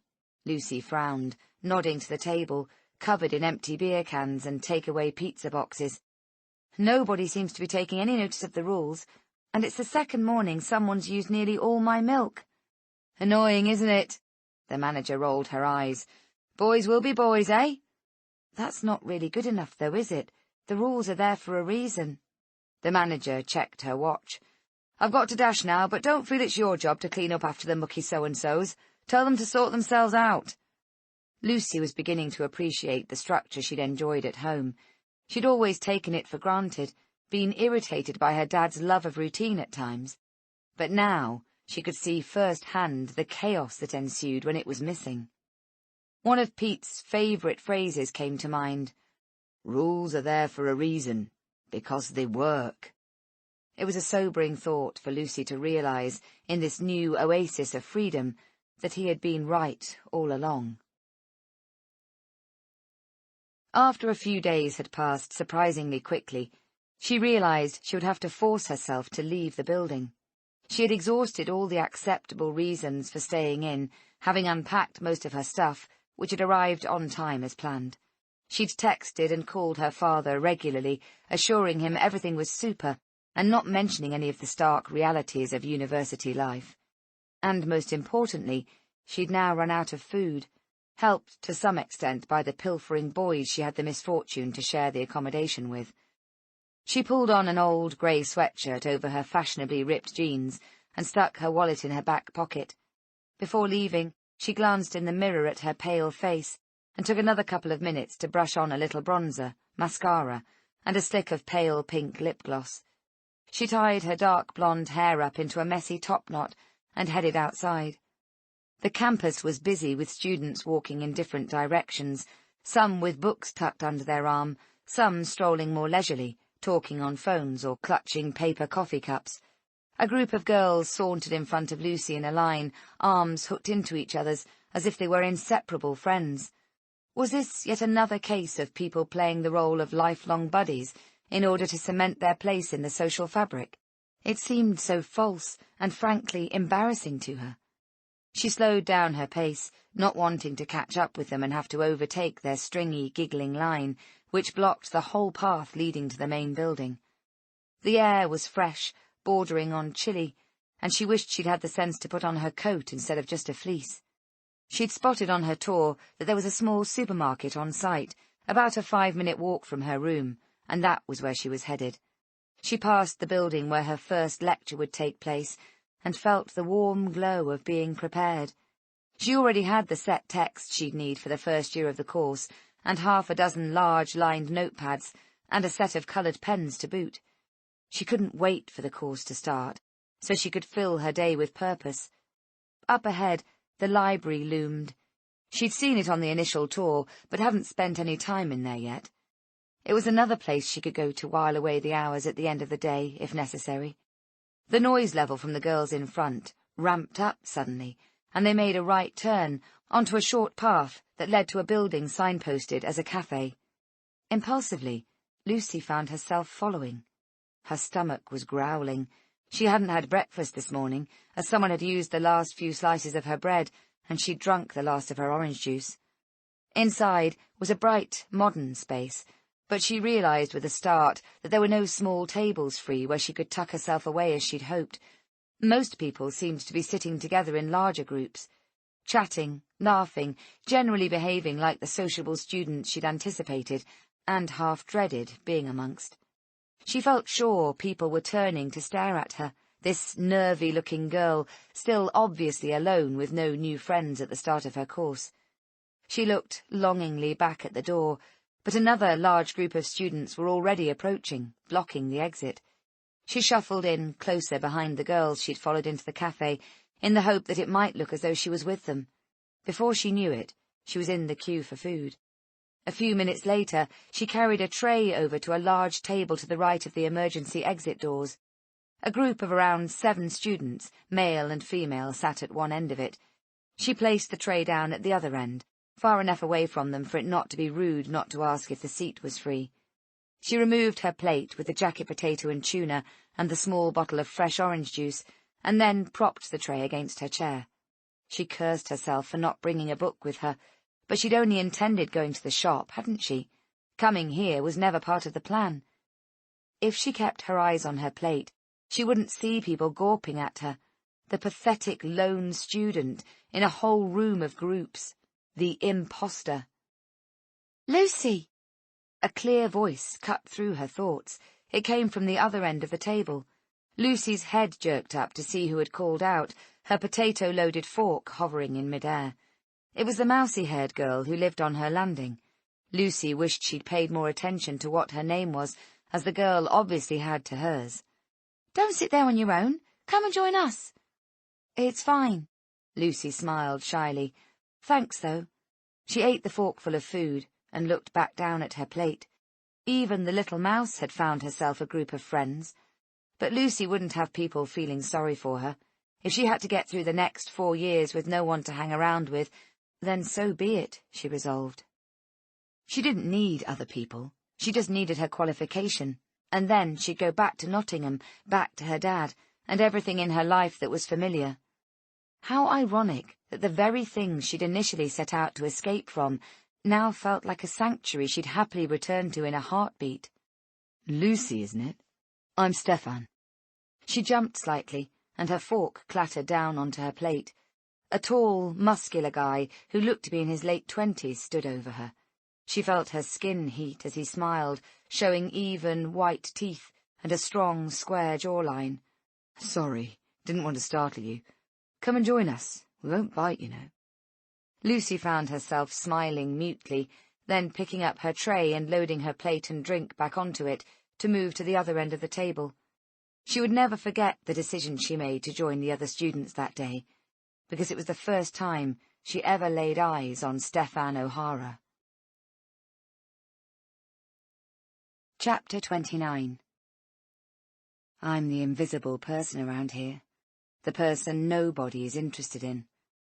There's only one thing worse than being ignored, and that is being overlooked. But I'm not stupid. I've learned you can make people notice you. With the right planning and the right research, most people have things in their past they'd rather stay hidden away. Yet some things need to be revealed. People who have been silenced should be given a voice and not forgotten. And that's where I come in. Chapter 30. Lucy. Sunday evening. When we get back to our own garden from Bev and Mike's house, I can hear the faint buzz of the press talking from the front of the house. We've barely taken our shoes and coat off and moved into the sitting room when there's a commotion out in the hallway. A blast of crowd noise, and then the door closing. Muffled, concerned voices. Blake peers around the door, then turns back to me. "My parents are here," he says. A shiver of nervous energy zips up my spine. Nadine always makes me feel so inadequate, sometimes without even saying a great deal. God only knows what she'll have to say about Grace. I wish Oscar was down here, nuzzled close to me, and I could do with Dad's support too. I glance out of the window and see Geoffrey from next door standing near the gaggle of press and staring straight at the house. I shiver and push the thoughts that present themselves out of my head. I'm about to ask Blake to call Dad and Oscar downstairs when the living-room door opens, and there she is in all her coiffured glory, Nadine. "Darling!" She sweeps past me and embraces Blake. "I have no words. We have no words, do we, Colm?" "Dear Lucy."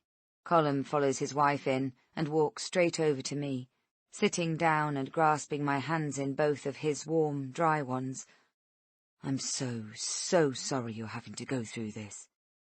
Nadine leaves Blake and walks over to me, lays a cool hand on my shoulder. "Where's the baby, dear?" she asks. "He's asleep. My dad is upstairs with him." Why don't you let me take Oscar, just for a few days, until all this is resolved? It's an idea, Luce, Blake says gently. It'll let you get some much-needed rest. Nadine's compassionate smile dissolves instantly when I shake my head. I want him to stay here with me. But he isn't here with you, is he? You clearly can't cope if your father is having to lend a hand, and with his own health so questionable, Colm touches her arm. Leave it, Nadine. Lucy's made her feelings clear. She snatches her hand from my shoulder. Ever since Oscar was born, she's been desperate to get her hands on him. I was barely out of hospital when she tried to discuss which exclusive independent preschool they'd like to fund for him. It infuriated me that no such interest was shown for Grace. Both Nadine and Colm had such old-fashioned, outdated ideas about the first boy in the family. Even darling Liberty, Blake's brother's daughter, couldn't live up to that. Then they'd bought the cottage in rural Nottinghamshire precisely so they could see more of Oscar, but I'd shot down Nadine's plans on keeping him for the entire weekend right away. He's our son, not hers. I'd instantly made my feelings crystal clear to Blake when he tried to argue his mother's corner. But judging by her increased frostiness these past few months, I think she's finally got the message. It hasn't stopped her trying to capitalize on our tragedy, though. Never in my worst nightmares did I think we'd have a situation like this in the family. Our personal business plastered all over the internet. I can't recall in seeing or hearing her name mentioned at all yet, but still. Nadine shakes her head, looking at the floor, before turning back to Blake. Tell me what happened, from the beginning. As Blake reminds her about Grace's insistent request at the party to walk home from Olivia's house, Nadine slips off her dusty pink cashmere coat, laying it across the arm of the chair. And so you just caved in and decided that she could? She looks at me aghast, as something clicks. Come to think of it, I heard you say she could, at the party. I nod, mute in my misery. I remember how I impulsively said yes, just to get up Nadine's nose. I told you, didn't I? I said that in my opinion she was still far too young. I know Aisha wouldn't dream of letting— Mum, please. Blake pleads with her. Liberty tried to push the boundaries too. Heaven knows they all do. But Aisha wouldn't hear of it, told her she'd have to wait until she got to senior school. 11 she'd have been, is that right? A full 2 years older than Grace. But Aisha isn't Grace's mother, Nadine. I am. The air is thick with blame, with suppressed tension. No use in revisiting all that now, Nadine, Colm offers. What's done is done. The point is that Grace should never have been out there on her own, Nadine asserts frostily. I'm biting the inside of my cheek. I can feel my teeth shearing off tiny threads of wet flesh. Whatever possessed you, both of you? She looks at Blake and then at me, but her eyes stay fixed on me, and I can feel the scorching blame radiating from her solely in my direction. Grace went on and on, Mum. Blake's eyes flicker nervously towards me. She mithered both of us to death about it. Who's the child and who's the parent here? Nadine snorted. That's what I'd like to know. She just walked up Violet Road, the same road we live on, for goodness sake, Blake snaps. It's a 5-minute walk. We agreed that Mike would watch her up to the bend and that I'd watch her home from there. But you slipped, didn't you, Blake? There's no emotion in my voice. He slipped on the wet moss while he was looking at a message on his phone. Blake lowers his eyes. And where were you, Lucy, whilst Grace was walking home alone at dusk? I stare at her, not dignifying her spite with a reply. It was just after 4:30 in the afternoon, Mum. Hardly dusk. That's not what people are saying online, Nadine snaps. Colm coughs. Nadine, I don't care what people are saying online. Blake's cheeks are ruddy. All I care about is getting Grace back home safe. Nadine ignores him and asks me again. So where were you when Grace was walking home? I'd just woken up from a nap. I see. You were sleeping. Her words are loaded with unspoken disapproval. Look, It's no good sniping at each other like this, Colin remarks. The important thing, and what we came to find out, is what exactly are they doing to find Grace? Blake runs through what we know so far. I know the Chief Constable of the South Yorkshire Police, Colin declares. I could give him a call. We're 50 miles away from his jurisdiction, Dad. I hardly think that'll help. It will if there's something they're not telling you, Nadine says. He'll be able to find out if they know something awful. Her voice peters out. I study her for a moment. She hasn't shed a tear since she arrived. She's not pale. Her dyed, curled hair is as immaculate as ever, and her lips are a harsh red slash on heavily rouged skin. Something awful like what? What might they not be telling us? I challenge her. Do you think they've found Grace lying in a ditch somewhere? Is that what you mean? Lucy, for God's sake. Blake shakes his head at me, warning me to pipe down. Really? Nadine reaches for her coat. I haven't come here to be spoken to like this. Sit down, Nadine. Colin's stern voice cuts through our bickering. This has got to stop. We came here to support, not antagonize. Nadine's eyes well up now, as if someone has flicked a switch inside her bony chest. This was supposed to be a wonderful day. Your father just heard— Not now, Colin says wearily. What is it? Blake asks. Your father just found out that he's to become a magistrate, Nadine says, her face lighting up with pride. It's been months of the bar scrutinizing his suitability, and now he's finally been approved. It's such an honour. Blake told me about the rigorous process his father had been subjected to. They'd even asked for family members' dates of birth and any previous names.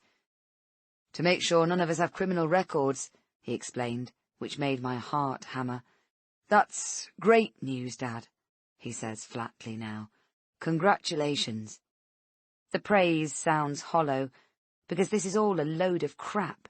Nadine and her driving ambition for social advancement make me sick to my stomach. I don't want her here. I feel desperate for the two of them to leave.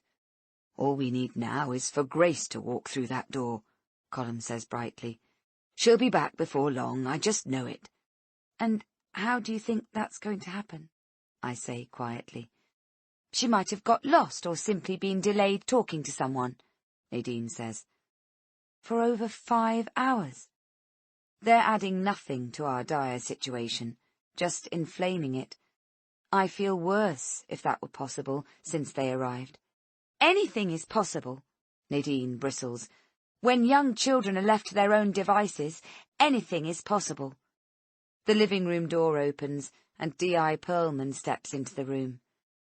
There's been a sighting, he says, his voice urgent. Someone who lives locally claims they saw Grace as she walked home this afternoon. Chapter 31. Everyone crowds around the detectives. Blake, Nadine, Colin, even our FLO, Fiona. But I find I can't move from my seat, and I can't say a word. Is this it? Is this the moment when we find out what happened to Grace? If Grace isn't home safe, then she's missing. But while she's missing, there's a chance she's safe. Does it even make sense that I'm thinking that? What if it's bad news? I don't think I can bear to know. I swallow down the bitter taste that floods my mouth. Where? Who? When? I sit there, staring up at my husband and his parents.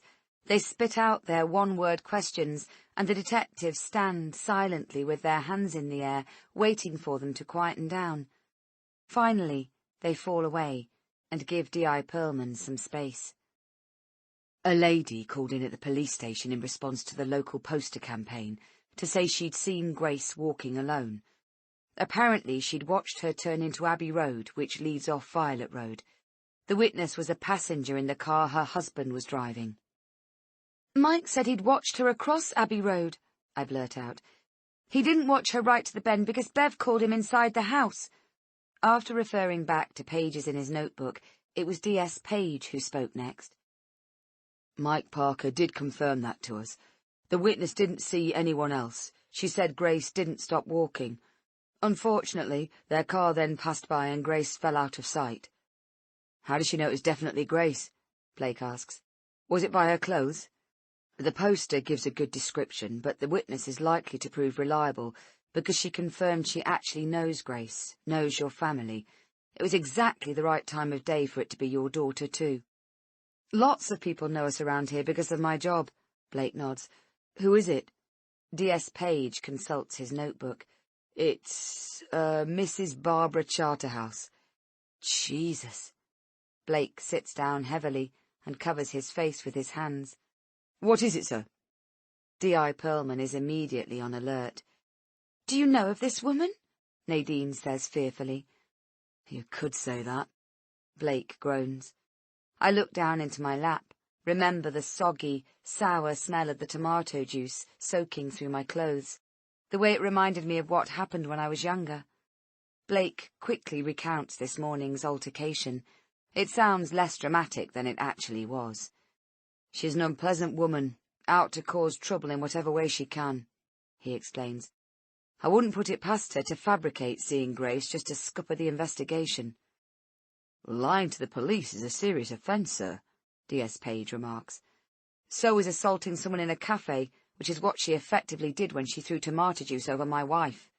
Blake shakes his head and sighs in frustration. Everyone around here knows that Barbara Charterhouse is unstable. She'd have no problem saying she saw Grace and then claiming she must have been mistaken. Lucy had some kind of a skirmish in a cafe, Nadine says incredulously. D.I. Pearlman frowns. Blake, can I ask why you didn't mention your altercation with this woman in our earlier conversation? Didn't seem relevant, Blake shrugs. Grace wasn't even with us when it happened. She mentioned Grace and Oscar in her ranting, though, I say quietly, and they all turn to look at me. I think, D.I. Pearlman says, sitting down, we need to revisit our question about what you did once Grace left for the theme park. Let's start again from the beginning, and this time, leave nothing out. Nothing at all. The house is quiet. They've all gone at last and left us alone. Dad is in the single bed in Oscar's room, and Blake is sleeping next to me. Sleeping. I feel a surge of negative emotion rush through me. It's made up of all sorts of feelings, anger, sadness, envy that he seems to be taking it all in his stride and remains positive that Grace will return. I know I'm not being fair, but it doesn't stop the way I feel. After Blake insisting, and then pleading, I ended up taking one of Dr. Mahmoud's tablets before bed. They're not sedatives, apparently, but I can feel the effect on me, like it's taken the sharp edge off the physical pain. I'm aching, head to foot. It's a deep, bruising ache that has infiltrated my flesh and bones. I'm aching for the missing piece of me, for my Grace. The pain is so bad, I almost wish I'd asked the doctor for the strongest sedatives he's able to prescribe. I don't know how long I can stand the torture of not knowing, of waiting. Yet I know oblivion will not provide respite or answers. Nothing can stop the terrible feelings from rising up. I learned that lesson a long time ago. Chapter 32. 16 years earlier. The boy sitting next to Stefan picked up his sandwich wrapper and moved to another seat without being asked. Stefan indicated for Lucy to sit down. Their group of 7 was made up of 2 male and 5 female students. They all looked up to smile or say hi to Lucy, but to her relief, nobody stared long enough to make her feel uncomfortable. So, Angela tells me you're new here, and you live on her landing. Stefan rested his elbows on the table and cradled his chin in his hands as he watched her. So that was the mousy-haired girl's name. Lucy mashed a little of her potato into a soft, neat pile, but she couldn't eat it, not while he was watching her like this, and besides, her appetite had completely disappeared. That's right. She was surprised to hear her voice sounding upbeat and rather more confident than she felt. I'm studying accountancy. My deepest condolences, Stefan murmured, lowering his eyes. When she looked startled, his face sprang alive again as he laughed. "Only joking, Lucy. You'll get used to me. I like winding people up." "Too right." The bespectacled, red-haired boy next to him grimaced. Stefan elbowed him in jest, but Lucy noticed his smile dim as he did so. "So?" He angled himself so he was turned a little more towards Lucy.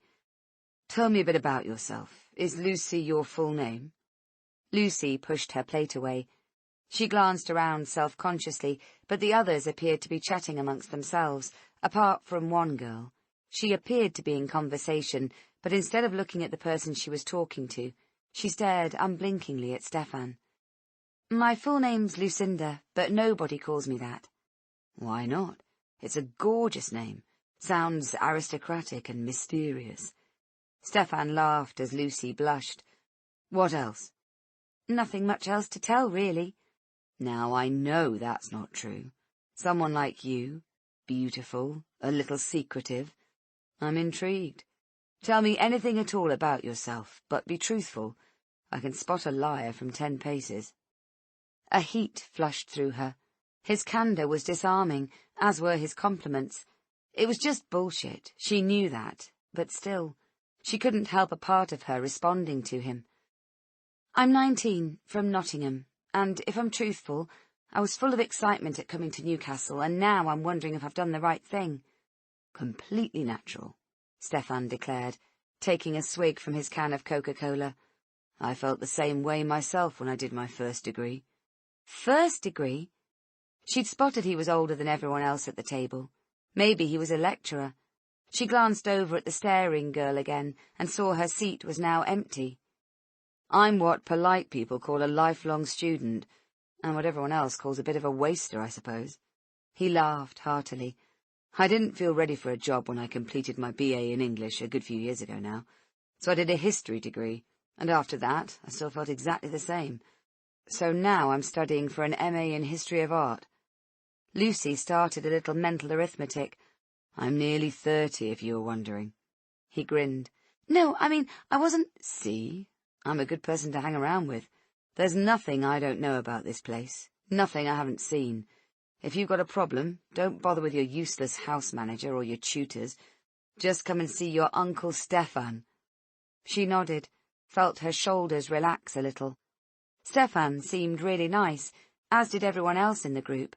Lucy noticed there was another guy sitting a little further down the table who also looked older, but the rest of them seemed to be freshers like herself. On the one hand, everyone seemed so relaxed, but she thought she could sense something else, something strange and unidentifiable, running underneath like a current that belied the apparent calmness of the surface. Stefan's voice broke through her thoughts. "So, have you got any brothers or sisters at home?" "Just me and my dad," Lucy said. "He's really proud I made it to university, but he's devastated at the same time. I never really knew my mum, and she died a long time ago, so it's been hard on my dad, me leaving home." As she said the words, she felt surprised to hear herself opening up to Stefan. He just seemed to have that way about him, like he was a good listener and wouldn't judge. "Oh, that's just the old empty nest syndrome," he remarked, waving his hand dismissively. "Nearly kills them, but they soon get over it. This is your time to enjoy life. Don't let guilt spoil it for you." Lucy pressed her lips together, not wanting to comment. Half of her knew he was right, but the other half felt disloyal speaking about her dad like this, especially with a stranger. She'd made a real effort to text regularly and call Pete each day, but it never seemed to be enough for him. When she'd woken up this morning, he had already sent 2 texts. The first one complained that he'd expected to chat to her before 9 a.m, and why was she sleeping in so late. The second one demanded exact details of what she was cooking and eating. She missed her father dearly, she really did, but after only a few days away from home, she was realizing to what extent her every move had been governed by him. She'd never complained, because it was all she'd ever known, and she fully understood that it came from a place of pure good intentions. "Dad worries terribly about me," she said when she realized Stefan was still waiting for her to say something. "I'm texting and calling him lots, but I think he expects more of me." He shook his head. Wrong way to go about it. You need to make a real effort to contact him less. He shuffled his chair a tiny bit closer to hers. Think of it this way. You'll be helping him get a life too. He's probably given up so much looking after you the best he could, and now he has more time to enjoy the stuff he wants to do. He just has to realize that. Lucy felt as if a weight had been lifted from her shoulders. She'd never looked at it like that. What Stefan was saying made perfect sense. I think you're right, she said. Thank you. I know I'm right.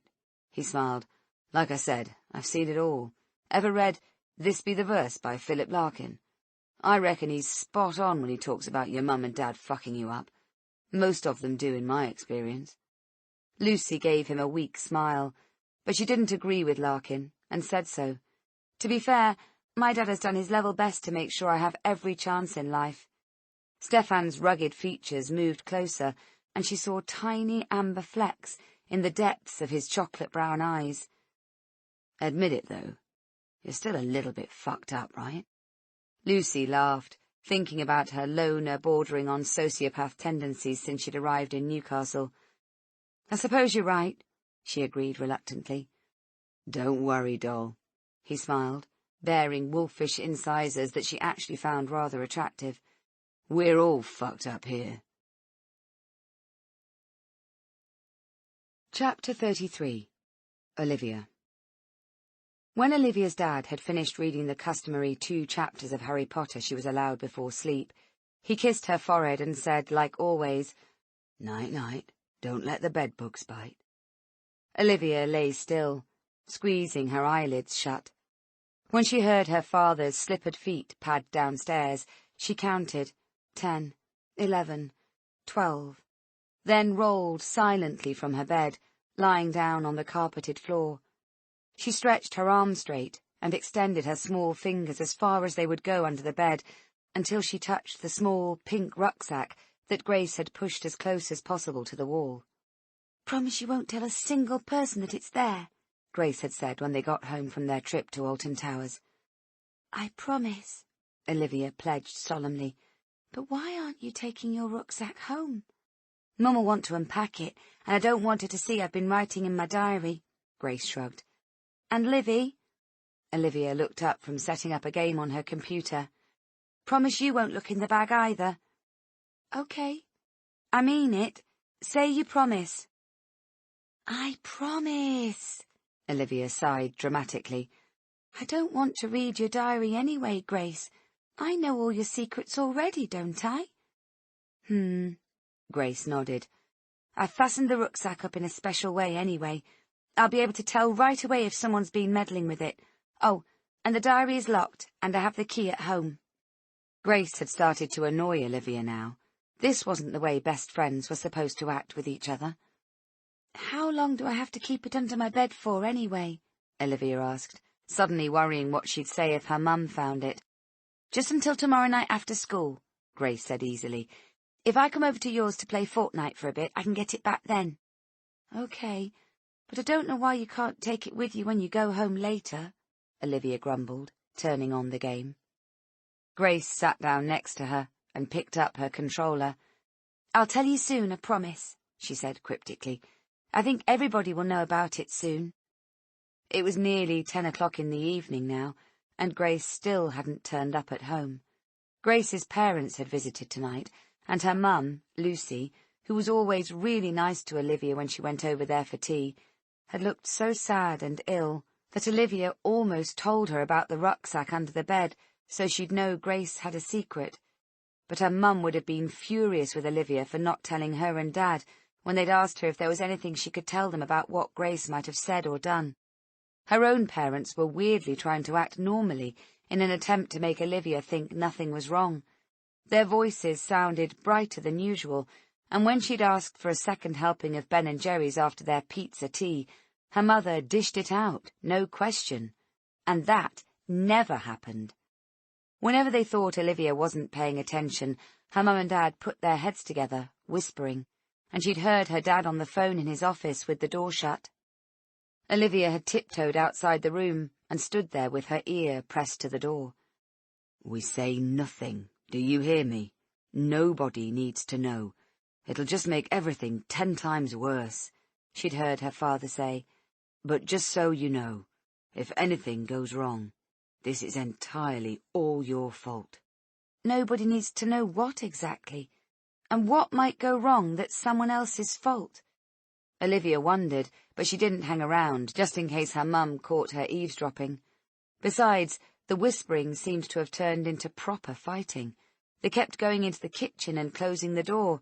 They thought she couldn't hear, thought they were keeping their voices low.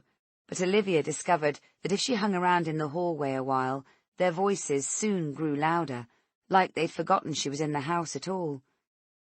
"What is wrong with you?" she'd heard her mum half shout just before Grace's parents arrived tonight. "How could you even think of doing something like that?" There'd been a sharp slapping noise, and Olivia guessed her mum had hit her hand angrily down on the worktop in temper, or something like that. Olivia glanced at her bedroom window. Her dad had forgotten to pull the curtains closed, and the night sky was black as ink. She wondered if Grace was scared, wherever she was. It had only been a few hours.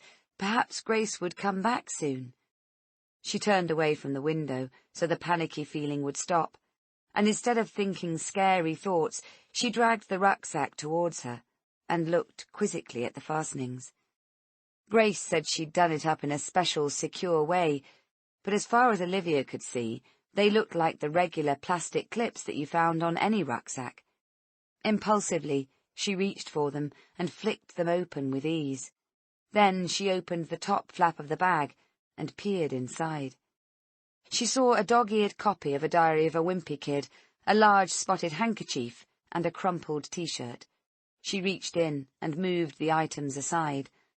Underneath them lay a small pink diary, decorated with a floral print. Grace was weird like that. She loved notebooks, paper, and glittery pens, always made a beeline for Paperchase when they went into town with their mums. Olivia lifted the diary out and inspected it, feeling a twinge of disappointment when she realized, exactly as Grace had told her, that it was one of those with a tiny padlock. Olivia had one herself in her desk drawer, though she'd never used it.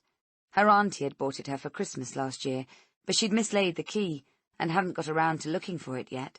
She preferred typing on a keyboard to writing by hand, and if she was going to keep a diary, she'd rather get one of those cool electronic ones that you could put a password on.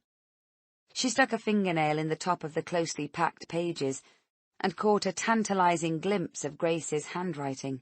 She couldn't see enough to read anything, but it looked like her friend had written a lot. She placed the diary back in the rucksack and stuffed the items on top again so it was invisible, like before. After refastening the bag, she pushed it, this time with her foot, as far as she could back under the bed. If Grace found out she'd been snooping, she'd probably never speak to Olivia again. But if Grace didn't return home soon, Olivia would be forced to say something, wouldn't she? And what then? She didn't want to get into trouble with her parents, and especially not with the police. No, it was best she said nothing at all, for now. Chapter 34. Lucy. Sunday night. Blake snorts and turns over in his sleep, and I snap awake. My heart is hammering, my palms are damp. I've tried my damnedest to bury this stuff for 16 years, and yet here it all is. Every detail, every nuance has been filed away and retrieved by my unconscious mind, as if it just happened yesterday. These are the early chapters, the setting, the build-up. My mind is presenting the terrible story like a perfectly structured novel, but I can't stand revisiting the horror of what came later. I just can't face it. I'm a different person now. That girl, the monstrous person I became at university, it wasn't me. Not really. I was coerced and controlled until I forgot about everything that was important to me. I wish I could go back and draw a line between the person I was and the person I became. They have blurred into the fabricated person I am today. I was forced to make a decision back then. I had to. Under the circumstances, I think the outcome I chose was the one most people would have opted for.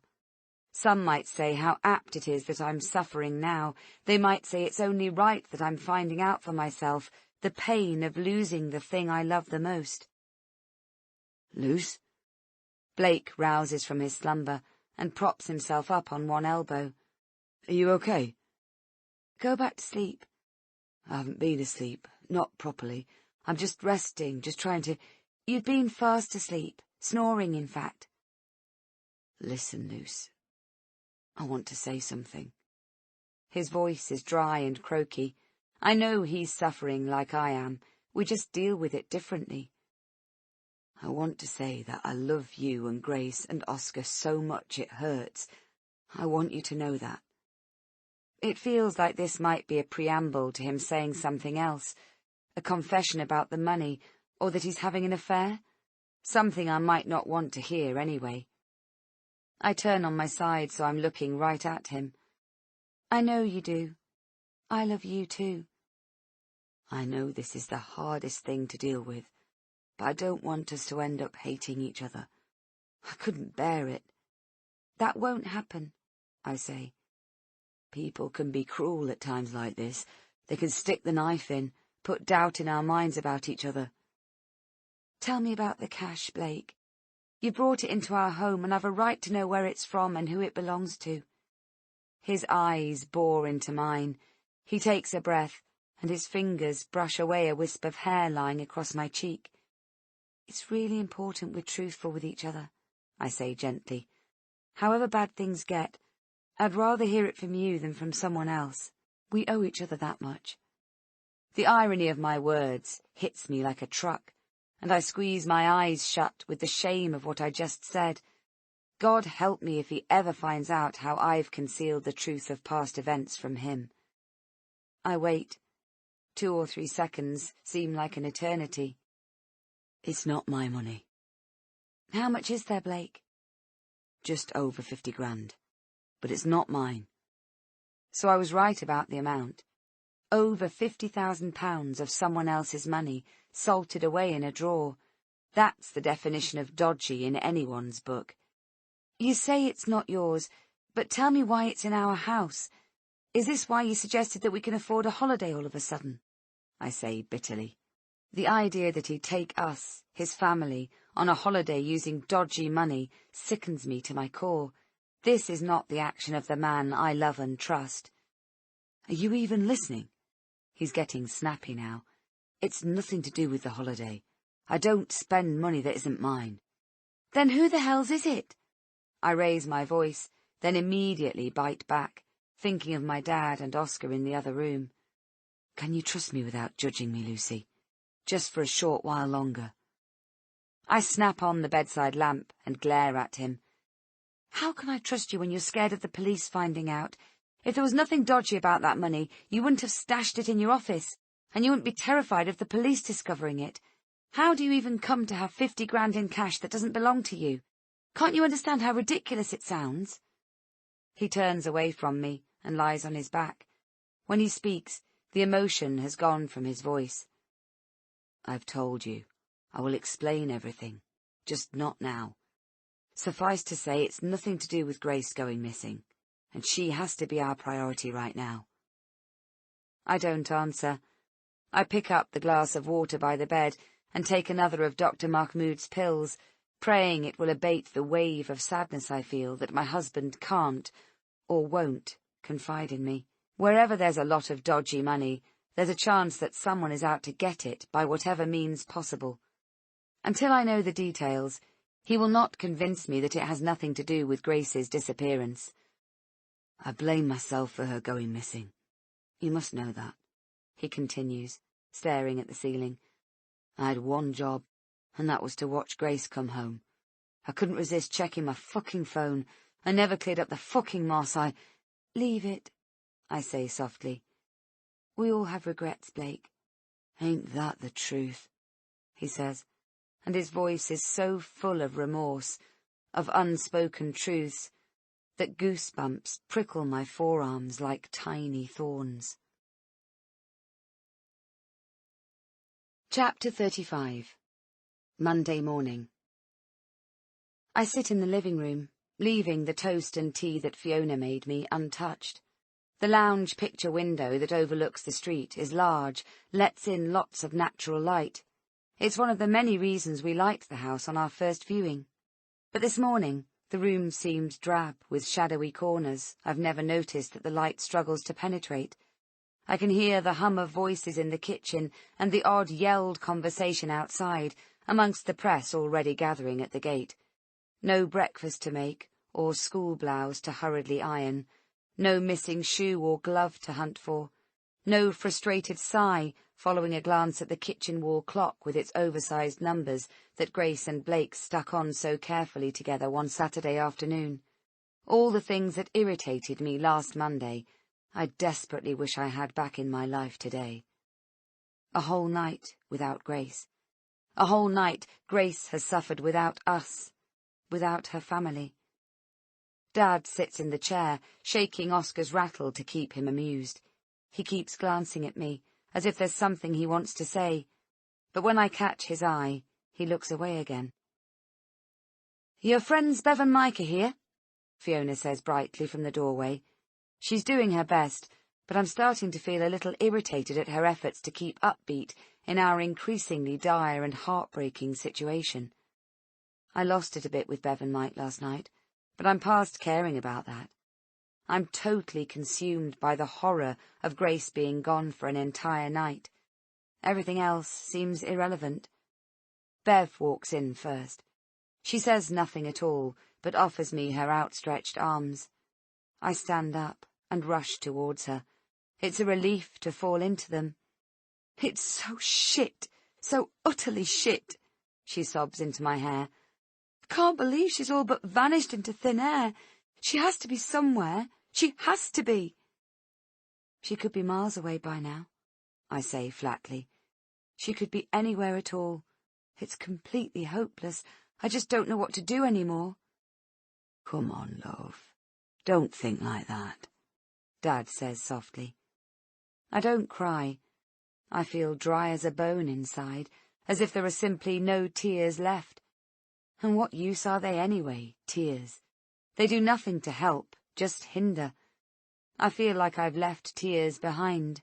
"Pete's right. It's not hopeless." Mike's tone is strident, insistent. "We will find her, Lucy. We have to. No one will rest until Grace is back home." His words are sincere, but they don't mean anything, not really.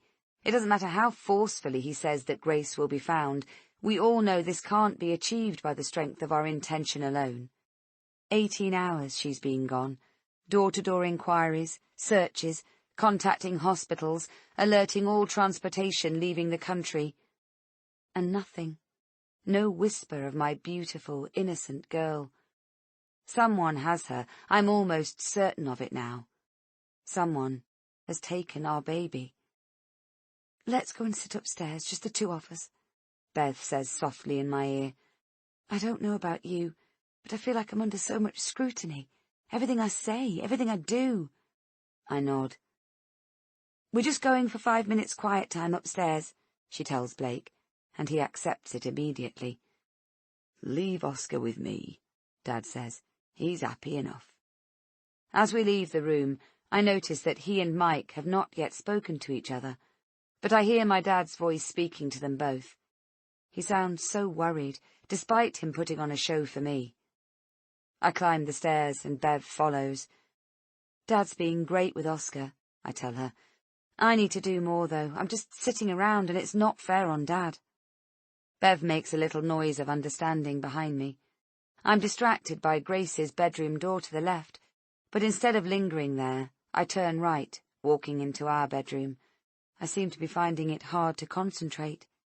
I register the mess in there, clothes strewn on the floor, a cold cup of coffee on the chest of drawers, plates holding untouched sandwiches on the bedside tables. But I don't offer any explanation. I know none is needed. I feel at ease with Bev. I wait for her to bring out the stock phrases about keeping up hope that Grace will come home, but she doesn't say any of those things. I perch on the side of the bed, and Bev pulls across the tasselled velvet dressing-table stool. She sits on it opposite me, resting her elbows on her knees. "Lucy, I need to ask you something," she says, linking her fingers together and looking at them rather than me. "I need you to give me a truthful answer." "Okay," I say, wishing I could just lie down on the bed and drift off to another place, anywhere that's not here. Finally, she looks at me. "Is there anything at all you want to tell me?" I scowl at her. I don't reply because I haven't got a clue what she's getting at. Then I remember the money in Blake's office, but I can't tell her about that. Blake would never forgive me. She gives me a long look, then delves into her coat pocket and pulls something out. "This was shoved through our letterbox at some point during the night. I was first up this morning, and I found it when I went downstairs." She hands me a small, white envelope. I pull out the lined sheet of paper torn from a spiral-bound notebook and unfold it. "You think you know Lucy Sullivan, but you don't. Nobody knows who she really is, except me. I know the person behind the respectable mask. Be warned." I feel a chill at the base of my spine. It reminds me of what Barbara Charterhouse said about Blake in the cafe yesterday, his facade, as she referred to it. But it's my husband she has the knives out for, not me. I give a brisk laugh and stuff the note back into the envelope. "Probably just some crank getting off on the drama," I say bitterly. "You're saying there's nothing in this?" "Like what? What are you expecting me to say?" "I don't know." Bev sighs. "I was just shocked to get it, you know. I'd usually be inclined to give something like that straight to the police, but you're my friend. I don't want to get you into trouble if there's something—" Her words tail off. "Go on." "I don't know. I suppose I mean if someone has got something on you." She sighs in frustration. "Look, I don't even know what I'm trying to say. It was just a feeling I had when I got the note, a feeling that something might not be right, and I just wanted to give you the chance to tell me, to share the burden if—" She takes in my incredulous expression. "I'm waffling, I'm sorry. I can't believe you're taking any notice of this bit of paper, but seeing as you ask, no, there's nothing I need to tell you." I speak evenly, trying to cover up my irritation with her. Anyone can shove an inane scrap of a note through the door like this. It has no substance. Surely you can see that, Bev. "I had to ask. I haven't even shown it to Mike." That surprises me. "Why wouldn't you show it to him?" She shrugs. "We're not getting on too well at the moment. Let's just say there have been some problems." She gives me a thin smile. "It's decent of you not to mention it, but I know you must have seen us arguing last night, in the kitchen." The stinging slap she delivered to Mike's face when we were walking up the garden. "None of our business." I can't think of anything else to say. "Anyway, you might as well chuck that note away, because it's a hoax." "If you say so." She stuffs the envelope back into her bag, and as her hand emerges again, I see she's clutching something else. "But there was this too, you see." She passes me a photograph. "It must be someone who knows you, or used to know you. Wouldn't you agree?" The image is slightly out of focus, the colours and clarity marking it as a dated Polaroid. I'm dressed in jeans and a long-sleeved black polo-necked sweater that ends above the waist of my jeans, revealing an inch of pale, toned midriff. I'm turning as though someone has just shouted my name and smiling, my eyes alight with something that resembles mischievous anticipation. I can remember the exact day this photograph was taken, 16 years ago. I know exactly who the photographer was, and what happened the day after he took the shot. I open my mouth to speak, but find I can utter no words. I stand up, and my legs wobble. "Lucy!" Bev shrieks, as my knees fold. I fall heavily to the floor, and as I do, my fingers clench convulsively to crumple the photograph into a small, screwed-up ball in the palm of my hand. Chapter 36. 16 years earlier. Once she had met Stefan and his friends in the university cafe, Lucy's life seemed transformed. There was no longer time to sit around in her soulless little room watching daytime television and existing on tea and toast. She was part of Stefan's friendship circle now, and on top of that, her course had started with a full roster of lectures, and she was loving it. It sounded a bit weird, she supposed, loving the processes of accounting. It was the reliability of numbers that she liked, the way that everything could be ticked off via a logical and tested process. Formulae could be applied to ensure that you ended up with an accurate, satisfactory result. If only life could be like that too. The course was going to be academically challenging, there was no doubt about that. But whenever she began working on an accounting problem that seemed almost impossible to resolve, she kept a single thought in mind that always inspired her and got her through. The answer was there. It was just a matter of finding it. The other students on her course all seemed very studious and committed. They reminded her a bit of herself before she became involved with Stefan and his friends. It didn't bear thinking about how lonely she would have been if she'd started the course without already having met people, because this lot were very obviously natural loner types, who headed straight to the library to swat after each and every lecture. None of them made the effort to befriend each other or sit together during study periods, but that didn't bother Lucy now. She'd found her own sort of people to hang around with out of class, though she spent a lot of time in the library too. The tutors had made it abundantly clear that self-study was crucial to getting the required marks, and she was determined to make the most of the well-resourced area. So much so that she'd actually turned down Angela's offer to go down to the quayside area of the city later for a bite to eat, followed by drinks with the gang, as Angela referred to their mutual friendship circle. Lucy had a full day of lectures, and the following morning, first thing, there was to be a question-and-answer session. She wanted to use the evening ahead to prepare some intelligent questions. It was important the tutors realized she was committed and keen, and she could only show that by putting the study time in. She headed across the campus, intending to spend the next 2 hours in the library. "Hey, gorgeous, how's it going?" She glanced at the figure advancing on her from the left. "Stefan!" She felt her cheeks heating up. It was so annoying how she was forced to reveal her feelings, courtesy of her inherited high colouring. Her dad was just the same. "I'm good. How are you?" "I'm fine, Lucinda. Better now I've seen you. A little bird tells me you're not coming out tonight." He insisted on using her full name, even though she'd asked him not to. It made her sound a bit stuck up, but she'd learned to ignore it. "Sadly, I can't make it. Maybe next time, though." "Seize the day." Stefan punched the air. "That's always been my maxim, and it's stood me in good stead so far. What's so important that you're turning down having fun?" Lucy explained about the Q&A session preparation. "Also, I've told my dad I'm staying in to study, and we've arranged a call at 8 o'clock. "Tut-tut. Still tied to Daddy's apron strings? That will never do." Lucy shrugged. "It's just, he sounded a bit down when I spoke to him this morning, and he really perked up when I said we could chat later." "What did I tell you? You've got to be cruel to be kind. If he's not waiting in for your call, he might just make the effort to get himself out and start to build his own life." Stefan had a point, but her dad wasn't really the sort to join a class or take up a hobby. Bob down the road was his only friend, and apart from the odd bet on the horses, all his hobbies, reading, gardening, watching movies, were home-based. But Stefan would not be dissuaded. "It's only a few drinks.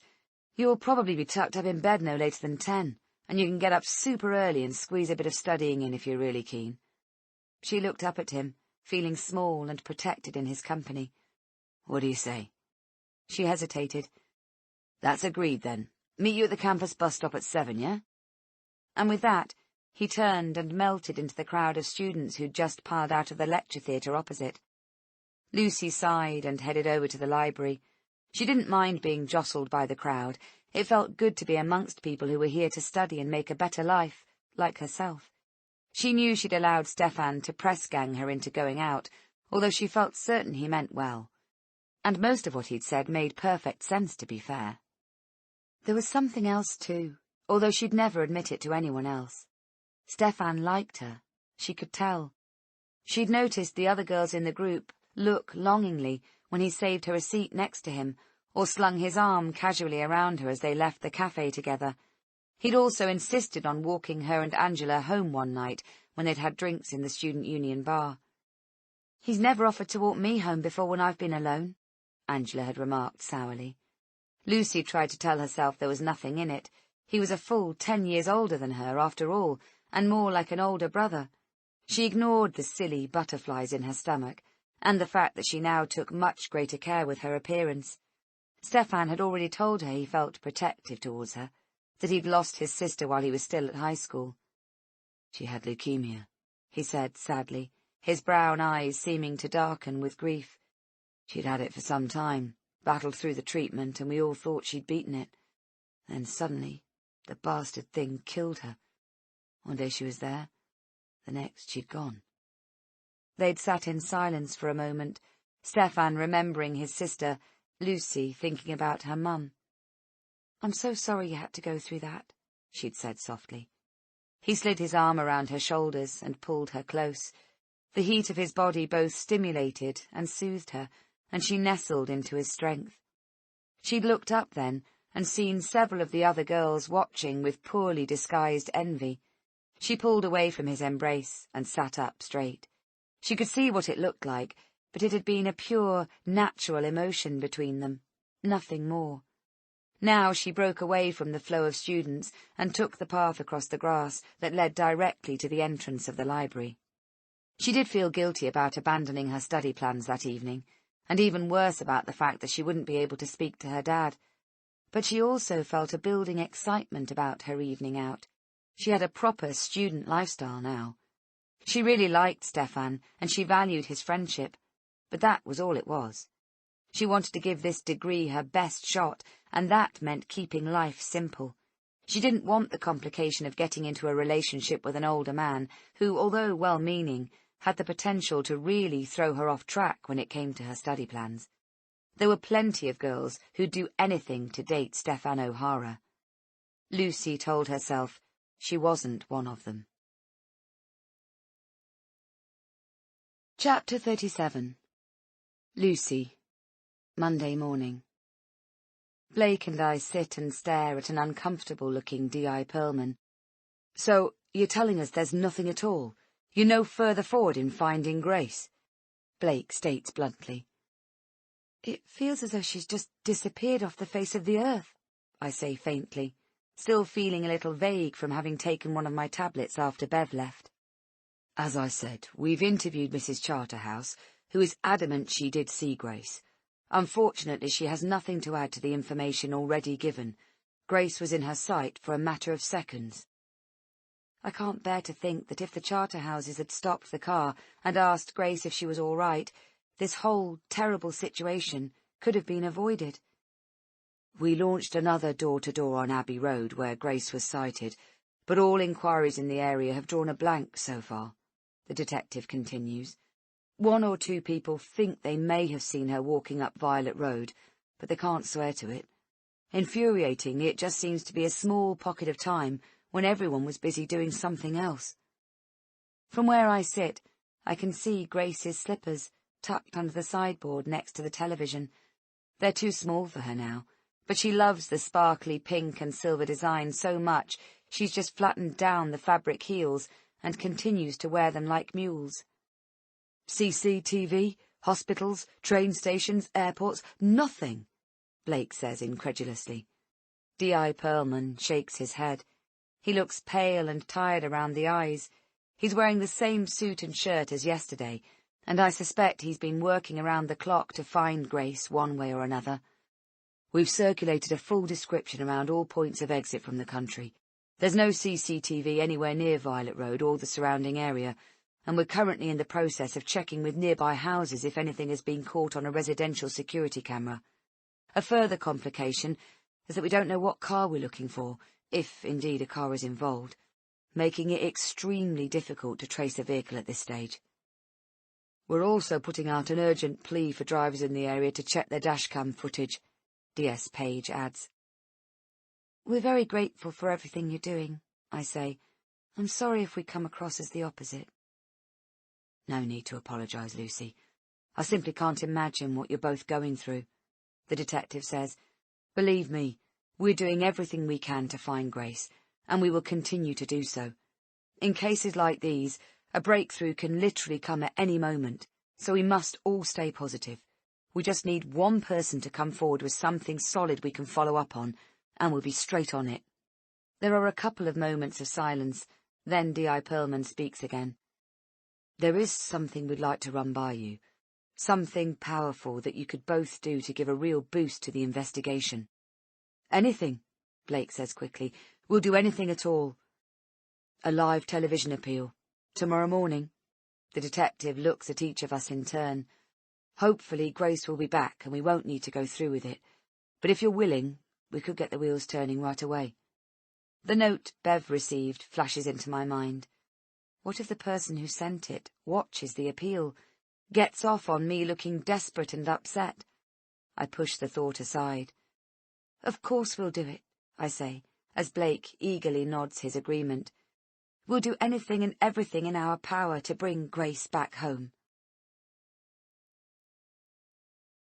Chapter 38. 16 years earlier. The night at the quayside with Stefan and the others was without doubt the best night out of her life so far. They had so much fun, and best of all, she didn't have to spend a penny of her own money. Lucy was gratified that they stuck together as one big group as they visited pub after pub. Each establishment they stopped at seemed to have a happy hour, where drinks were ridiculously cheap, and what was more, each discounted beverage came with a free shot. Stefan refused to let anyone pay for their own drinks all night. He was obviously the sort of person who was incredibly generous to his friends. She got to know everyone a little better, and warmed to one or two people in particular. Greg, the red-headed guy who'd been sitting next to Stefan the day she'd first met them in the cafe, was funny, and Lucy found he had a self-deprecating sense of humour that she couldn't fail to warm to.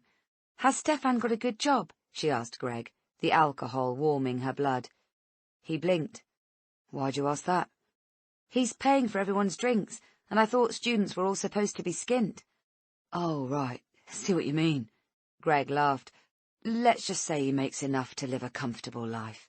He nudged her playfully, and she grinned. Lucy squinted and tried to focus on a figure to her right. She'd noticed it before, someone standing in the shadows of the bar, seemingly merging back into the crowd when she tried to get a better look. A flash of cropped blonde hair and high heels confirmed that it was Rhonda, the girl who'd been staring at Stefan the first time she'd met the group. Lucy's housemate, Angela, came over, and Rhonda followed her. "Remember Rhonda?" Angela introduced her. "She's studying business and finance, so you two should have stuff in common." Angela stood on her tiptoes and looked across the room, her eyes searching something or someone out. "Stuff to do. Catch you later." Lucy and Rhonda sat together for a while, chatting inanely about their respective courses, in a hesitant, polite way at first.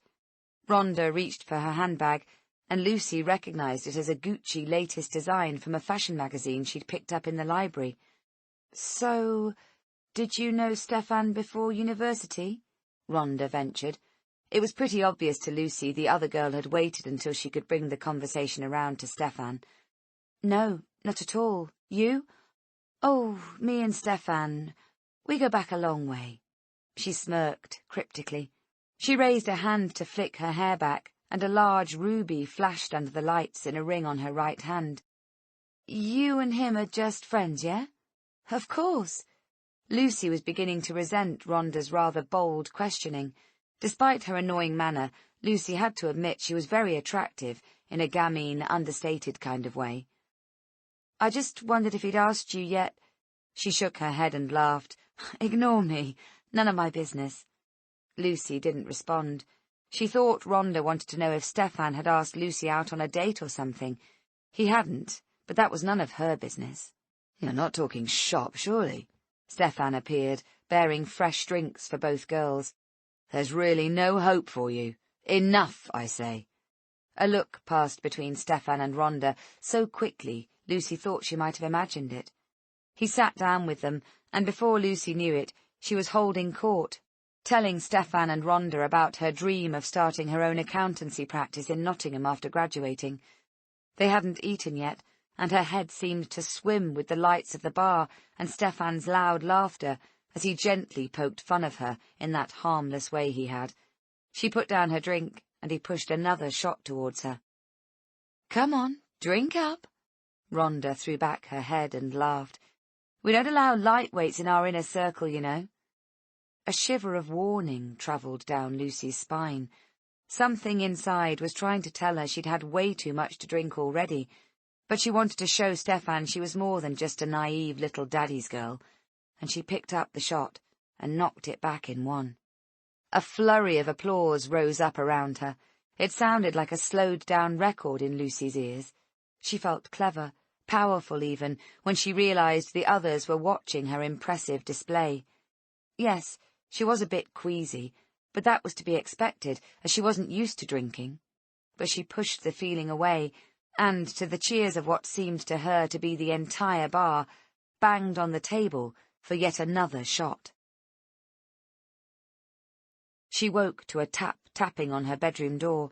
She forced her crusty eyelids open and groaned as a jackhammer started up in her head. Snatches of last night's drinking marathon flashed in and out of her mind in glorious, fractured technicolor. Knocking back shots, singing, and a wisp of an unwelcome memory of clambering on a nearby table to dance, aided and abetted by the whooping laughter around her. She swallowed, and wished she hadn't. Her throat felt like sandpaper. That tapping noise again. It could only be Angela inquiring how she was, but her efforts were making Lucy's headache worse. "Go away," she groaned, turning her head to the wall and closing her eyes again. Tap, tap, tap. Now a more insistent knocking. "Lucy, open up, it's me." Stefan. She sat bolt upright in bed and held both temples in an effort to relieve the agonizing pounding as her poor, swollen brain registered its objections to the rapid movement. "Lucy?" "Coming," she called out as loudly as she could bear. Little more than a croak emerged from her mouth. Impatient knocking at the door now. She gingerly swung her legs out of bed, pressing the soles of her feet onto the cold, tiled floor. She stood up and waited a beat, trying to decide if she was likely to be sick again. She dreaded to estimate how long she'd sat hunched over the toilet bowl last night, vomiting up the contents of her overindulgence. It had been long enough for her to start falling asleep on the bathroom floor, only roused by her jaw hitting the loo seat. So gross. "Lucy, come on! I'm getting cold out here." She pulled on her robe and crossed shakily to the door, reaching out a trembling hand to twist the latch. The door opened. "At last! I thought you were—" "Oh, dear." Stefan's eyes took in the state of her. "I think it's definitely going to be a bad hair day. I'd skip your first lecture if I were you." He looked fresh and eager, standing there in the doorway, fit and lean in his jeans and clean white t-shirt. Lucy caught a faint strain of sandalwood soap, and her stomach roiled. He pushed a brown paper bag into her hands. "I brought you coffee and a croissant. Are you going to invite me in, or do I have to stand out here in the corridor?" Sorry, come in. I'm afraid I'm a bit disorganized." She looked around at her small space, littered as it was with last night's leggings and dress, the contents of her handbag, where she'd obviously turned it upside down, and, she was mortified to see, her lacy knickers and bra. Stefan's eyes flickered over the garments. You did get yourself in a bit of a state." "I know. Sorry." She opened the brown bag, extracted the beaker of coffee, and placed the croissant on her desk.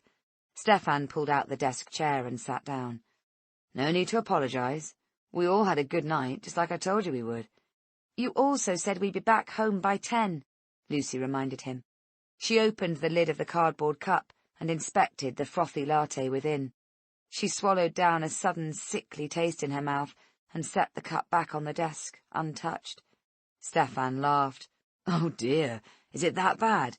If coffee won't help, you must be suffering." "I feel so ill," Lucy said gravely. "You're not ill. You've got a hangover."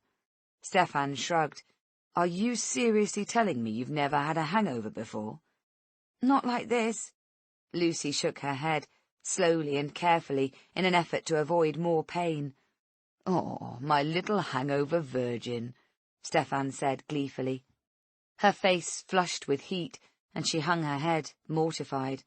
"Oh, come on, it's not that bad. You're living your life at last. Look at it that way." Her father's disapproving face floated into her mind, the narrowed eyes, the lips pressing into grim disapproval. Thank God he wasn't here now, to witness her downfall. "I can't remember much about last night, just awful flashes. I can't even recall how I got back here." "Oh, I can help you with that, doll. I brought you back. I stopped you falling into the bushes and carried you the last few yards." She was going to throw up again. Stefan had brought her back here. But she was naked when she woke up this morning. How had— "Don't look so worried. Rhonda came with us and got you safely tucked up in bed. I retreated like the perfect gentleman I am." He grinned wolfishly. "Thanks," Lucy whispered, "for looking after me." "Hey, no problem. Don't take it so seriously. You had too much to drink. Nobody died." "Not yet," Lucy thought grimly. It felt exactly like she was on the cusp of dying, and now she was bothered by what Stefan had said about Rhonda getting her tucked up in bed. Why didn't she leave her fully clothed? That was what you'd do if someone was drunk. You'd just pull a cover over them and leave them to sleep it off. How creepy that she'd been naked this morning. Still, Stefan had proved himself to be a gentleman, despite her dad's colourful warnings about the drink and drugs and wild hedonistic parties one encountered at university. Oh, shit! She'd completely forgotten about cancelling the call last night with her dad. She reached for her phone to find the screen covered in missed call and text message notifications, every one of them from her father. Chapter 39. Lucy. Monday morning. I feed Oscar, and then Dad pulls his little coat on. "I might not be able to take him out for a walk with those wolves at the door," he nods at the press, "but we can get some fresh air in the back garden at least." I nod distractedly as Dad reaches for Oscar's mittens. "Are you taking your medication, love?" He gives me a long look. "Blake tells me you're not so good." "Is it any wonder?"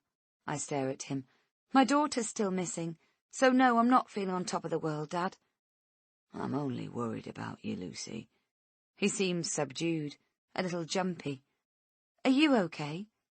"Don't worry about me.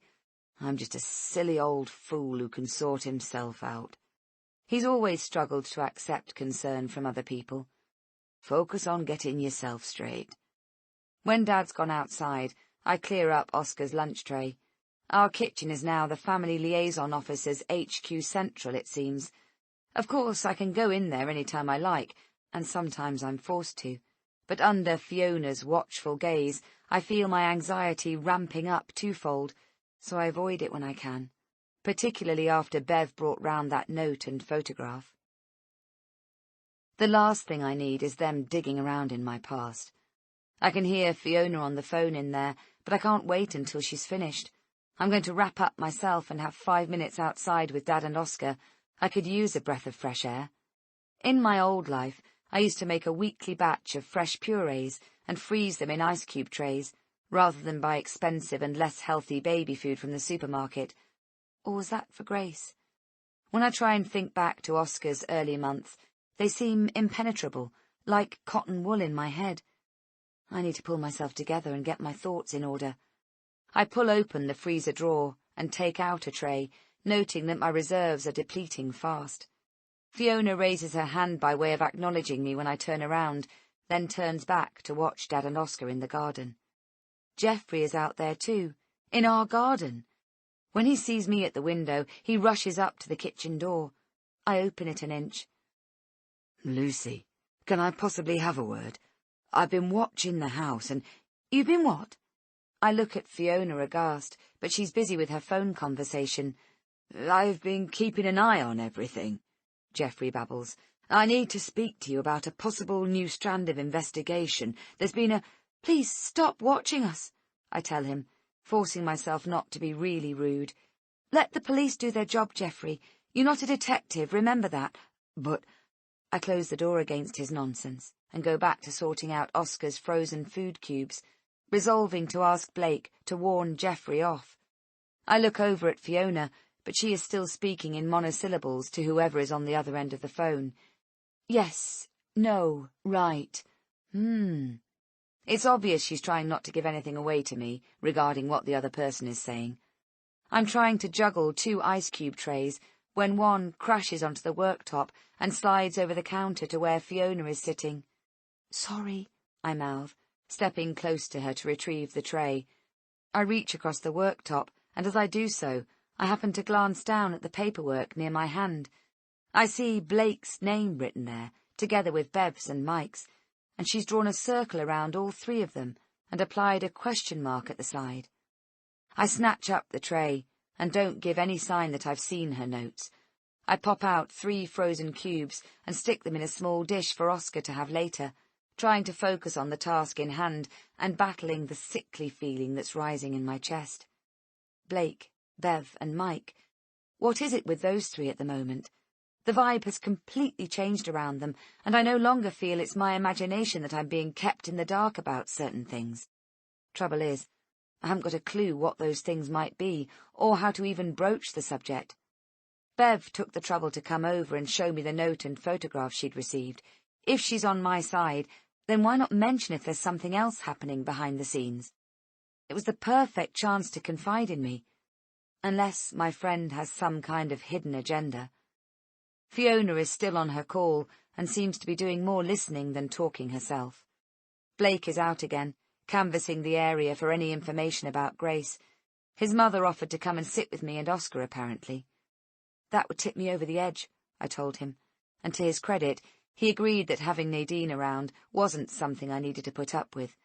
You could stay at home today and let me go out to speak to people, I added. I feel so helpless, not doing anything towards finding Grace. It's just that folks are far more likely to want to help if they see me in person, he explained. Put Oscar down in his cot and take some time to try and nap. I looked at him as if he was mad. And let Fiona report that I'm neglecting the one child I have left. Not likely.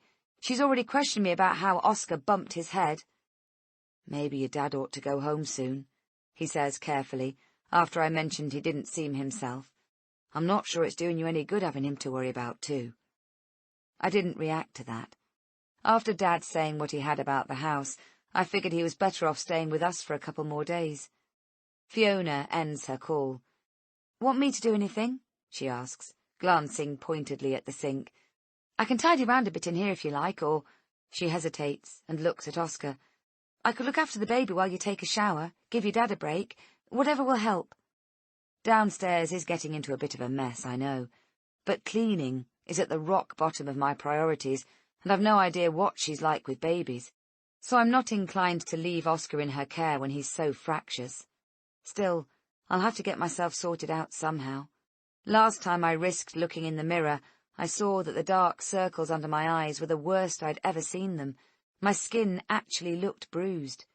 I haven't had a shower yet this morning, but when I do, it will literally be just a quick scrub, and I'll jump straight out.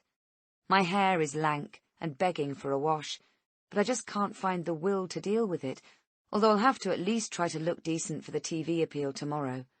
According to the comments I've seen on Twitter, some people have already made their minds up that I'm a complete mess as a mother. My throat feels tight just thinking about it. No need, thanks, I mumbled to Fiona, rinsing out Oscar's plastic bowl at the sink. I'll take a shower later when Blake gets back. Oscar will only play you up. Oh, I meant to say. She picks up a sheet of paper. Underneath it is a phone. Blake left this on the side before he went out this morning. I was on a call and he'd already gone when I went after him with it. Oh, right, thanks.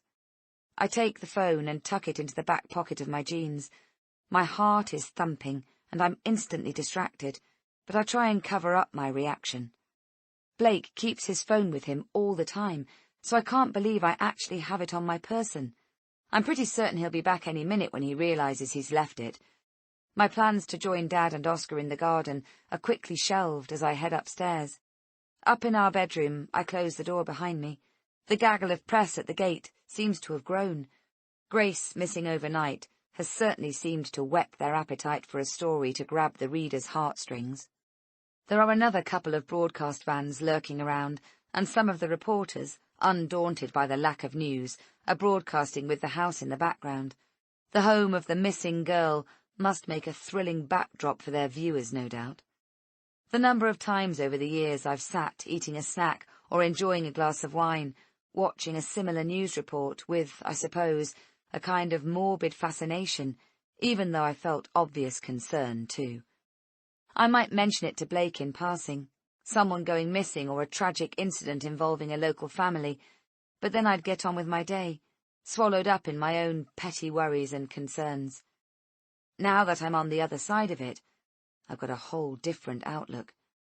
I've been tempted to put the television on, see what's being said on the news, but Blake has begged me not to. "We don't need to know what they're thinking, Lucy," he told me this morning before he left. "They know nothing, even less than us, and please stay offline." I know he's right, but being stuck here all day, the thought keeps crossing my mind. I take Blake's phone out of my pocket and tap in his date of birth to gain access to the device. The screen wobbles. Password incorrect. He's always used his birth date on his devices, as I have, for as long as I can remember. Admittedly, it's been a long time since I've tried to access his phone, but still, why change a tried and tested method? I glance out of the window, panicking that he will return at any moment for his phone. Almost without thinking, I tap in Grace's date of birth. The screen blinks, and his phone icons load. I'm in. Chapter 40. 16 years earlier. Nights out with Stefan and the gang had become a regular feature of her week. Lucy had noticed that she barely woke up with anything worse than a thick head now, and that was usually sorted with a couple of paracetamol and a strong coffee. She must be getting used to the alcohol. Last night, she and Stefan had broken off from the group and gone to a club. Stefan knew the doorman, and they were able to skip the long line and go straight inside. Before they left the group, Lucy spotted Rhonda watching the two of them. She smiled and nodded to Stefan as they left, but she didn't acknowledge Lucy. Since she'd apparently looked after Lucy on that first night out, she'd kept her distance, although not from Stefan. She always seemed to take any chance she got to whisper something in his ear when Lucy wasn't next to him. Wherever they went, Stefan seemed to know people. 3 girls who were leaving squealed and fawned as they spotted him, tottering over on their high heels to air-kiss him in the club's small, dimly lit foyer. Lucy felt $1 million when he slid his arm around her shoulders and pulled her closer to him as he chatted to the girls for a few moments. She saw the envy glittering in their eyes. One of them whispered something to him, but he shook his head and turned away. "What did she say to you?" Lucy asked when they moved off. "Don't you worry your pretty little head about a cheap tart like that." He said it in a tone that warned her not to pursue her line of questioning. She was happy to let it go. She was the girl on Stefan's arm, and that was all that mattered. But she did sometimes get the feeling he had matters to discuss with others when they were out. Whispered words, a nod here and there, and then he'd disappear to the loo for a while. Maybe she was imagining it. She wasn't sure. They stayed in the club for a couple of hours last night, spending most of their time swaying on the dance floor. Lucy stretched her arms up, linking her fingers around the back of Stefan's neck, and he wrapped his muscular arms around her waist, pressing his whole body against her as they moved as one to the seductive beats. If she'd convinced herself she wasn't interested in a relationship with Stefan, she'd now changed her mind. Afterwards, he came back to her room for the first time. She could feel the effects of the alcohol she'd consumed, but she was far from drunk. She was aware of every delicious moment together. They were woken the next morning by Lucy's phone ringing shrilly. Damn! She must have forgotten to turn it to silent when she got in last night. She glanced at the screen to see it was her father ringing. Of course it was. She was about to reject the call when she felt a sharp twist of guilt. She couldn't keep avoiding him like this. It wasn't fair. Stefan was still dead to the world beside her, so she slipped out of bed and answered the call in the tiny bathroom. Lucy, at last! I was on the brink of coming up to Newcastle. Sorry, Dad. I've been really busy with mock exams and stuff. So busy you can't afford to take 2 minutes out to call your old man? And why are you whispering? My friend is here." "Friend? What friend comes over at 7:30 in the morning?" Lucy bit back a sigh. She was 19 years old and was heartily sick of her father trying to rule every last detail of her life. "We're going to our early lecture together," she said tightly. "Look, Dad, I have to finish getting ready or I'll be late. I'll call you tonight, I promise." "Right you are, love." Pete sounded suddenly deflated. "I just worry when I don't hear from you, that's all. I'm proud of you working so hard, you know that, don't you?" "Yes, Dad." "Well then, I'll look forward to chatting later. I'm out with Bob this lunchtime, just a pie and pint, and we'll probably watch a couple of races at the bookies." Got to go now, Dad. Speak later. Love you." She grimaced when she realised her father hadn't quite finished saying goodbye before she ended the call. "You're going to have to do something about your bloody dad, you know." Stefan sat up in bed, lazily smoking a cigarette. He looked like he belonged in one of those sexy Armani adverts. "He's my father," Lucy replied tartly, as she climbed back into the tiny bed. "I'm afraid I'm stuck with him." "You said it, doll. He's your father, not your keeper. You've got to show him you're a big girl now." "I know, I just feel bad. I think he's lonely and—" "Shh." Stefan's hand disappeared under the covers and snaked down her flat stomach. She groaned with pleasure. "Stop. I have to get up now or I'll miss my business finance lecture. And I didn't turn up last week. I can't—" Stefan's phone rang, and she felt him hesitate. "Leave it," she whispered. A few more rings, and the phone stopped, and almost immediately rang again. "I'll have to get this," he said regretfully, and turned away from her. "Yes?" he answered curtly. Lucy heard a panicky-sounding voice on the end of the line. It was definitely a female voice, but she couldn't hear the details of what was being said. "When did it happen?" Stefan's face darkened as he got a reply Lucy was unable to decipher. "Who was that?" She looked at him expectantly, but he didn't meet her eyes. "Where are you now?" The voice on the end of the phone seemed to rise up an octave. "I'm on my way." He sprang out of bed and pulled on his clothes. 2 minutes later, he'd kissed her on the cheek and was gone. Chapter 41. Lucy. Monday afternoon.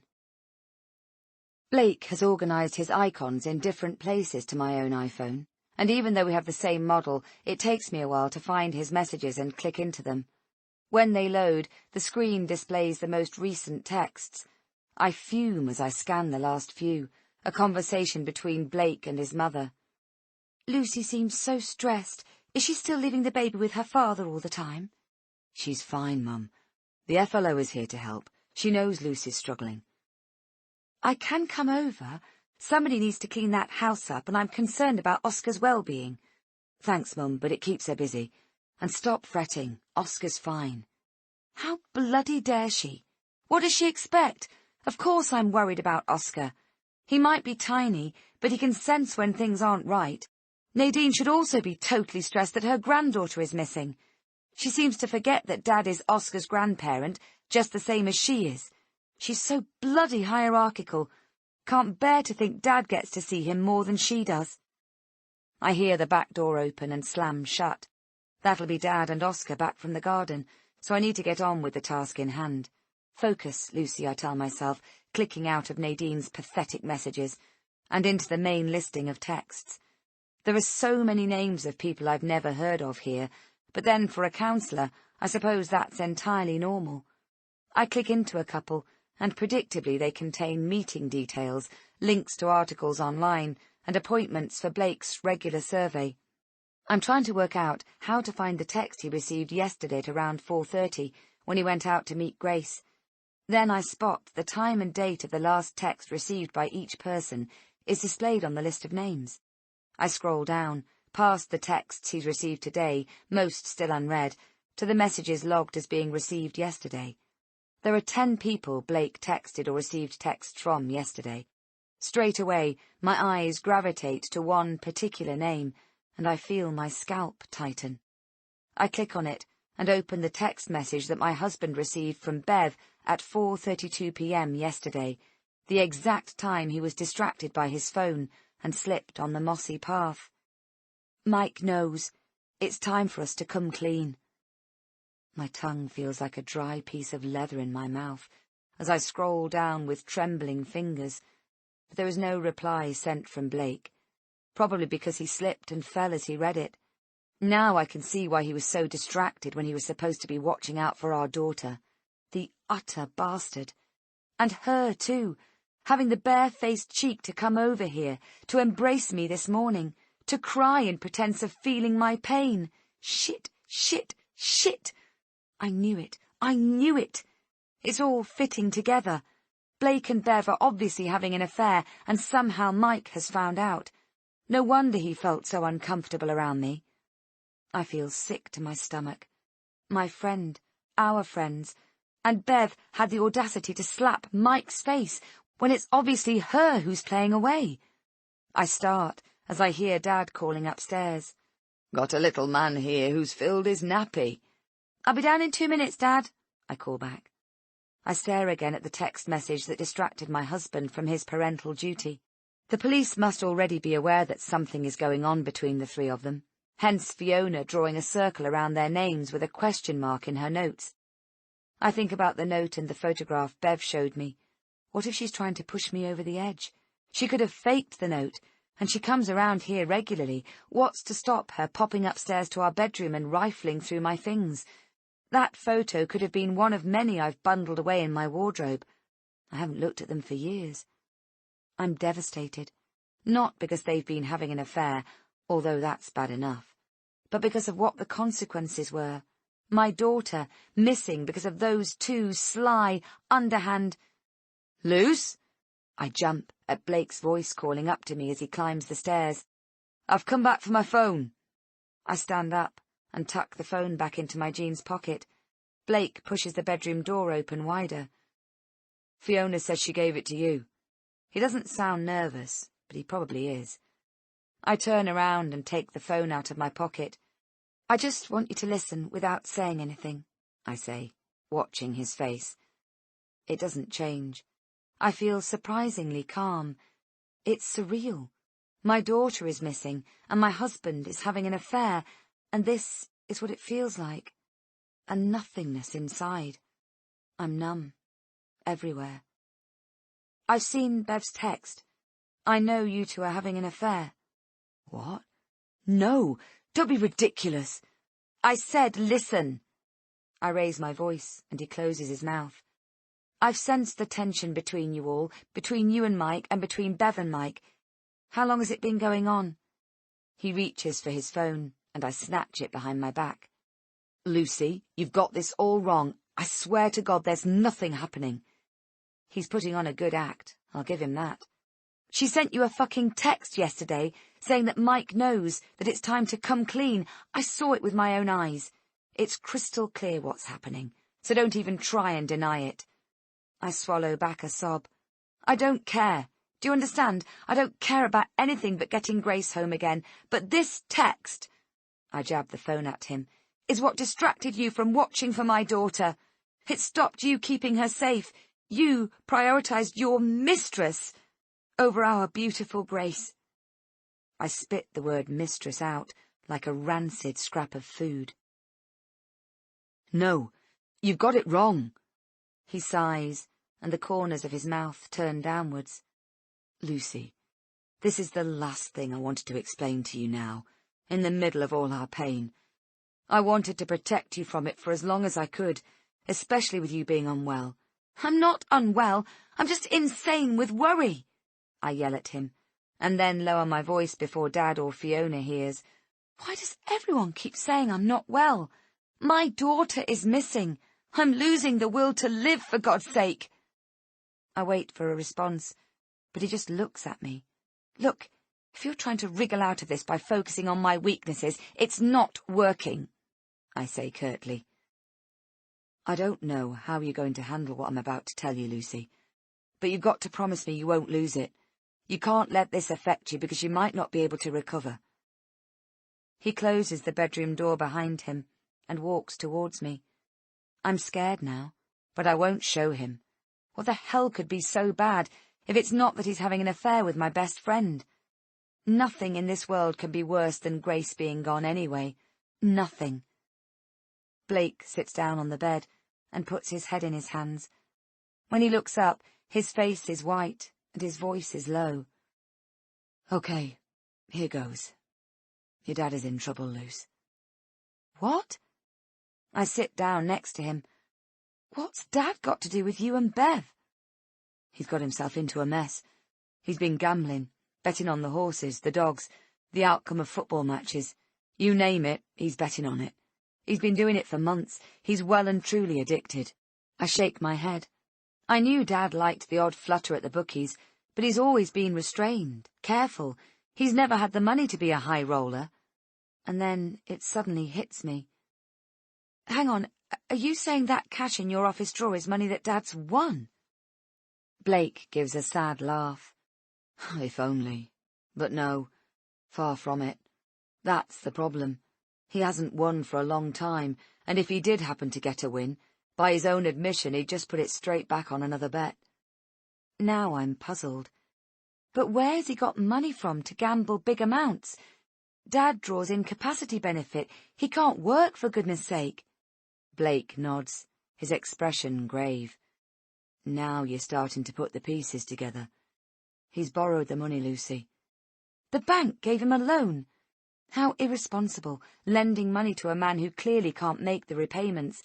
It serves them right if he defaults on it. Not the bank, no. Loan sharks. Doorstep lenders. He'd had met some dodgy bloke in a pub his friend Bob knew, who offered him a small amount of money a few months ago. After that, Pete said he always seemed to be bumping into him, and before long there was a ready supply of funds on offer. Serious money. How much are we talking about? I ask faintly. He's borrowed nearly 20 grand over a period of 6 months. I suck in air. 20 grand? Except loan sharks have their own unregulated rate of interest, Blake continues. The debt's now soared to 50 grand, and if he doesn't pay up in the next 14 days, they're demanding he sell his house. I can't speak. I can't process the horror of what my husband is telling me. Dad's worsening respiratory problems, his weight loss, his depression, it's all fitting together. Obviously at your dad's age, with no income, he hasn't got a hope in hell of getting any help from the usual sources. He came to me, Luce. He was too worried about how you'd react to involve you in it. But how... the cash in the drawer... I can't even feel irritated at yet another accusation of me being flaky. I'm too distracted by this mammoth development. Bev works in financial services, as you know. Blake looks exhausted. She arranged a remortgage on Pete's house to raise the money, but she said Mike would go absolutely crazy if he knew she'd got involved in something like this. It's not illegal exactly, but let's just say she bent the rules slightly to pull it off. My insides feel like they just turned to liquid. Blake falls silent for a moment, as if he's trying to find the right words. Mike saw me go into Bev's office building, and after she'd been so secretive, accused her of having an affair with me. So she had no choice but to tell him, and now Mike is totally pissed off at us both. I can't blame him, but I knew it would kill Pete if he lost his house because of his own stupidity, and I knew it would finish you off too. Now I can see why there are such simmering tensions between the three of them, why Blake tried to stop me going down to Bev and Mike's house last night, in case it all kicked off, I suppose. My eyes brim. You and Bev did all this to help Dad? He nods. I was due to pay the money over to the loan sharks this morning, but then Grace went missing, and I've had to bail for a few days. They said if I got the police involved, They'd what? They'd burn Pete's house down with him in it. Oh, God! I sob into my hands. I'm sorry. I'm sorry I didn't believe you about Bev. He reaches for my hand. I would have told you, Luce. I swear to God I was going to tell you everything, when it had all been sorted, but then I just couldn't put that pressure on you. I thought I'd been successful in keeping the past from Blake, and from everyone else, but it clearly hasn't worked. They might not know the details of what happened back then, but they're aware I'm damaged. It's been painfully obvious since Grace went missing. They all feel obliged to protect my fragile mental state. It must have been difficult for my family and my friends for all these years, protecting me from something they know nothing about. A thought stirs me up again. But you let Oscar go over there, stay with Dad when he could clearly have been in danger. Lucy, stop. Not now. I can't face all this, on top of what we have to deal with. You might have to face it. What if those people had something to do with Grace going missing? They had no need to take her, Lucy. They knew your dad fully intended paying them this week. I love Dad with all my heart, but he's put my husband and best friend in a terrible position, and my son, and possibly my daughter, in danger. Is there no one I can trust anymore? Downstairs, the front door opens, and I hear Fiona speaking to someone. Next minute, she calls upstairs. "Blake, could you come here for a moment, please?" He listens for a moment. His hearing has always been better than mine, and his expression changes. Without another word, he bounds downstairs. There are low voices speaking, and I can't discern the detail. Then I hear Blake say, "Is this about Grace? Have you got any more information?" I stand on the landing, listening to a woman responding. She's clearly struggling to keep calm. Initially she speaks in low murmur, but within the space of a few seconds she ramps up the volume. "No, I don't want to speak to you. I want to speak to your wife. There are things she needs to know." My eyes widen in alarm, but my feet seem rooted to the spot. I know that voice, but I can't place it. "My wife isn't feeling well, and I don't want you causing trouble again, thank you." There's a pregnant pause, and then Blake speaks again, his tone firmer. "Fiona, I'd like this lady to leave, please." I scuttle out of the bedroom, but a moment later the door slams, and I hear Blake and Fiona talking in the hallway. I run downstairs, and Blake appears before I reach the bottom step. He holds his hand up in a stop sign. "Nothing for you to worry about, Lucy," he says. "Just Barbara Charterhouse trying to cause problems again." Fiona hovers in the kitchen doorway behind him. It feels like the two of them are in cahoots. "What did she want?" I demand. "Why didn't you let her speak to me?" "After what happened in the cafe?" Blake bites the inside of his top lip. "Not bloody likely. That woman is a troublemaker, pure and simple. Everybody around here says the same." I glare at Fiona. "But what if she knows something about Grace's disappearance? You shouldn't have just sent her away like that." I look at my husband, as he's the one who told Fiona to ask her to leave, but he seems distracted, chewing on his thumbnail. "She's been interviewed at length, Lucy. The detectives would have got every last scrap of detail about Grace's sighting," Fiona says gently. She hesitates, as though she's in two minds whether to carry on. By the sounds of it, her visit here wasn't connected to Grace. Her eyes search my face. It sounds as if it was something concerning you she wanted to speak about. Chapter 42. 16 years earlier. After Stefan left, Lucy sat on the bed. She guessed most people on her landing would be attending early lectures now, and her room felt silent and cold. The thoughts ricocheted around her head as she tried to make sense of Stefan's urgent departure. Who was the panicky woman who'd spurred him into action? Lucy had watched as his expression changed. She'd seen a malicious focus settle over his features, and it had unnerved her. He'd never been aggressive with her, and had been a considerate lover last night. But she had noticed people in the friendship group often treading on eggshells around him. There were occasions where others had seemed distinctly uncomfortable in his presence, as if they were unsure or nervous of his reaction. She wanted to believe he really cared about her, but there was something she couldn't put her finger on, like an invisible barrier that prevented her from knowing all of him. She shivered, and her eyes searched around for her robe. They alighted on a small, grey bundle beside her single bedside cabinet. Stefan's rucksack. She glanced at the door. He'd been so focused on getting away to sort out whatever problem had come up, he'd probably not noticed it was missing until much later. The latch was down, and the door was locked. It was the first time since she'd known him that the little grey rucksack had not been on his person. His phone always went into his pocket. What could be in there that he couldn't bear to be parted from, she wondered. She'd never seen him put anything in there or take anything out. She picked up the bag and sat back down on the bed. Holding it on her knee, she sprang the plastic buckles and opened it up. There was a folded T-shirt which she pulled out and laid on the bed.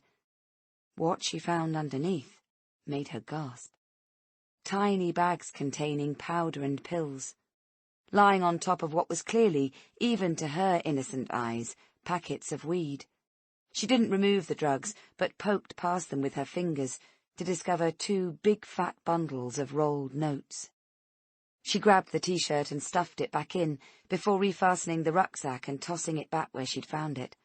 Her heart pounded so hard on her ribcage, she actually feared it might crack.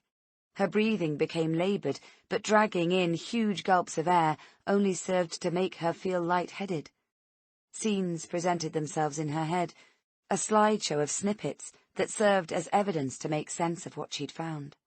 The brief, whispered conversations in pubs and clubs, often the precursor for his frequent, extended trips to the bathrooms in such places. His generosity in buying drinks and wearing designer labels. His obsession with keeping the rucksack, his stock, close to him.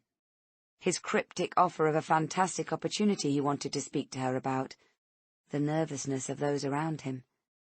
Did everyone know Stefan was a drug dealer but her? Was the whole group selling or using? Lucy felt bruised, realizing how readily she had trusted him. She had blindly invested everything she had in Stefan, to the detriment of her relationship with her dad and her studies. But her own mother had died after a drug overdose. How could it not have occurred to her that Stefan was dealing? She'd told him how she despised people who sold drugs because of what happened to her mum. The signs, with hindsight, now looked so obvious. Even her father had tried to warn her about what could happen at uni, but she had laughed off his concerns. Lucy realized she had unconsciously settled into a routine of attending just enough lectures to scrape by and avoid her tutors raising concerns.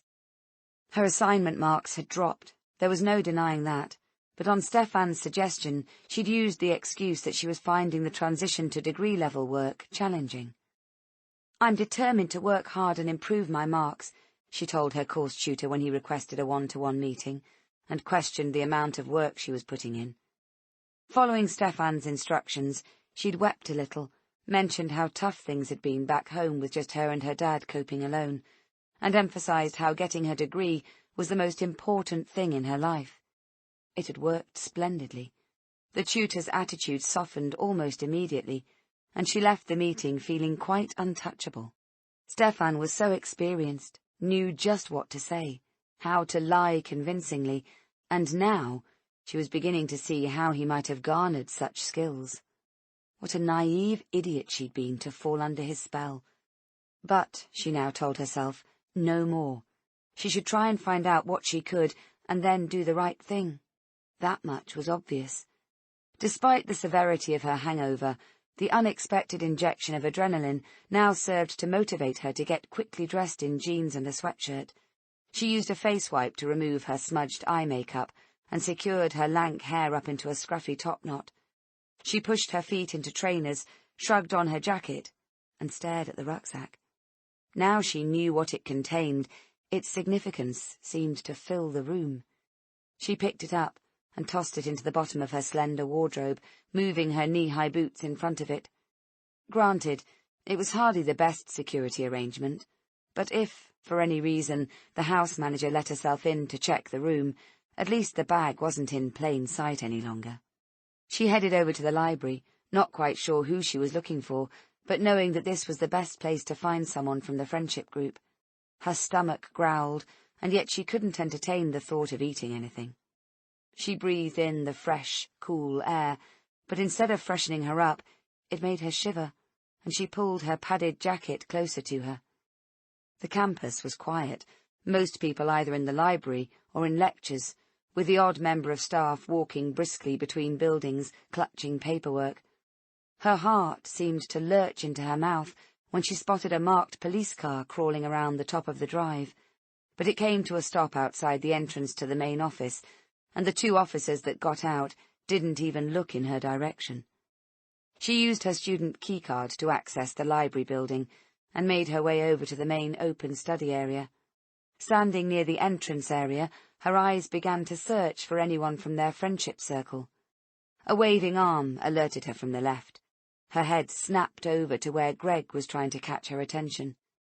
Her heart warmed at the sight of a familiar face. Greg had always struck Lucy as sensible and genuine, and right now, in the absence of people she knew well enough to confide in, she valued his opinion. She picked her way amongst the busy tables until she reached him. The smile slid from her face when she saw his expression. "Have you heard the news?" he hissed when she reached his small table for two, tucked away in the corner. "The shit's about to hit the fucking fan." She stared at him, mute for a second, as she realized her reaction was important. If she appeared clueless, Greg might clam up. "Stefan had a call and rushed off this morning before he could explain where he was going," she said. "I bet he did. What's happened?" Greg glanced around them before answering. "That shit he sells? Well, it finally put some kid in hospital. Stefan is lucky they survived. Some poor kid who was visiting, too. Not even a student here, but the details are sketchy." Her scalp tightened, and her mother's face, remembered only from photographs, drifted into her mind. "He's been pressuring me to sell for him, so I've tried to keep out of his way a bit, and, well, I've turned a blind eye to it, I suppose, like we all do." Greg looked as if he'd lost weight. He'd always been pale, but now dark circles framed his green eyes. "Are you working for him yet?" "No. We don't discuss how he earns his money. Never have." "Oh, but still, you spend so much time with him. You must know what's going on." "Honestly, no. I can see with hindsight there have been signs, but I didn't have a clue. He's so attentive to me, to us. I suppose I've been blind to anything. That's what he does at first, how he gets girls hooked." His comment stung. "Are you saying he's done this before? Dated someone just to—" "Yeah, sorry. Rhonda told me that's how he gets girls' trust, and then he just sort of introduces it casually to the conversation. Before they know it, they don't really have a choice in the matter." The fabulous opportunity he was going to discuss. "Do you work for him?" she ventured. "Not anymore, but he's been threatening me, trying to make me change my mind." "What are you going to do?" "I'm going home," he said, his voice flat. "I can't do this shit anymore. I've had enough." "Oh, no!" When she'd first arrived, everyone had said how clever Greg was. "I'm sad to hear that, Greg. I know you had plans to qualify as a pharmacist." That all seemed like a long time ago now, before meeting Stefan. He shrugged. "Maybe I'll start again somewhere else. I've wanted to have a chat with you about it for a while, but I couldn't risk you telling Stefan. He's quite a powerful figure around here. I've sort of felt something's wrong, I just didn't know what. He gets the gear from some pretty powerful people. He's got the perfect setup here.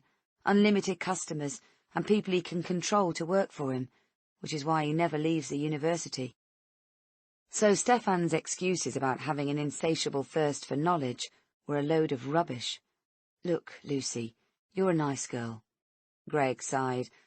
"My advice is stay away from Stefan. He's into some dark stuff you don't want to get involved in." "What?" Her eyes widened. "What kind of stuff?" He readied himself to speak, then seemed to think better of it. "Just dodgy business. I can't say any more, and I'd be grateful if you don't mention seeing me this morning. But he's not who you think he is, and what's happened, well, it's serious, and he'll be looking for people to blame. That's just the way he is." He grabbed his bag and began to walk away, turning back to her again after just a few steps. "Get out while you can, Lucy." And then he was gone. Chapter 43. Lucy rushed back to her room. She felt out of breath, as if her lungs weren't taking in enough air. She closed and locked the door behind her. Sitting on the bed, she crossed her arms to hold herself as she rocked back and forth, raking through everything she knew to try and get some clarity. What to do? What to do? She wanted to ring her dad and ask for his advice, but she couldn't do that. The instant she let him know what she'd found and what Greg had told her, he'd be on the next train to Newcastle, ready to square up to Stefan. No, she didn't need her dad to tell her the right thing to do here. There were two options: confide in her tutor about what she'd found, or call the police. Maybe both. As if on cue, her phone rang. "Hey, doll, it's me. I left my bag at your place, so I'll—" "I know what's happened, and I know what's in the bag," Lucy said, surprised at the steely tone of her own voice. A pause at the end of the line, and then, "Don't jump to conclusions. It's not what it looks like." She didn't say anything. "I'll send a cab now. All you have to do is get in it and come over here." He sounded so desperate to see her, to explain. I swear it's not what you think, but I can't tell you on the phone. Come over and I can explain everything, and then, if you still want to shop me, then I won't stand in your way." He really did seem devastated. She thought so poorly of him. Despite what Greg said about the other girls, maybe, just maybe, she was different, and he really did care for her. Stefan's road was rammed full of parked cars, so the cab dropped her off at the corner. She clutched her tote bag closer to her. Inside it, she carried Stefan's rucksack and its contents. It felt like a living thing, pulsing with threat and danger. She'd already decided she wouldn't return it to him right away. She'd hear what he had to say first. She would hold the threat of the authorities over him a little longer. He certainly seemed more eager to speak to her while that was the case. She walked the few yards to the house. Stefan lived in a 3-story Victorian villa that had long since been converted into 6 small flats with a communal bathroom, lounge and kitchen. Lucy had been around there a handful of times, but Stefan had told her he refused to sit in the lounge when the landlady was around. "She's a nosy cow," he complained. It occurred to Lucy at that point that he seemed to have a problem with women. Anyone who didn't bow to his demands was labelled insufficient in some way. There were 4 other men living there, and of course Rhonda, who'd apparently moved in at the start of the new term when she embarked on studying for her degree. Like Stefan, that was not her first course. Lucy had felt jealous of her at first, had felt envious, and was worried that Rhonda would turn Stefan's head. But she needn't have worried. "She's a snooty bitch who thinks she's above the rest of us," he'd fumed one day, when Rhonda asked him to tidy up his DVDs, which were scattered all over the lounge floor. "Always done up like a dog's dinner, too, the little whore. She could do with someone giving her a lesson in manners." Lucy felt uncomfortable at his obvious vitriol, but relieved at the same time. Although Rhonda always seemed to be simpering around him when they were out, Stefan obviously couldn't stand her, so she pushed any thoughts of the two of them hooking up out of her mind. Stefan seemed reluctant for her to visit often, but that didn't matter, because Lucy hated spending time at the house. Even though the landlord kept it fairly well maintained inside, the ageing property was in need of some structural work doing. It was cold and had draughty, rotten windows that sucked any warmth from the 3-bar fire. The landlady and her husband often visited the property, cleaning and pottering around downstairs, and although she'd seen them both from a distance, she'd never actually met them. Stefan increasingly insisted they spend time together there, instead of in Lucy's admittedly tiny but clean room on the university campus. Once she was with him, though, and they were relaxing with a drink, she forgot all about her surroundings and focused on the man she loved. It had seemed that life was so good. And now this. As Lucy approached, she saw the front door was slightly ajar. Stefan's room was on the top floor, and he probably wouldn't hear her knock anyway, above the music he told her he liked to constantly play in the background. So she pushed it open. She felt disappointed that Stefan was nowhere to be seen. He'd asked her to text him as soon as she was in the taxi, and she'd done so. He hadn't replied, but she'd expected a bit of a welcome when she got here. He'd seemed so eager to have his chance to explain. Someone had put the chain on the front door, but hadn't quite secured it properly, and when Lucy pushed it, the chain slipped off, and she was able to get in. She walked past the communal kitchen, wrinkling her nose at the food-caked crockery piled high on the side. Half-eaten kebabs and pizzas spilled out of their cartons and cardboard boxes on the table in the middle of the room. She held her breath and walked quickly past the mess, only breathing properly when she reached the inner hallway and the stairs. She heard Stefan's music drifting down from the top floor, and there was rather a lot of banging, too. It sounded like someone was moving furniture around. Lucy started to climb the stairs. Chapter 44. Lucy. Monday afternoon. After Barbara Charterhouse's impromptu visit, I go back upstairs, not trusting myself to avoid a scene in front of Fiona. I hear raised voices from in the hallway, Blake and my dad. It's clear they're having some kind of disagreement, but I don't go down. After what I've found out, I just don't feel strong enough to face Dad right now. I hear the front door open and slam shut, followed by low voices speaking. Blake seems contrite when he follows me up. Your dad's gone home. I offered to drive him, but he insisted on calling a cab. He hesitates. Why don't you have a little lie down, Luce? Maybe take one of Dr. Mahmoud's tablets. Why's that? To stop me wondering why she wanted to speak to me? I snap. I'm assuming that's why you got rid of her so quickly. It was just a gut reaction to send her packing before she upset you again. He sighs. She's a troublemaker, you know that. I sit on the edge of the bed and cover my face with my hands. I can't stop thinking about Dad's predicament, and every minute that passes, my heart bleeds a little more for my daughter, two of the people I love most in the world. Blake sits close to me and puts his arm around my shoulders. Come on, Lucy. It'll be all right. Will it? My hands fall away, and I glare at him. Will it really all be all right? Truthfully, I don't know. He hangs his head and stares at his feet. But I have to tell myself it'll be all right in the end. I have to keep faith or I won't be able to carry on. I melt a little and reach for his hand. He's hurting terribly too, and here we are bickering over Barbara bloody Charterhouse, when our only concern should be Grace. Yes, I'm terribly concerned about Dad, of course I am, but he's an adult. He's made certain choices and is now dealing with the consequences. I can't take that responsibility on my shoulders right now, however tempting, or I'll crumble. I resolve to try and put Dad's problems out of my head for now, however impossible that seems. A thought that comforts me is that my husband and best friend are truly loyal. I feel very fortunate knowing that now. I have a meeting at the community hall at 3. Blake squeezes my hand and stands up. Jeffrey's gathered the troops with a view to extending the search, he says. I'll be an hour at the most, and then I'll come straight back here so we can talk some more. 5 minutes after he leaves, my phone rings. I've had calls and messages from numerous people, no doubt well-meaning, but I can't face answering them. I thought I'd left the phone on silent. I look at the screen, expecting it to be Blake, already paranoid about checking if I'm okay. But it's Nadine. Just checking to see if there's anything I can do, she says flatly, fully expecting me to turn down her offer, I should think. Thanks, Nadine. And yes, there is. Could you possibly come over and look after Oscar for a while? Blake's out, and there's somewhere I have to go.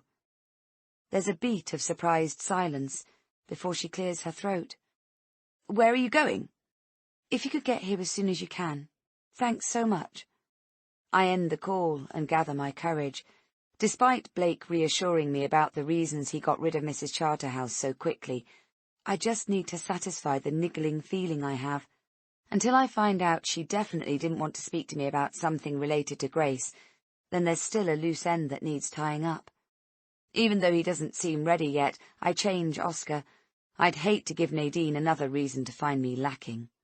After that, I brush my hair, wash my face and clean my teeth, then manage to find a clean top that doesn't reek of body odour. Nadine arrives 10 minutes later. Oscar's in his chair in the living room, I tell her when I beat Fiona to the door. She nods to Nadine and retreats back to the kitchen.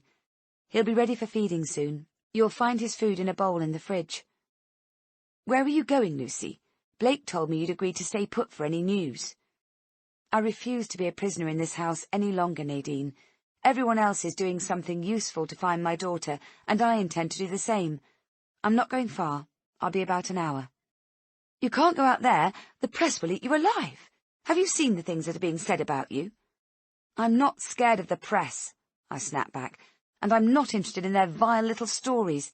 They haven't a clue what happened to Grace. Nadine's face assumes a sly expression. You do know what they're saying online, I take it? That you were negligent letting Grace walk home alone? That Oscar has had a mysterious bump to the head? Some of the local people are saying you're thought of as quite strange.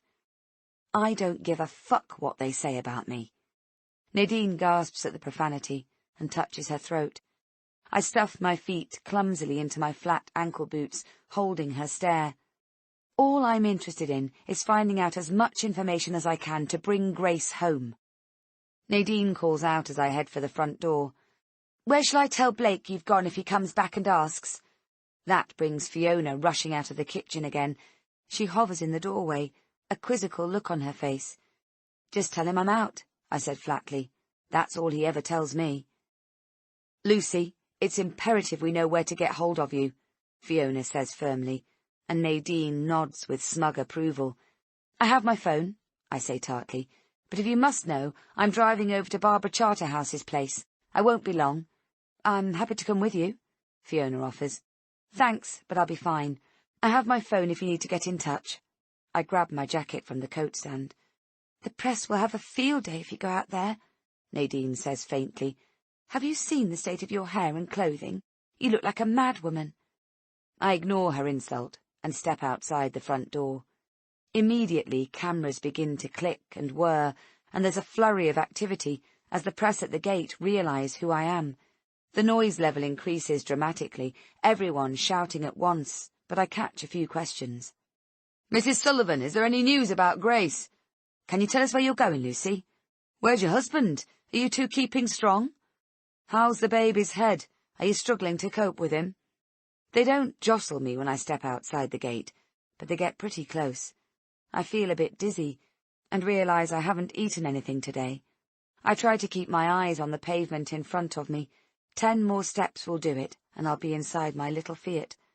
I'm just about 5 steps away from my vehicle when a woman in a houndstooth coat strides in front of me, stopping dead and forcing me to stop walking. She shoves a microphone into my face, and a guy with a large camera next to her starts to film. We're so sorry to hear Grace is missing, Mrs. Sullivan. Is there any news? Other faces crowd in around her, holding microphones and cameras that point at me from different angles. I start to feel disorientated. What? No news. I step forward, but she doesn't budge. I know the whole community is hoping for Grace's safe return. We all pray she'll be home soon. How are you coping? I jiggle my car keys. Sorry, I have to go somewhere. I can't... Can I ask what possessed you to let Grace walk home alone, Mrs. Sullivan? What? She moves closer. She's heavily made up and has perfectly sculpted brows that are at least 2 shades too dark for her. She's just 9 years old. Did any part of you think it might be a bad decision? Did your husband try to change your mind about... Get out of my way. I push past her and yank the car door open, sliding inside. I feel like I'm hyperventilating. They're crowding around the driver's side window, peering in at me. I have to get away from here. Just like Nadine warned, they're all blaming me for what's happened. Chapter 45. Monday afternoon. Well, this is a surprise, Barbara Charterhouse says when she answers the door. In her tweed skirt, twin set and slippers, she looks far less fearsome than she did in the cafe. She cranes her head to look past me and sees I'm alone. What can I do for you? I wondered if... Could I have a quick word? You'd better come in, she says curtly. I got the distinct impression you weren't interested in talking to me when I called at the house earlier. I'm afraid I was upstairs, I offer limply. I did come down, but by then you'd already left. Yes, banished by your husband, to be precise. Several dogs bark from somewhere in the depths of the sprawling farmhouse. When I got out of the car, I saw immediately that the exterior was in grave need of repair. Peeling paintwork and weeds sprouting from the guttering. Now that I'm inside, it's the same story. I can smell food cooking, but underneath it is the unmistakable odour of damp. "You'll have to forgive the state of the place," Barbara says, a little more cordially, as I follow her into the kitchen. "Harold isn't well at the moment, so a lot of stuff isn't getting done. You can sit there if you like." She indicates a large, scratched wooden table with a collection of mismatched chairs around it. She plucks a black kettle from a stand at the side of the open fire and fills it at the sink. She sits down opposite me, her face unsmiling. "I said to Harold only this morning, we may have our differences, but I wouldn't wish this on the Sullivans. I wouldn't wish it on anybody." "Thank you. It is devastating, as you can imagine." "Of course. I didn't think anything of it when I saw your little girl on Sunday afternoon. Very brightly dressed she was. You couldn't miss her. I said to Harold, 'Is that the Sullivan girl?' But he was driving and missed the whole thing. Predictably hopeless, I'm afraid. So far, she's the last person to see my daughter, and that must have something to do with the rush of familiarity I suddenly feel in her company." "But you're absolutely sure that it was Grace?" "Oh, yes. No doubt about it. I never gave it any significance until later, though. When we got back home from visiting my sister, there was a poster affixed to the lamp-post at the bottom of our lane." The extent of what local people have done to help us suddenly hits me, and I feel so incredibly grateful. Geoffrey's face flashes into my mind, and I resolve to apologize to him for my sharp manner. "Harold had to stop to let a car through, and I caught sight of the photograph, you see. I instructed him to stop and got out of the car, and that's when I realized I'd seen Grace with my own eyes." She looks down at her hands. "I wish I'd stopped, asked her if she was all right, but under the circumstances, I mean, with the strained relationship between myself and your husband, that was never likely to happen." "No," I say sadly. "What exactly was Grace doing when you saw her?" "She was walking, just walking. Not slow, not fast, just moving perfectly normally and looking straight ahead, as you would expect." She looks perplexed. "I wish I could tell you more, but I'm afraid that's it." Both Blake and I had doubts about this woman's intentions when we heard who the witness was, but I'm completely satisfied now that she had no hidden agenda in reporting the sighting. She did spot Grace, and did entirely the correct thing in going to the police. She must have come to the house just wanting to tell me about seeing Grace in her own words when Blake so rudely sent her packing.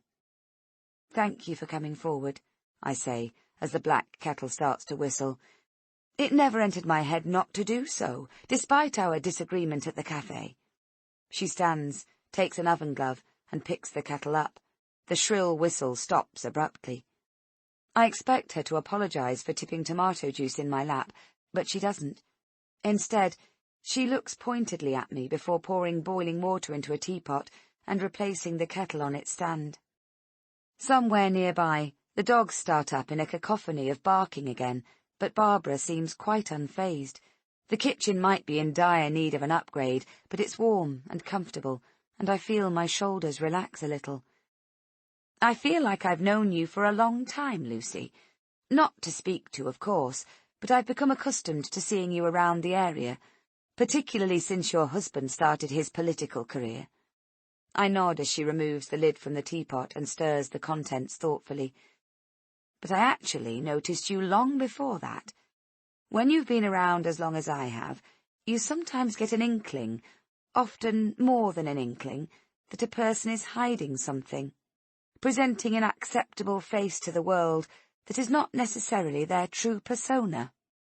She's talking in riddles, but that's fine. I'll stick with it. Then it occurs to me. Could she be gearing up to tell me something about my husband? Perhaps something I'll wish I hadn't found out from his arch-enemy. "And you think Blake is one of those people? Someone who's putting on an act?" "I spoke out of turn at the cafe, and I'm sorry for that. I was angry, and I cast doubt on your husband because I felt so angry and bitter. The truth is, I actually believe him to be one of the most solid and principled people I know." She sighs, and for the first time smiles at me. I confess I'm not a big fan of your husband, Lucy, as well you know. But no, I wasn't talking about Blake. She pours tea into a Royal Albert floral china cup and pushes it gently across the table to me. I was actually referring to you, dear. Chapter 46. 16 years earlier. As Lucy climbed the 2 flights of stairs up to Stefan's room, she noticed all the doors of the other bedsits were closed, and she couldn't hear any noise coming from them. Perhaps Stefan had fallen asleep. That would explain him not being downstairs to meet her in his desperation to explain the contents of his rucksack, and, if Greg was to be believed, his involvement in someone's death.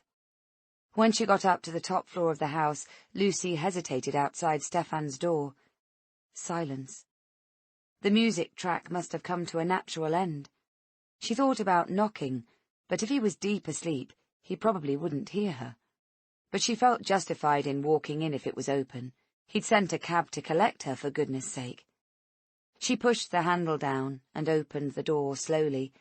The main, shadeless bulb was on, and Lucy's hand shot to her mouth as she let out a shriek.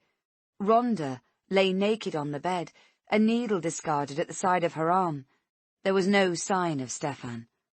She rushed over to Rhonda, a shiver settling on her skin.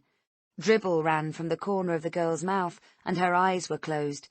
She looked deathly pale, and although Lucy could see she was breathing, the rise and fall of her bony chest seemed very shallow and irregular. Lucy seized a grubby sheet and pulled it across for modesty. She took Rhonda's arm gently and called her name, but there was no reaction. "Stefan!" she screeched, her hand plunging into her handbag for her phone. Rhonda groaned. Thank God. Lucy abandoned her search, threw down her handbag and reached for the girl's hand. "Rhonda, it's me, Lucy. What have you taken?" Lucy's own hand shook as she squeezed Rhonda's cool, flaccid flesh. It felt so surreal. Here was Rhonda, lying naked on Stefan's bed. Lucy was supposed to be coming over for him to convince her of his innocence, not to be faced with this. Lucy's gaze was drawn to a table in the corner. Small plastic bags full of white powder and pills, similar to the gear in Stefan's rucksack, were piled on top of it. Her head whipped round at a shuffling noise at the door. "What are you doing?" Lucy let Rhonda's hand fall away as she stood up, aghast. Stefan didn't speak. He had a camera and was taking snaps of her. "What the hell are you doing?" As she moved back over to the bed, she heard footfall on the stairs. Stefan turned and shook his head. "Don't come in. We've got a problem in here. The girls can't handle the gear." Lucy thought she heard a stifled giggle. "Who's out there? What are you talking about?" She reached from her bag and pulled out her phone. "I feel like I don't know you. He sprang across the room and snatched the phone and bag from her. "Kind of you to bring my gear back." He grinned, peering in at the rucksack. Stefan laughed as her mouth fell open. "Get your head out of the clouds, Lucinda. How did you think I made my money?" "Are you seeing Rhonda? Why is she here, in your bedroom?" She glanced at Rhonda's prostrate body behind her. "We need to call for an ambulance." "Mind your own business," he snarled. "I was getting sick of you anyway." A wave of heat blasted through Lucy. "I'm going to report this to the police, and to the university too," she yelled. Stefan grinned, completely unflustered. "We both know that's not going to happen." He held the camera up. "I'd bet good money these photos are going to show you were helping her shoot up." Lucy wanted to leave, to push past him and run out of the house to ring the police. It felt as if someone had removed his mask and exposed that he was a maniac. Greg had been right after all. "You bastard! I trusted you. I really thought you cared about me." She let out a bitter laugh. "You're just a cheat, and worse, a criminal." Stefan exploded. "What do you want me to do? Get rid of her once and for all?" In 3 big strides, he was at Rhonda's bedside. Lucy cried out as he wrenched the pillow from under Rhonda's head and shoved it onto her face. Rhonda's arms jerked out to the sides in reflex as she tried to escape the smothering sensation. Lucy ran over and tried to pull Stefan away from her. "You'll kill her! You have to stop it now!" Stefan said nothing. He stood stock still, his eyes never leaving Rhonda, as he constantly shifted his body weight over the pillow to add pressure. Lucy ran wailing to the door. "Help! Help! Is anyone here?" She heard him chuckle. She held onto the wall as the room started to spin. The air felt thick and unbreathable, and the room seemed somehow bigger, rendering herself smaller as her grasp of time slipped. She watched as Stefan's hands bore down harder on the pillow, his face morphing into a crazed mask. Then, through her brain haze, she saw Stefan leap towards her. He grabbed her by the hair, throwing her back onto the bed. She started to scream, terrible, ear-splitting cries that echoed in her ears. "This is what you wanted! Admit it!" he yelled at Lucy. "You wanted me to prove I love you, no matter what it took. You made me do it. It's your fault." "Stefan, no! No!" She knocked the pillow from Rhonda's face with her arm. Horrified by Rhonda's wide, staring eyes and frozen expression, she began to whimper. "We have to help her, Stefan. Call an ambulance, please." "Don't look if you can't handle it. You made me do it." His voice sounded unconcerned, monotone. How could he act so clinical, so disinterested? "There are just two truths you need to remember. You never saw anything," he said, his voice chillingly calm and cold, "and you didn't find anything in my rucksack." Lucy scrambled to her feet. "We've got to go to the police. There's no way something like this can be covered up. You've killed her." He gave a little smile. "I had no choice, but you do. You have to choose whether to walk away or take the rap, Lucinda." He looked coolly at the dead girl, and then reached over and pulled the sheet back over her body and face. "What? You killed her, not me." "She's dead now, and nothing is going to bring her back. You say you'll betray me and go to the police, but I'm telling you this." He stepped closer to her, and she shrank back against the wall. "If I go to prison, I'll make sure you do too. And when I'm out, I'll do to your interfering father the same as I've done to Rhonda today." He pushed his face closer to Lucy. "He'll die, horribly and painfully. Do you love him enough to keep quiet?" Lucy covered her face with her hands. "I can't. I just can't do it." "Nobody knows she's here, Lucinda. Her family disowned her, wanted nothing to do with her after she got a prostitution charge, working the streets for drugs money at 16 years of age. She ran away to Nottingham and I rescued her." A tiny noise behind her made her jump onto the balls of her feet. She turned, thinking it may not be too late to save Rhonda, but it was just the house cat, weaving between her feet in a figure of 8. "I'll just tell the other housemates she left. Why not join me? You could make so much money." His voice softened, and he stroked her arm. His touch made her flesh crawl, and she jerked her arm away. He smiled. "You don't have to love me. Just cover for me, and we'll be home and dry." She tilted her head back and stared up at the cracked, watermarked ceiling. "Not interested." Even though her hands were shaking, she kept her voice level, just waiting for a chance to escape. She now realized that the man she thought she knew was very different to the manic, violent one in front of her, and so she swallowed her threats. She had to tread carefully. Stefan laughed and stepped aside. "Go then. But think carefully, Lucinda. If you shot me, I'll tell them you killed Rhonda in a jealous rage." The muscles in her guts contracted, and for an awful moment she thought she'd vomit right there in front of him. "I won't report you, but I want nothing to do with it. With any of it," she said, nearly choking on her words. "I've got the photographs if the police are in any doubt of your involvement. Do you really want to ruin your life? Think hard about going to the police. It would kill your dad if he thought you were involved in this, even before I could get to him." And deep inside, Lucy knew that for once, he spoke the truth.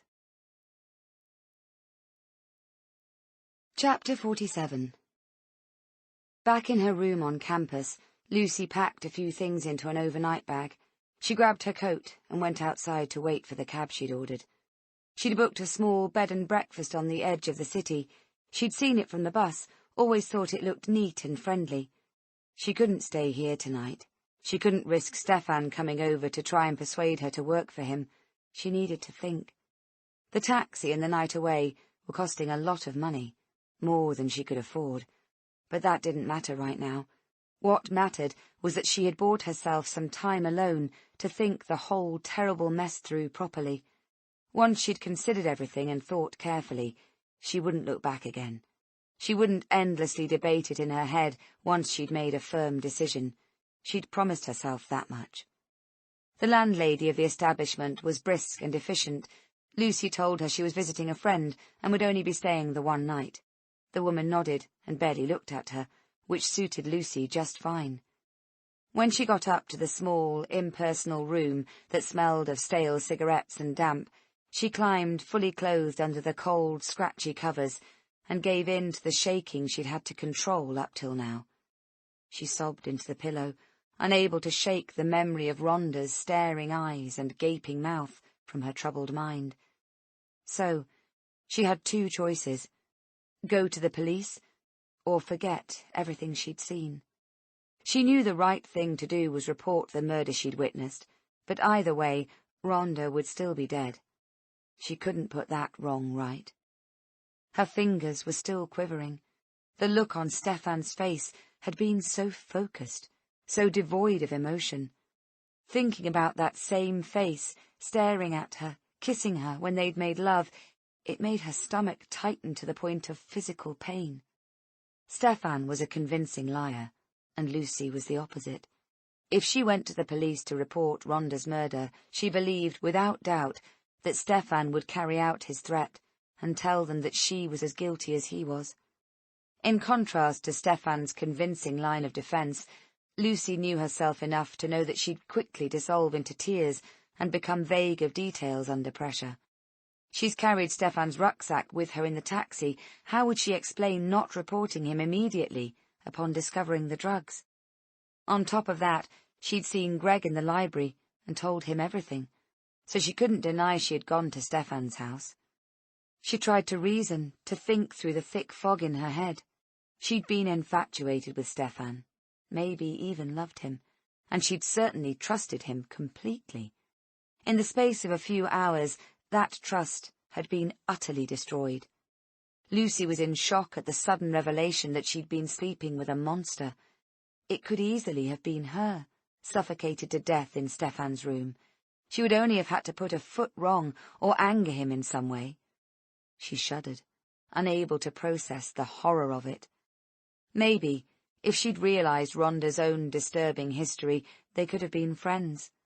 Rhonda had seemed infatuated with Stefan, but she'd owed him, and he had betrayed her, just like her own family. Lucy's eyes prickled in regret. What a sad end for poor Rhonda. A waste of a young life. She'd realized pretty quickly that the only way she was going to get out of Stefan's house unscathed was to play along with him, at least for the time being. Greg's words echoed in her head. He's always taking girls back there. She'd been an utter fool, naive and stupid, and now she'd even managed to put her own dear dad in danger. Her overriding thought was that she just wanted it all to stop, to go away. "Please, God, please let it be okay," she whispered. She wanted to get away from this God-forsaken place and go back home to live safely and predictably with her father again. She pulled the quilt around her and buried her face in the rough, starched pillow. It offered little comfort. She wished she'd never left Nottingham. She'd never in her entire life wanted to hear her father's voice as much as she did right now. An hour later, Lucy sat on the edge of the bed, staring at the wall, a blank expanse of cream-painted wood-chip wallpaper. She'd spoken to her father, and his response had been as expected. To say he was gutted was an understatement. Still, the upshot of the 15 uncomfortable minutes she'd spent on the phone was that her dad had grudgingly agreed to re-engage the man with the van to collect her packed belongings the day after next. It was hard to keep her thoughts on track. The logistics of going back to Nottingham seemed so inconsequential now, although it was of utmost importance to Lucy to get back to the safety of home as soon as possible. A girl was dead because of Stefan O'Hara, and Lucy was the only person apart from him who knew what had happened. How could it be that only yesterday she'd lain in his arms in her own bed, and he'd been so caring, so considerate? Lucy felt sick and ashamed, her guilt and remorse laced heavily with worry. Stefan hadn't told her what he intended doing with Rhonda's body. What if he was caught disposing of it? What if the police came looking for Rhonda, and Stefan told them that Lucy had killed her? The fact that Lucy hadn't gone to the police of her own accord made her look incredibly guilty. But if she did go to the police, Stefan would implicate her in the murder anyway, and they would both go to prison. How easy it was to judge others for the decisions they made when one wasn't inextricably linked to them.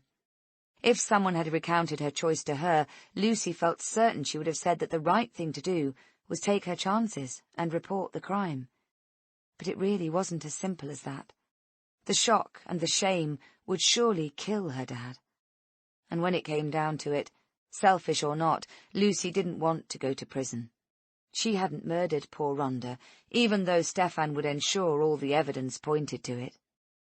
She felt very sad that a young woman's life had come to such an abrupt end. But it hadn't been her fault. She hadn't killed Rhonda, and the more she thought about it, the more certain she was that this one salient fact was what she must cling on to preserve her sanity. She would stay in the B&B tonight, knowing there was no risk of Stefan coming after her, and tomorrow she would go back to campus, pack up her sparse belongings, and head home to Nottingham on the train. There, she would try and build her life again and resolve to put the terrible events behind her for good. She closed her eyes and made a solemn pact with herself and with God, who knew the truth of what had happened. If you let me walk away from this, I'll bury the memory of today and never dwell on it again. I'll try and make the most of my life and help others where I can. Chapter 48. The years passed like bleached-out patches of time that should have been filled with everything that Lucy had dreamed she would do and be. She was surrounded by disappointment.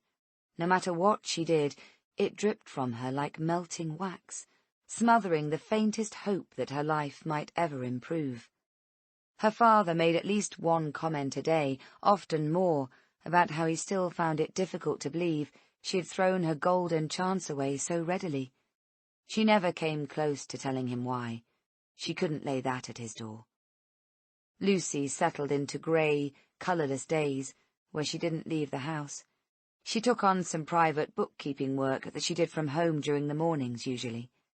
The only communication that came from Stefan was a regular warning to keep quiet. "Breathe a word of what you know, and I'll tell the police you were involved in Rhonda's death." But over time, the texts appeared less and less frequently. She had honestly thought he would hunt her down, but in reality, he seemed glad to be rid of her. She was obviously of no more use to him. After many months of barely leaving the house, Lucy's dad sat her down for a chat. "It's not healthy, love. A young woman with everything to live for, stuck at home day in, day out." He handed her a scrappy note. "I got a counsellor's name from the clinic. Apparently she's good. The doctor can get you on the waiting list." Lucy had known she was struggling. She'd even looked it up. Agoraphobia, the fear of going out. She didn't feel like it was a fear as such, more the easy choice to keep anxiety at bay. She was surprised to find she embraced her dad's suggestion, and within 6 weeks, her first appointment came through. "Baby steps," the counsellor said, and one of those steps, a very important one as it turned out, was to venture to the local cafe once a day, if she felt she could. The first few times were difficult. She nearly turned around and didn't go on several occasions. But then, She came to look forward to the 5-minute walk for a latte or a homemade lemonade in the better weather. A man came into the cafe almost every day. He was a little older than Lucy, tall and good-looking, and he always made a point of lingering a little longer at the counter than was strictly necessary, right by her regular table. For her part, Lucy would find an excuse to walk past his table, and they'd chat, mostly about the weather or current affairs.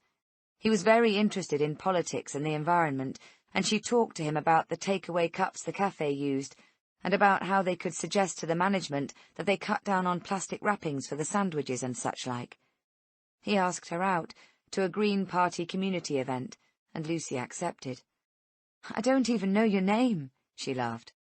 "Blake Sullivan, eco-warrior and all-round nice guy," he beamed. "At your service." They quickly developed an easy friendship. Lucy made it clear she wasn't looking for a deep and meaningful relationship at that point in time, and he accepted it without question. But they went out regularly as friends, and after a couple of months, it turned into something else. Suddenly, she realized they were a couple, and it felt right. It felt like she'd been given another shot at happiness. In the evenings, Lucy would watch a bit of television with her dad, and then, if she wasn't seeing Blake, she'd retire to her bedroom to read or watch a film. When it rained, she liked to lie in the dark, safe and secure under the covers, and listen to the water tapping on the roof. It comforted her, made her feel like the outside world was far away, and that if she chose, she could stay in this little room for the rest of her life and never see another soul. It was true to say that very little changed in her life day to day. Practically every single thing was predictable, reliable, and Lucy liked it that way. She felt herself very slowly settling down. The turmoil in her head receded a tiny bit more each week. Her daily scheduled tasks soothed the festering wound inside like a healing balm. What everyone else took to be a menial, boring existence, Lucy craved and soaked up. That was just the way it was. But she had changed irrevocably. Inside, where nobody could see. The slightest upset, like the morning the bus broke down and the passengers had to get off and queue in a strange part of town for another one, could unhinge her for days afterwards. She'd become restless in the night and fractious at work. Memories would stir, resurface, and it took tremendous effort to push them back again. One afternoon, she heard 2 customers talking at the table next to the counter. It was a slow day, and the cafe was quieter than usual, and her ears pricked up when she heard the name of a popular wedding venue in town, the Carlton Hotel. "They're going to need all sorts of positions filled, hospitality, waiters, bartenders. Tell him to mark his CV for the attention of Pamela Simpson. She's the HR person there." Suddenly, she felt ready to move on with her life. Rhonda's death became something to drive her to make the most of her life. She couldn't spend the rest of her days in her childhood bedroom, living with her dad. It felt like a good time to put everything that had happened behind her, and bury her time at university for good. Chapter 49. She'd been working at the Carlton for 2 years when Blake picked her up from work one day. "I've got a surprise for you." He grinned, restless with excitement. Instead of taking her home, he drove her to a nearby park she loved to visit. They sometimes came here on a weekend if the weather was fine. They'd feed the ducks and sit on one of the wooden benches around the large pond, watching the world go by. It was a beautiful day. The sky was a deep azure blue, and the temperature soared, causing the front pages of all the newspapers to feature photographs of packed beaches and little kids enjoying ice creams. You could be forgiven for thinking you were living abroad. Blake stood up. "I have something for you," he said softly. She expected him to go and fetch a picnic from the car. He knew how much she loved picnics. But instead, he produced a small, dark red velvet box and dropped to one knee. "Lucy, I love you. Will you marry me?" Her mouth dropped open as he flicked up the lid of the box, and a beautiful diamond solitaire sparkled in the sunlight. "Yes," she whispered, as Blake jumped up and kissed her on the lips. She'd started as an events planner when she first joined the Carlton, and had been swiftly promoted until finally, after 18 months, the manager offered her the highly respected position of wedding planner. Now, Lucy spent her days at work showing soon-to-be-married couples around the venue, and then attending their weddings to ensure everything ran smoothly. She'd often wondered if she and Blake might get married one day and have a wedding of their own to organise, and now it was finally going to happen. In true Blake style, their engagement was low-key. He slid the ring gently onto her finger, and they went to a local wine bar to toast the occasion with a glass of champagne. That suited Lucy down to the ground. The thought of a big, glitzy party made her feel queasy. She had no friends to speak of anyway. Blake knew hundreds of people as part of his involvement with the local political scene, but as a couple, they kept themselves to themselves. They were very close, but of course, there was a part of her life that Lucy knew she could never share. For a time, she thought it wouldn't make a difference, but she came to realize that it did encroach on their intimacy. It was always there. Still, she felt grateful and blessed to have found happiness at all, considering. And foolishly, she really believed that in time she would forget all about Stefan O'Hara. In contrast, a year later, it was a cold, miserable day when she left work. The television weather forecasters had been grim in their estimation of the prospects for summer that year. Yes, it was June, but that day it had felt more like a cool October afternoon. Lucy wrapped her insubstantial Mac tighter and tied the belt as she walked, lost in a reverie about her forthcoming wedding and the comprehensive advertising campaign the Carlton had run for their upcoming wedding fairs. "Oh!" She almost collided with a man who suddenly appeared in her path. "I'm so sorry, I didn't see you." Her voice tapered off, and she stepped aside and backed up against the wall of a nearby newsagent's shop. Her legs began to shake, her lips trembled. The man stepped back, raised his hands in an unthreatening manner. "I'm sorry. I know it's a shock, but I don't want to alarm you or hurt you, Lucinda. That person you knew all those years ago is dead. Gone." She stared into Stefan's face. He'd put on weight. He wasn't fat, but there was now a soft padding on what used to be taut, defined muscles and sharp features. He looked back at her. The intensity had gone from his eyes. She could find no trace of the old, pent-up aggression. Still, she was unable to speak. "Couldn't believe my luck when I saw your photo in the paper. You're the wedding planner here," he said by way of explanation. "I'm working locally just for a few weeks, and I felt compelled to seek you out, Lucinda, to say that I'm truly, truly sorry for what happened." She nodded, hoped he'd turn around and go away. Her mouth and throat felt so dry, she felt like she might choke if she uttered a sound. Damn that bloody newspaper advert. "Look, can we grab a quick coffee? No strings attached." He looked nervous, concerned, but the mask of hatred on his face was still as fresh in her mind as the day she'd witnessed it. "Just so I can explain," he continued, "so I can say sorry properly and make peace with you. What do you say?"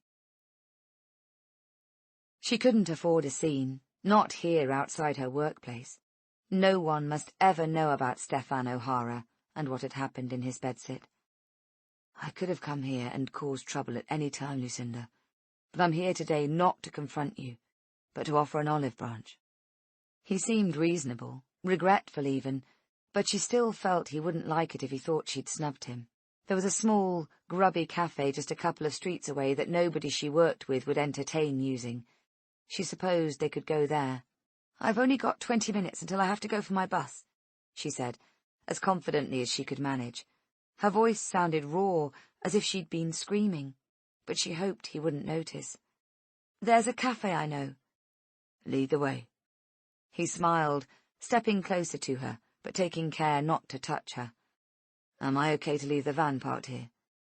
He indicated a small, white van in the hotel car park, and she nodded, hoping Vincent, the overzealous parking attendant, had already left. As they walked, Stefan spoke about why he was in Nottingham. I've worked with young offenders for the past few years, he said. Unbelievably, I've never had a criminal record myself, but I felt, well, under the circumstances, I thought I ought to try and give something back, you know. He glanced at her, and she nodded curtly. She did know, only too well. They're setting up a facility in Nottingham, and asked me to oversee certain processes, and I thought it would be the perfect opportunity to try to put something else straight too, if I could find you. He was talking in riddles, and Lucy felt glad of it. She didn't want to face hearing the truth she'd denied and hidden for so long. It seemed Stefan didn't either. They arrived at the cafe. Oh dear.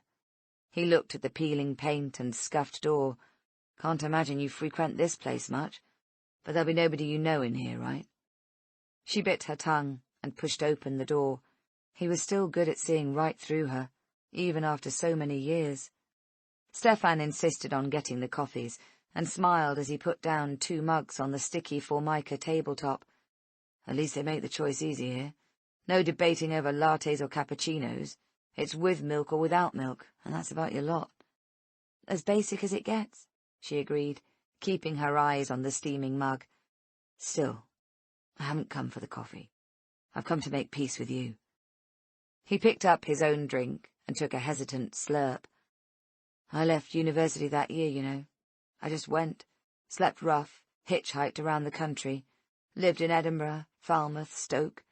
Alcohol got me through, but it was a blessing in disguise because that's why I'm here. Lucy looked at him, waiting for more. She saw him glance at her engagement ring and was thankful when he didn't comment. I'm a recovering alcoholic, Lucinda. At my lowest point, I joined Alcoholics Anonymous, and they saved my life. As part of my treatment, I've had to contact the people I've hurt, either intentionally or otherwise, and apologize to them. There's just one person left I need to speak to, and that's you. He reached for her hand, but she pulled it back. What about Rhonda's family? Have you apologized to them? All these years of not knowing what happened to their daughter. He looked down at the table and sighed. That's not been possible. I told you at the time she was estranged from her family. I still suffer from PTSD because of it. I think about it, about her, every day. I think about you and how you've never said a word. You stayed true to me. Not because I didn't want to, but because I couldn't, because of your threats. I'm so sorry, Lucinda, for what I did. I'm truly ashamed. I'll never get over it, and I doubt you will either. This time, he grabbed her hand and held it fast. Do you hear me? I am sorry for what I did, and for how you suffered. Will you accept my apology? Tears stung at the back of her eyes, but she refused to let them show. She pressed her toes into her shoes and thought about the solid floor beneath them. She could and would get through this, and hope never to set eyes on Stefan O'Hara again. Yes, she whispered. I forgive you. You don't know how happy that makes me feel. To her surprise, tears fell freely from his eyes and splashed into his coffee. Thank you. Thank you for finding it in your heart. She pushed her chair back and stood up. I'm really sorry, Stefan, but I have to go. It must have been difficult for you to come here, and I appreciate it, I do. But I can't handle going back there, you see. I just can't. He stood up too. I understand. Truly I do. They left the cafe together, and he said he'd walk with her to the bus station. She felt hot and panicky inside. She just wanted him to go away. Questions began popping up in her mind. What had happened to Rhonda's body? Had her family eventually come looking for her? Lucy had searched online, even called the local newspapers in Newcastle to ask if there'd been reports of a missing female student, but there had been nothing. She wanted him to answer all the questions she still had, but she couldn't handle talking about it with him. The questions remained unvoiced. Have you got your own place now, then? He asked her. No, I'm still at Dad's, but not for long. She wanted to kick herself when she said that, and his eyes settled on her engagement ring. Looks like someone's got lucky. When are you tying the knot? We haven't actually set a date yet, she said. It seemed natural to lie, to keep him at arm's length. Don't worry, I won't turn up at the wedding. He grinned. Doing the job you do, you'll surely have everything planned out to the nth degree. So when is the big day? Next month, she said in a small voice, and immediately felt angry with herself that she'd caved in. He stopped walking and stared at her. She felt herself tense up. Was he going to turn nasty when he realized she'd found happiness? He looked up and swallowed. I never loved anyone like you, Lucinda. I want you to know that. But I'm so happy for you. You deserve all the love and happiness in the world. She took a sharp breath in. His kind words had come as a real shock. Thank you, she managed to say. And that was it. 5 minutes later, she got on her bus, and Stefan waved and walked out of her life for good. Or so she thought. Chapter 50. The days that followed were full of wedding plans, but this time it was so exciting because they were her own. Since seeing Stefan, Lucy had thought about him every day. The change in him had been so pronounced, it had totally messed her up. On the one hand, she felt inexplicably lighter inside, as if his apology had untethered the burden of her guilt, and it had finally begun to dissipate. On the other hand, her natural mistrust of him stirred uncomfortably in her guts, and the terror of the day he killed Rhonda seemed fresh in her mind. She felt run down and had picked up a nasty cold. She felt sure the constant unsettled feeling in her stomach was something to do with the downturn in her well-being. Yet she felt as if facing Stefan again, looking him in the eyes, had given her permission to be happy with Blake. She appreciated her fiancé's qualities of honesty and kindness more than ever. 4 days after she'd met up with Stefan, Blake came over to the house. Her dad was working the late shift at the factory, and she'd cooked Blake his favourite meal. Nothing fancy, just a quality ribeye steak, hand-cut chips, and a bottle of a particular Shiraz he was rather partial to. To what do I owe this honour? His mouth fell open in surprise when he arrived, and she ushered him over to the beautifully set table. Usually they'd order takeout during the week, as Lucy always felt too tired to cook. Can't a girl treat her man now and again? She grinned, carrying through his plate. Just appreciating you, that's all. Excited that I'm going to be your wife very soon. You can't possibly be as excited as I am, he said, sitting down at the table and feasting his eyes on the meal in front of him. I can't wait to be your husband. At Pete's suggestion, they'd decided they'd live with him in the 2-bed terrace for a year, while they saved for a deposit for somewhere of their own. Blake had a small flat on the wrong side of town, and he was due to exchange contracts on its sale the following week. Lucy set some background jazz to play and sat down at the table, occasionally sneezing into her tissue. Cheers! They clinked glasses. To us. To us, Blake agreed. If she was completely honest, Lucy had to admit that part of the reason for the slap-up meal was to allay the guilt she felt for not telling Blake she'd gone for a coffee with another man. But how could she possibly do that without opening a can of worms?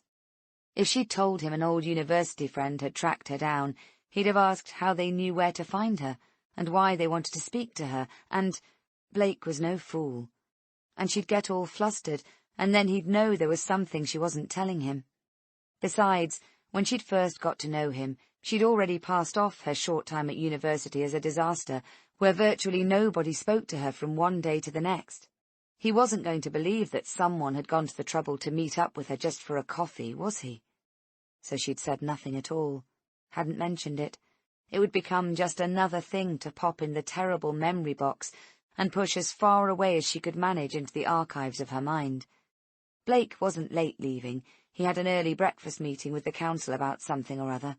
He had his sights set on working as a local councillor one day, and he'd explained to her that this was how he'd win the trust of local communities, who'd hopefully end up voting him in. She set the bath running and began to clear the table, carrying the dirty plates through into the kitchen. The handle of the back door rattled, and she unlocked it, rolling her eyes. "What have you forgotten this time? Oh!" She tried to close the door, but Stefan was too quick for her. He pushed it forcefully open, sending her skittling back on her heels into the kitchen. He calmly closed the door behind him and locked it.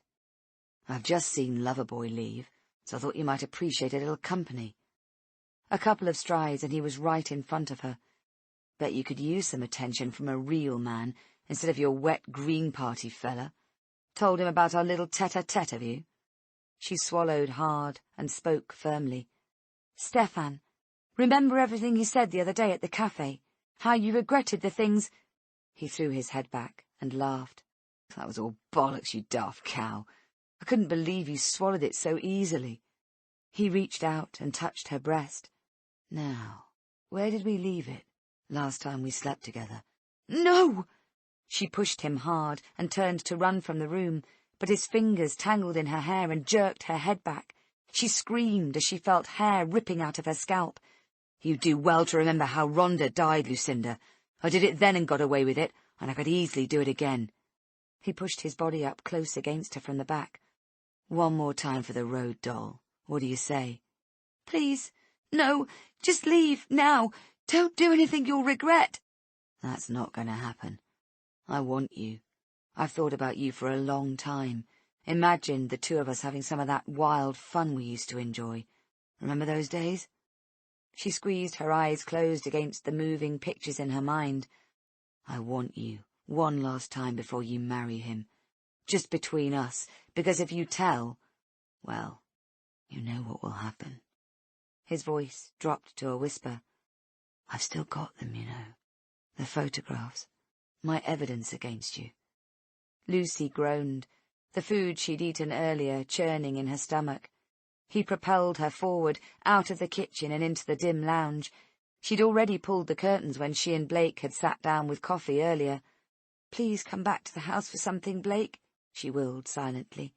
"Please." Wordlessly, Stefan pushed her down on the carpeted floor and peeled off his t-shirt. His face looked wolfish, feral, as he advanced on her. And Blake didn't come back. Chapter 51. When Stefan had left, Lucy lay curled up in the fetal position for a long time. At that moment, she knew with all her heart there would be no escape from him. Even if she married Blake, there would be no new life waiting for her. Her life was simply an extension of the one she thought she'd left behind in Newcastle. Stefan had the power to reclaim her at any time because he held the ultimate card. He could frame her for murder, and she couldn't do a thing about it. He could make sure she spent the rest of her life in prison. Every day, she'd live in fresh fear Stefan would return. There was only one outcome that would give her peace. In that moment, she didn't want to live anymore. She didn't want to see the look on Blake's handsome face when he realized what she was, that she'd been lying to him all this time. She wasn't the woman he thought he was marrying. She was a fraud, someone who would stand by and let a monster like Stefan O'Hara get away scot-free with murdering an innocent girl who'd had her whole life ahead of her. She'd been incredibly selfish by not going to the police all those years ago. Yes, she'd been worried about her father's health, but really, if she was honest, it was worrying about herself that was the strongest motivation. She hadn't had the courage to do the right thing and hope that truth would prevail. The die was cast the minute she walked away and did nothing. She'd handed power over her life, her freedom, to Stefan O'Hara on a plate, and he was still using it. Her stomach hurt, her legs and arms hurt, she felt bruised and battered inside. She rolled over and managed to get up onto her hands and knees. Using the edge of the couch, she hoisted herself up to standing. Her head felt woozy, her knees almost too weak to bear her weight. It took a few minutes to slowly limp into the kitchen. Her throat felt so raw, she would have a coughing fit if she didn't get some water, and that would crucify her sore stomach. She reached the kitchen door and gasped. Water was gushing through the ceiling, the kitchen floor was swimming. She'd completely forgotten she'd left the bath running upstairs. Ironically, the bath flooding saved her. All thoughts of doing away with herself were forgotten, and her practical side kicked in. She locked the back door and bolted it, took a gulp of water straight from the tap, and crawled upstairs on all fours, the wrenching ache in her lower abdomen worsening as she advanced. When she reached the narrow landing at the top, something inside her seemed to take over. She turned off the bath taps, pulled out the plug, and stepped across the soaked floor to take a quick shower. After checking herself over and gingerly dabbing her body dry with the softest towel she could find, she was relieved to see that apart from the odd red carpet burn here and there, she had no other visible marks that would alert Blake that she'd been attacked. She pulled on some elasticated leggings and a soft t-shirt and went back downstairs. Before she could call Blake to come and help with the flood, her phone started ringing. "Blake? There's been a terrible accident at the end of your road, Lucy, and I wanted to check you were safe and sound inside the house." Something made her drop the phone and walk, ghost-like, to the window. A cluster of flashing blue lights and white emergency vehicles blocked the road to her right. She walked outside in bare feet. Stepping out onto the pavement, she saw other residents watching from their front gardens. A little further up the road, a police officer stood talking on her radio. Lucy padded towards her, focused on the vehicles. "Can I help you, love?" the officer said, looking down at Lucy's feet. "You really need to put something on your feet. Broken glass flies out miles from collisions." "What happened?"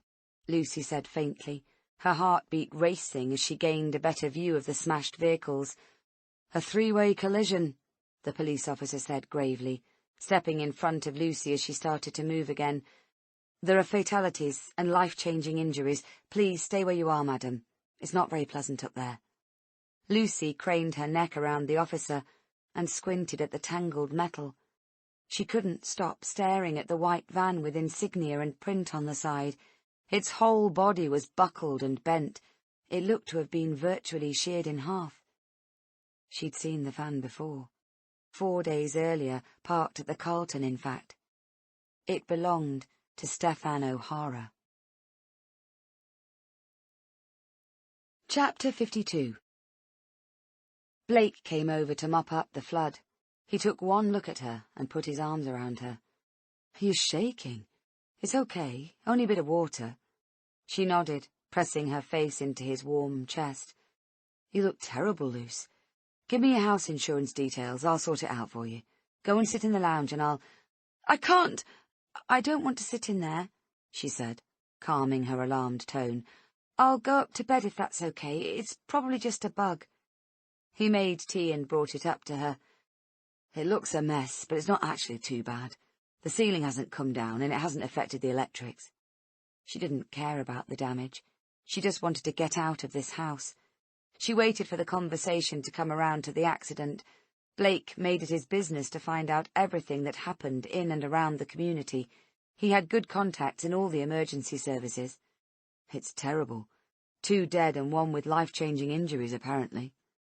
"Please, God," she prayed inwardly, "please let Stefan be dead." "The 2 dead are both female. A man has survived, but is in a pretty bad way." "Do you know what his injuries are?" "His legs were crushed, apparently. It's bad. They've taken them all to the Queen's Medical Centre."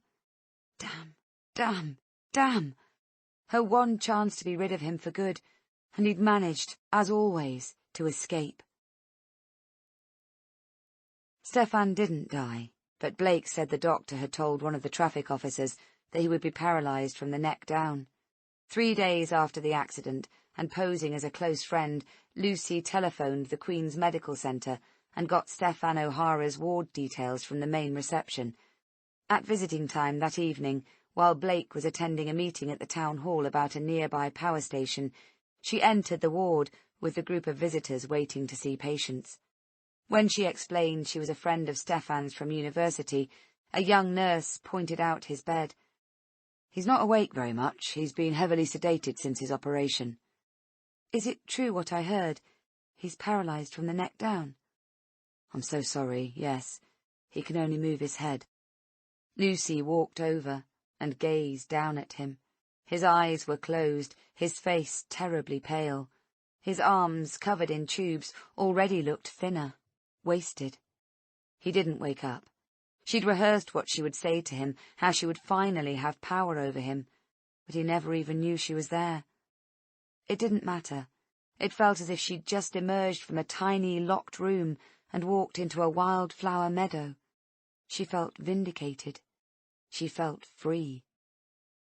"Thank you, Karma," she whispered into his ear. Chapter 53. Lucy, Tuesday morning. I lie awake, but with my eyes closed. Once they are open, I will know it's time to face another day without Grace. I must have got up 3 or 4 times in the night. Oscar woke, fractious and unsettled in the early hours, no doubt picking up on the upheaval and tension in the house. I told Blake to go back to sleep, and I tended to him. Relished the closeness of holding him safe in my arms. One child I can still keep secure, can still shower with my love. Twice last night, I honestly thought I was going to be sick. I rushed to the bathroom and sat next to the loo for what seemed like ages. And I was sick. Sick inside, sick in every cell of my body. So sick, I felt like I might just stop breathing. But I didn't stop breathing. I just kept thinking and thinking about everything, about Grace, and about Barbara Charterhouse and her shocking revelation. How could I have been so stupid, believed Stefan's lie for so long? I open my eyes and see that Blake is lying on his side watching me, a strange expression on his face. It's almost as if he can read my thoughts. "What are you looking at?" I stare steadily back at him, this man I've loved and borne his children. I want to tell him what I know, but I can't, not yet. "I'm looking at you, my beautiful wife, who I love more than anything." I sit up and swing my legs over the bed. We desperately need to talk, but it can wait until after the television appeal today. It has to wait. Emotion washes over me like a tidal wave, and without warning, I start to sob. Great, wet, messy sobs. Then Blake is next to me, trying to put his arm around me. "Lucy, come on. We have to pull together on this. We have to." Today we're doing a live television appeal for information about our daughter. It's another step in what I can't believe is our new reality. A terribly serious development that Grace has been missing long enough that we need to do an appeal. But it could be the turning point. This could bring her home. Is Grace coming home? Nobody can say. Only her abductor knows, and I firmly believe now that she has been taken. Hope has begun to seep away and is gathering speed. Soon there will be none left. For all my anger and disappointment with Dad and what he's done, I wish he was here with me now. I walk into my son's room and watch him sleep, his tiny chest rising and falling with each precious breath. He is here. He is alive. He needs me. I shower, wash and dry my hair, and pull it up into a ponytail. I dress in a loose, striped blouson top and black trousers with low-heeled black shoes. Downstairs, the hallway is a hive of activity. Uniformed officers and the 2 detectives mill around, endlessly making and taking telephone calls. Nadine arrives. Blake has arranged for her to look after Oscar while we're at the television studios. He leads her to the kitchen, where I spot them through the open door, their heads together, speaking in low voices. I walk into the living room and stand by the window. The press crowd has doubled in size. Fiona comes in and stands next to me. I continue to stare outside. "Morning, Lucy. I know you'll be dreading the televised appeal, but you'll get through it. This could be so powerful in progressing the investigation. Try to remember that." I nod. I can't think what to say, so I stay quiet. An hour later, Blake and I are in the back of an unmarked police car on our way to the BBC studios in Nottingham. We're escorted into the building and taken straight inside. When we walk into the big room filled with journalists and television cameras, silence falls. We are the main event. We stand behind a screen in one of the studios. When I peek around it, there's a long table with chairs and microphones. A crescent-shaped group of journalists, photographers and film camera operators wait, buzzing with a nervous excitement. My palms feel damp, and my body is aching, as if I'm coming down with something. Blake smiles and squeezes my hand, but his face looks grey and drawn. D.I. Pearlman appears, and I feel gratified to see a friendly face. "Okay, just like we said on the way here. Be as natural as you can. Just be yourself." He looks at me. "I know it's hard, but remember, you aren't on trial here. There's no script, no right or wrong things to say, so no pressure. If you can manage to say how you're feeling, both of you, how life is without Grace, then today will be a success because people will want to help. We're confident they'll respond." He says there's no pressure, but I can feel it like a 10-ton truck pushing at my back. We have to make people like us, have to let them know how we're suffering without Grace, or we might not win over public opinion. And it's me they'll be judging. I've seen these appeals on television, watched the mother closely for signs of true grief and devastation.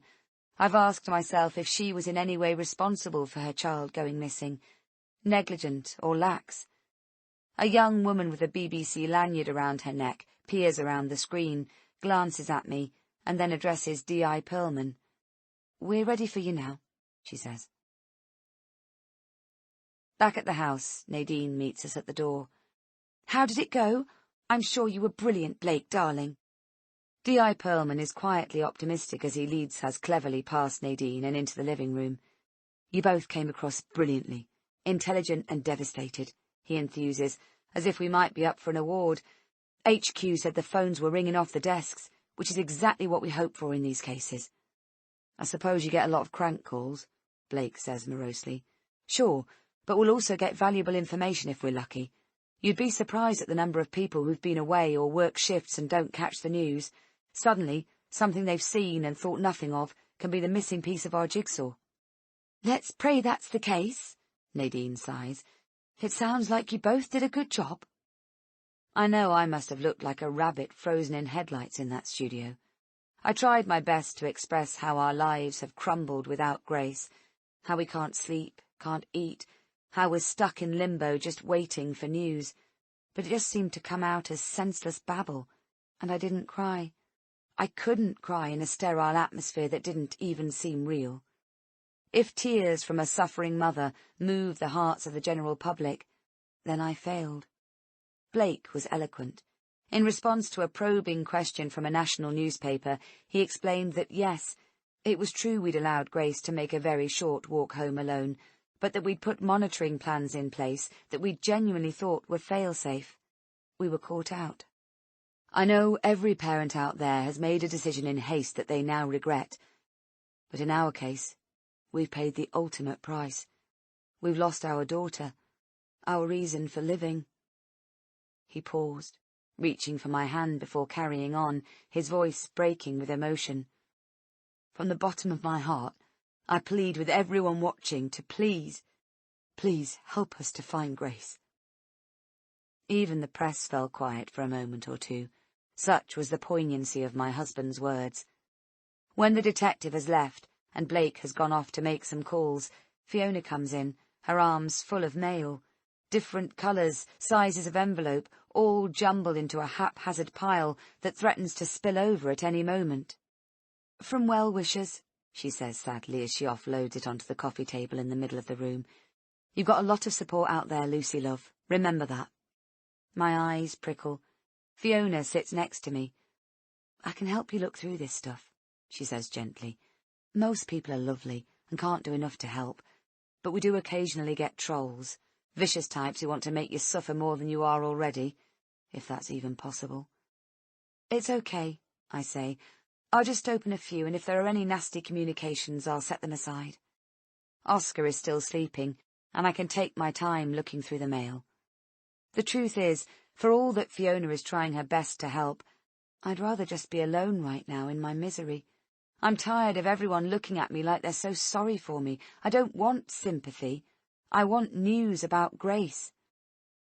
"Dr. Mahmood has been in touch. He wants to come and see you again. See if there's anything he can do to—" "I don't need to see him. I feel so frustrated with all this fuss over me. It's Grace that matters. She's the only thing that matters to us." Fiona nods and squeezes my arm. "I'm just in the kitchen catching up on paperwork if you need me." She gives Nadine a look, and my mother-in-law sniffs and reluctantly follows her out of the room. They close the door behind me, and I feel the sore, contracted muscles in my chest and arms relax a little. You'd think that in such terrible circumstances as these, you wouldn't care what people think, that you'd just break down and not give a stuff who sees you. But in reality, you try and keep it together, develop a shell, albeit a fragile one, where you observe generally reasonable behaviour and strive to hide your true feelings. Now, alone again at last, I can let the pain resurface. I rub my wet face with the backs of my hands and reach for a handful of envelopes. I can see that most of these are cards. I open a couple, and they are sweet and genuine. One card with a horse on breaks my heart. It's from a girl who attends Grace's riding school. Dear Grace, I heard you are missing, and I hope you are okay. I have told your horse you will be back home soon, and I will look after her for you until you ride her again. Love, Macy Price. Kiss, kiss. There are other cards from people who live on Violet Road, expressing regret and wishing they could help in some way. I shuffle through the pile and spot an envelope that looks too thin to be a card. Fiona's warning about trolls rings in my ears, and gingerly I slide my finger under the flap and tear it open. Inside is a scrap of notepaper. Lucinda, I know you'll be terribly worried right now, but I know something you don't know, so don't worry about Grace. Remember the old email?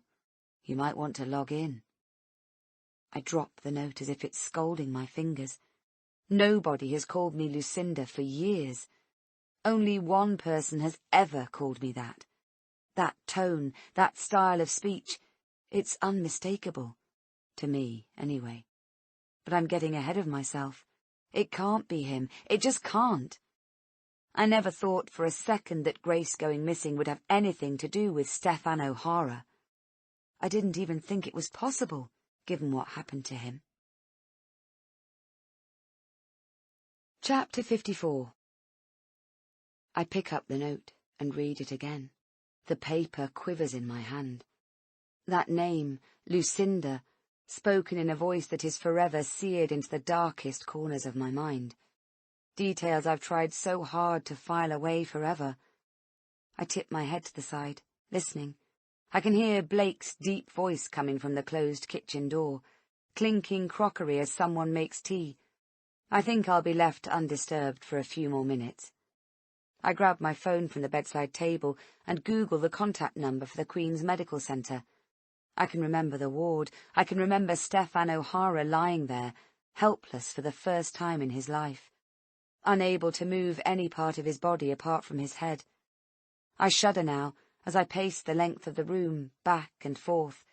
That day I saw him in that hospital bed, I felt, for the first time, that I had a chance to seize my power back at last. My head thumps with fresh pain, and I pick up the note and screw it into a ball. I ring the hospital, and the receptionist puts me through to the ward. A hassled-sounding woman answers.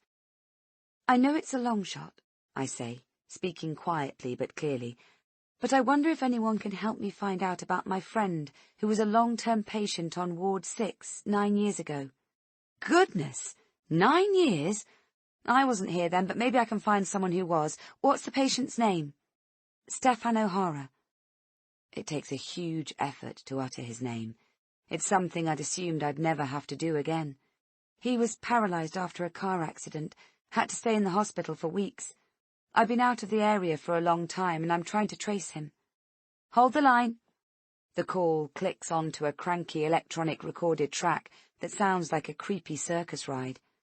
My heart is racing now. I'm racking my brain to think what to say if the door opens and Blake or Fiona comes in. After a few minutes, she's back. Someone does remember him vaguely, but he didn't stay here long. He was transferred to the Royal Victoria Hospital in Newcastle. Thank you, I say. It's a start. But there's something else I need to do while I can. I slide my laptop out from underneath the couch.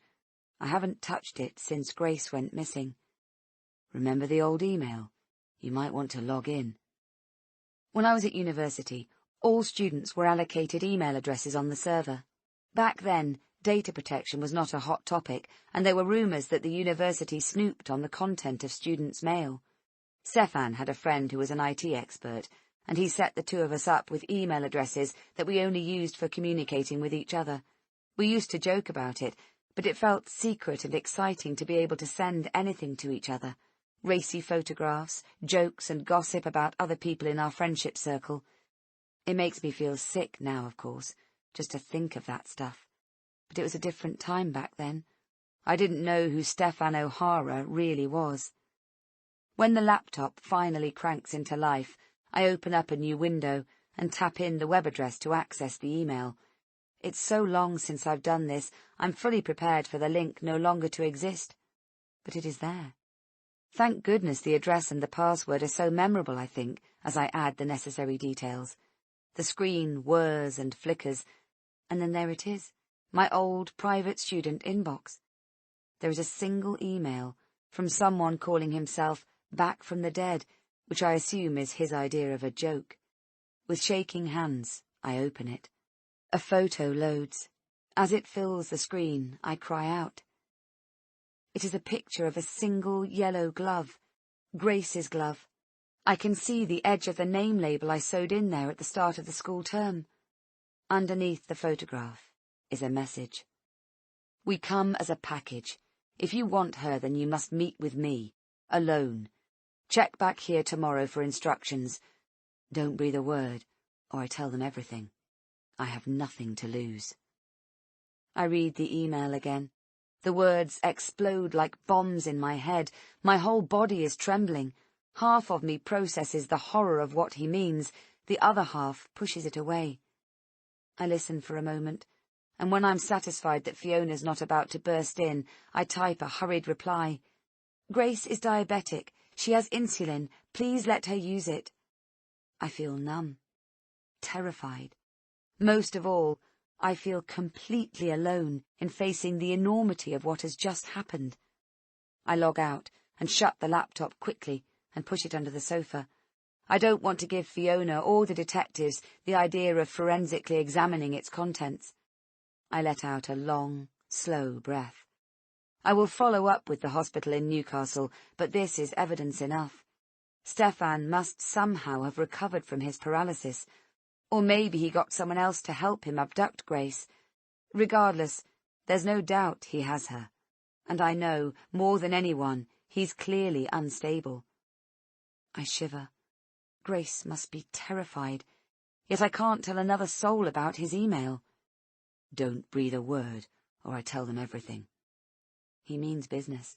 He's already approached Bev to show me how easy it would be for him to ruin all our lives. If I tell the police, I'll have to explain our whole history together. I'll have to convey just how dangerous he is, and the extreme lengths he'd be willing to go to. I can just imagine the protracted questioning, the investigation boxes that would need to be ticked, the valuable time that will be wasted. If I meet with Stefan myself, I can make him see sense. I know I can. The joy of knowing my daughter is alive is almost enough to override everything else. It gives me hope, a determination to succeed. He holds a final secret so powerful he could wreck my life in moments. I have no choice but to meet him alone. Chapter 55. Are you okay, Luce? Blake steps away so he can give me a long look of consideration. You're so quiet, and is anything wrong? Nothing's wrong, I say, apart from my whole world falling to pieces. I know, stupid question. This man, who has so much energy and is usually so full of life, looks tired, beaten. It's in my power to help him deal with what's happened, but I can only do that by destroying him. I feel an utter fraud. I know our daughter is with the most loathsome man I have ever met, but she is alive.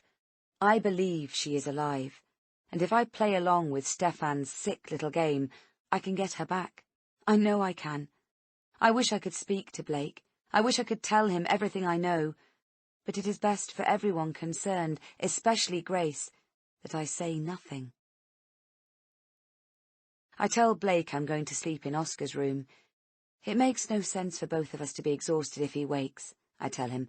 I won't sleep anyway, so I might as well volunteer. He nods without comment. Perhaps part of him senses I need some space. Perhaps he, too, is glad of the time alone with his thoughts. I slide into the cool sheets of the little-used spare single bed and listen to my son's regular, light breathing pattern. Getting through the television appeal and yet another day without Grace, there were times today I didn't think I'd make it. I've had to block thoughts from my mind, particularly the revelations of my visit to Barbara Charterhouse. But now I can revisit what happened, digest her words, and absorb what it means to me, to my life. I've known your hidden past for a long time, my dear. The sound of the tea pouring from the teapot spout echoed in my ears. I've marvelled how you've managed to keep it all inside.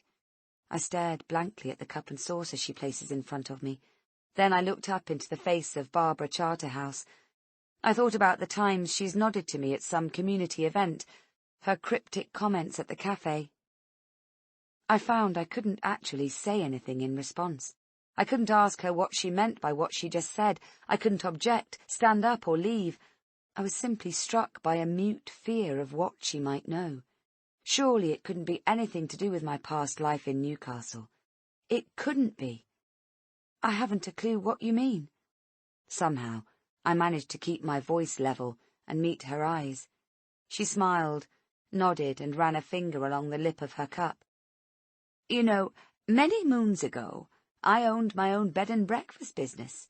It was quite successful, but after a couple of years I hit a sort of ceiling. I'd grown the business as much as I was able, which was fine. I was happy there. She paused and smiled to herself. And then I met Harold. I breathed a small sigh of relief. It sounded as though she knew nothing of my past after all, thank goodness, and I now doubted her comment at the cafe about Blake's facade could be anything more than a spiteful slur with no substance. Harold, believe it or not, was hotly ambitious in those days, and he saw great opportunity in a certain area of Newcastle, where the student population was experiencing exponential growth. Freezing cold fingers unfurled at the bottom of my spine and commenced a slow crawl up each and every vertebra. She watched my face carefully as she continued. Harold had some money, compensation for a car accident he'd been involved in. I had a bit put aside too, so we sold the B&B and bought a splendid but faded Victorian villa on the outskirts of Newcastle. Goosebumps clustered on my forearms as Barbara smiled and nodded slowly, as if she could sense everything that was happening inside me. The sick feeling, the panic, the rush of blood to my head. I was trying so hard to remain poker-faced. The house needed renovating top to bottom, but we did virtually nothing because the place filled with student tenants within a month. These were young people who expected very little and were perfectly happy if you let them alone. "Why are you telling me this?" I managed, but she continued as if I hadn't spoken a word. Harold and I didn't interfere so long as they paid their rent and took out their rubbish regularly. We didn't live on site, you see, and so we found it fairly easy to turn a blind eye to everything else. And I can tell you, even though I'm ashamed of our lax morals back then, that made our accommodation very popular indeed. She couldn't possibly know. She couldn't. Lax morals were one thing, but if she knew a girl had died there, surely she'd have gone to the police a long time ago. I felt like I was overheating. Being so near the fire was going to literally cook me if I didn't take off my coat. I wriggled my arms out and slipped it from my shoulders. She waited until I became still again before speaking. Although we didn't live there, we spent a lot of time at the house during the week. Harold would do the maintenance jobs, which were never-ending, and I'd dust and vacuum the common areas. Stefan's voice rang in my head as if he was standing right next to me again. "We'll keep out of the lounge area. That nosy old battle-axe is cleaning in there." One day it came to our attention that the students were talking about some kind of incident that had happened upstairs. They were joking and laughing about it in the communal lounge, but Harold became concerned when he heard reference to an awful crime having taken place. I tried to pick up my cup, as a small barrier against her incisive glare, but my hand was shaking so much I had to put it down again. "Stefan killed that girl. It had nothing to do with me. Hear me out." She put up a hand, and I fell silent. I couldn't cope with this, with her knowing. I couldn't live without my children, possibly go to prison. It would be better for all concerned if we confronted the students, threatened them with calling the police, and that caused even more hilarity. Finally, someone explained. Apparently, Stefan, the student who'd been with us the longest, he was older than all the others and had a controlling influence in the house, had staged a mock suffocation to persuade a young student not to turn him into the police. I stared at her. The supposed victim, Rhonda, I believe her name was his partner in drug-dealing activities. They acted out the murder to fool the young student into believing that she'd just witnessed a brutal act. Stefan took photographs of her in the room with the body and said he'd implicate her in the crime if she blew the whistle on his so-called business activities. One of the tenants even told us they'd done it before. "But the body," I said faintly. We went upstairs to the scene of this dreadful joke, and the room was spotless. No sign of anything amiss at all. A week or so later, Rhonda came and apologized to us. She said it had all got out of hand, and she was sorry we'd had to hear about it the way we did. Of course, we put them both out anyway. It was a step too far. A charge surged through me. The muscles between my neck and shoulders cramped, and I felt suddenly overwhelmingly tired, completely devoid of energy. The young student who'd witnessed the supposed murder ran away, they say, dropped out of university. I caught sight of her once at the house. It would be enough to send someone crazy, believing she was party to a killing. Barbara reached for my shaking hand. But she never was, you see. That young woman's conscience should be clear. It's the only gift I can give to you in this terrible time you're going through, dear. I stumbled out of the house, half running, half falling into my car.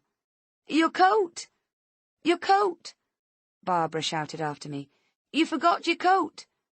But I couldn't go back. I just couldn't. I started the car. At the end of the lane, I pulled over and opened the window, dragged in a lungful of cold air before making a concerted effort to push it from my mind. I still can't process what she's told me. Can it really be true that Rhonda never died? That Stefan had invited me over not to try and explain his way out of the drug dealing, but to frame and then blackmail me into not reporting his activities to the police? Involvement in a university drug ring is one thing, but why would Rhonda agree to be involved in such a sick stunt? And where is Rhonda now? If it's true that she wasn't killed, then one enormous burden has been lifted from me. But that doesn't change the fact I have another terrible secret. Chapter 56. Wednesday morning. I've had an ongoing battle with myself all night long. Yet again, life has presented me with a massive choice. If I involve the police and they conduct their investigation as cautiously and slowly as they have so far in Grace's disappearance, something awful could happen to my daughter. I know Stefan O'Hara, and the police don't. Plus, I'm not tied up in knots, ticking procedural boxes and following a certain order of process. In my opinion, that gives me an enormous advantage in dealing with the situation myself. Conversely, I could forever regret my decision in not involving the police. 16 years ago, I ran away from responsibility and my own power. I put my fate in the hands of others. No more. From now on, I'll run my own life and face up to the consequences. I log back into the email account. 10:30 a.m. today. Do not tell another soul. I'm feeling low, Lucinda. Very low. If I decide that life isn't worth living, I may just take her with me. Tread carefully.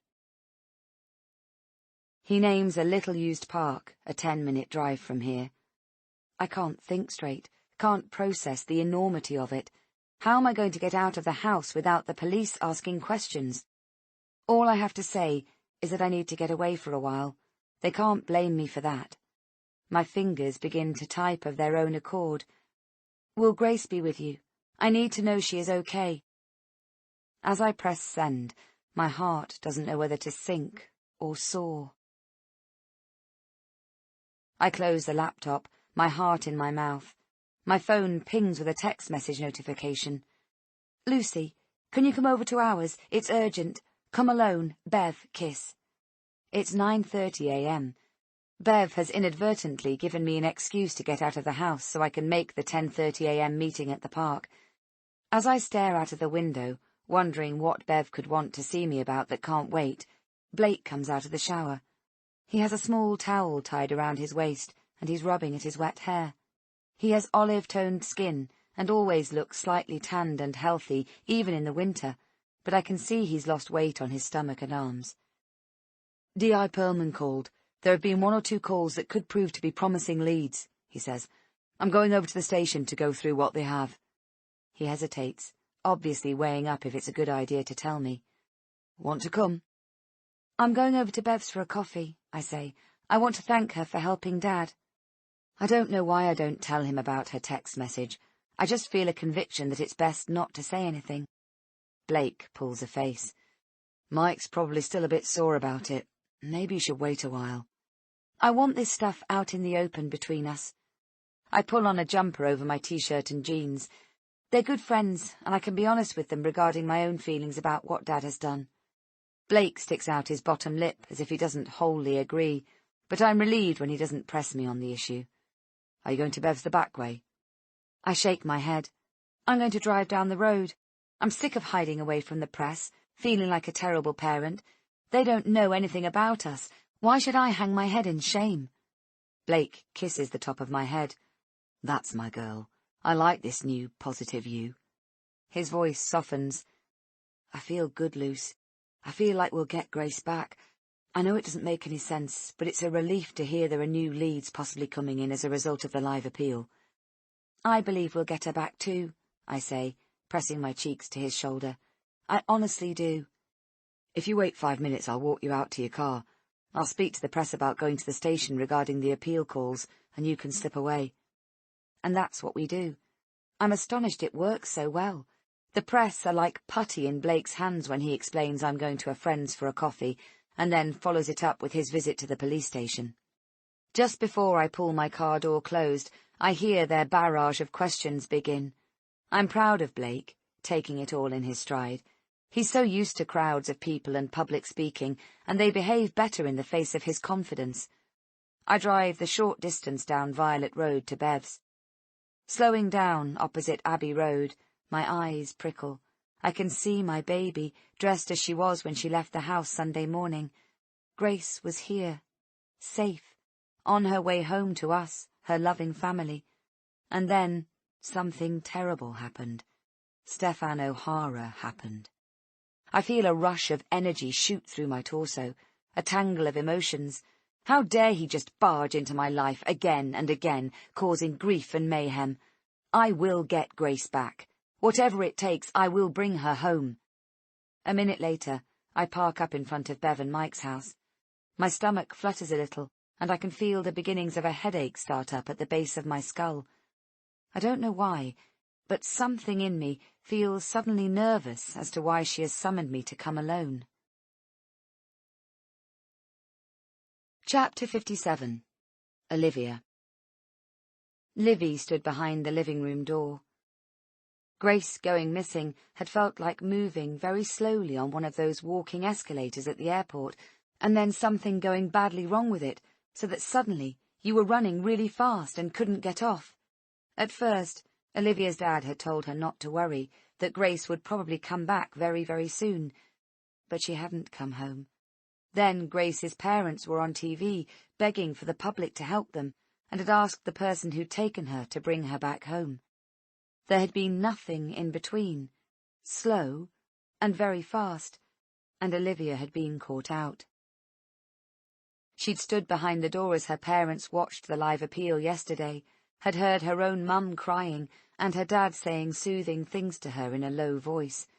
Then Olivia heard the policeman on television describe what Grace was wearing and that she'd been carrying a small pink rucksack too. And that's when Olivia knew without any doubt it was important to tell her parents that Grace's bag was actually under her bed. Her parents had gone very quiet. They'd looked at each other in the strangest way, and Olivia saw the fear in their eyes. And then she felt afraid too.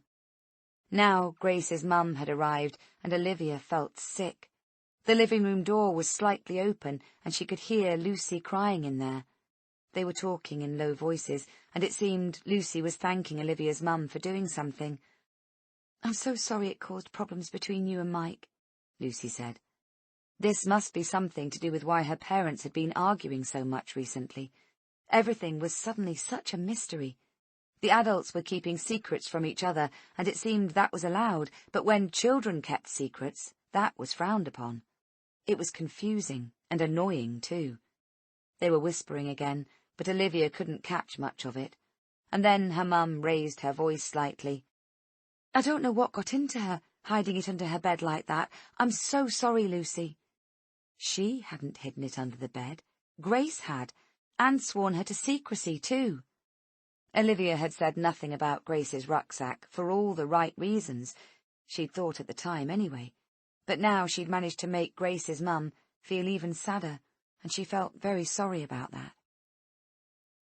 She pushed open the door, and both mums sat up a bit straighter, in that way adults do when a kid walks in, as if they haven't been talking about anything interesting.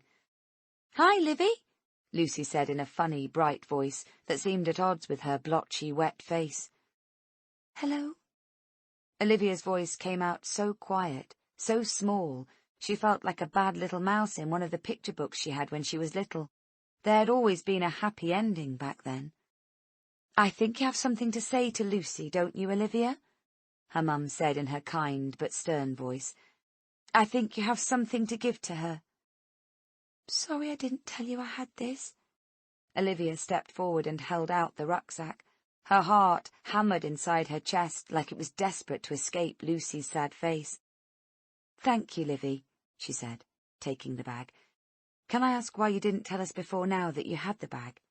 "Grace told me to keep it a secret," Olivia said quickly.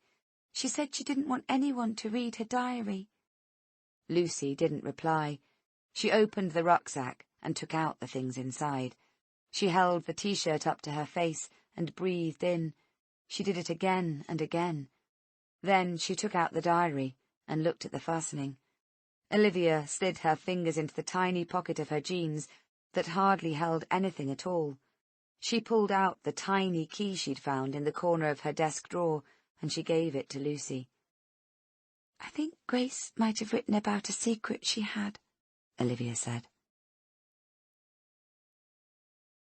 Chapter 58. Lucy. As Livy hands me the tiny key that will unlock Grace's diary, our hands touch, and I have to fight the urge to grasp her small, cool fingers and pull her to me, just to feel her in my arms, so similar to my Grace, to hold her close and bury my face in her silky hair. My heart is cracking open. I don't pull her to me. Of course I don't. The last thing I want to do is scare Livy. She must have been nervous and confused, not wanting to betray her best friend, and yet feel a building sense of worry about the contents of the rucksack. I don't open the diary here. I stand up to leave, but before I go, I confide in Bev. "Please don't mention this to anyone, at least for a couple of hours. Now I'm out of the house, I'm going to drive to a quiet place to look at the diary. I need a little peace, that's all, away from Blake, my dad, Fiona." "I understand, course I do," Bev says, "but don't leave it too long, Luce. The police need to know you've got her bag. It could be important." I nod, but I know what's important is to get to the park. Back at the car, I feel sick with nerves at seeing Stefan again, but also an unmistakable excitement and relentless hope that I'll be seeing Grace. Whatever it takes, I'm bringing her back with me today. I have to. I slide into the driver's seat and lock the doors. As I pull away from the desperate faces at the curbside, I allow myself a sigh of relief. It doesn't take long for the tension to return. What will Stefan want from me in return for the safe delivery of my daughter? I know him well enough to fully expect that he'll lay out demands, and I'll agree to all of them. I will. If he's crazy enough to think we could get back together, I'll indulge him in that too.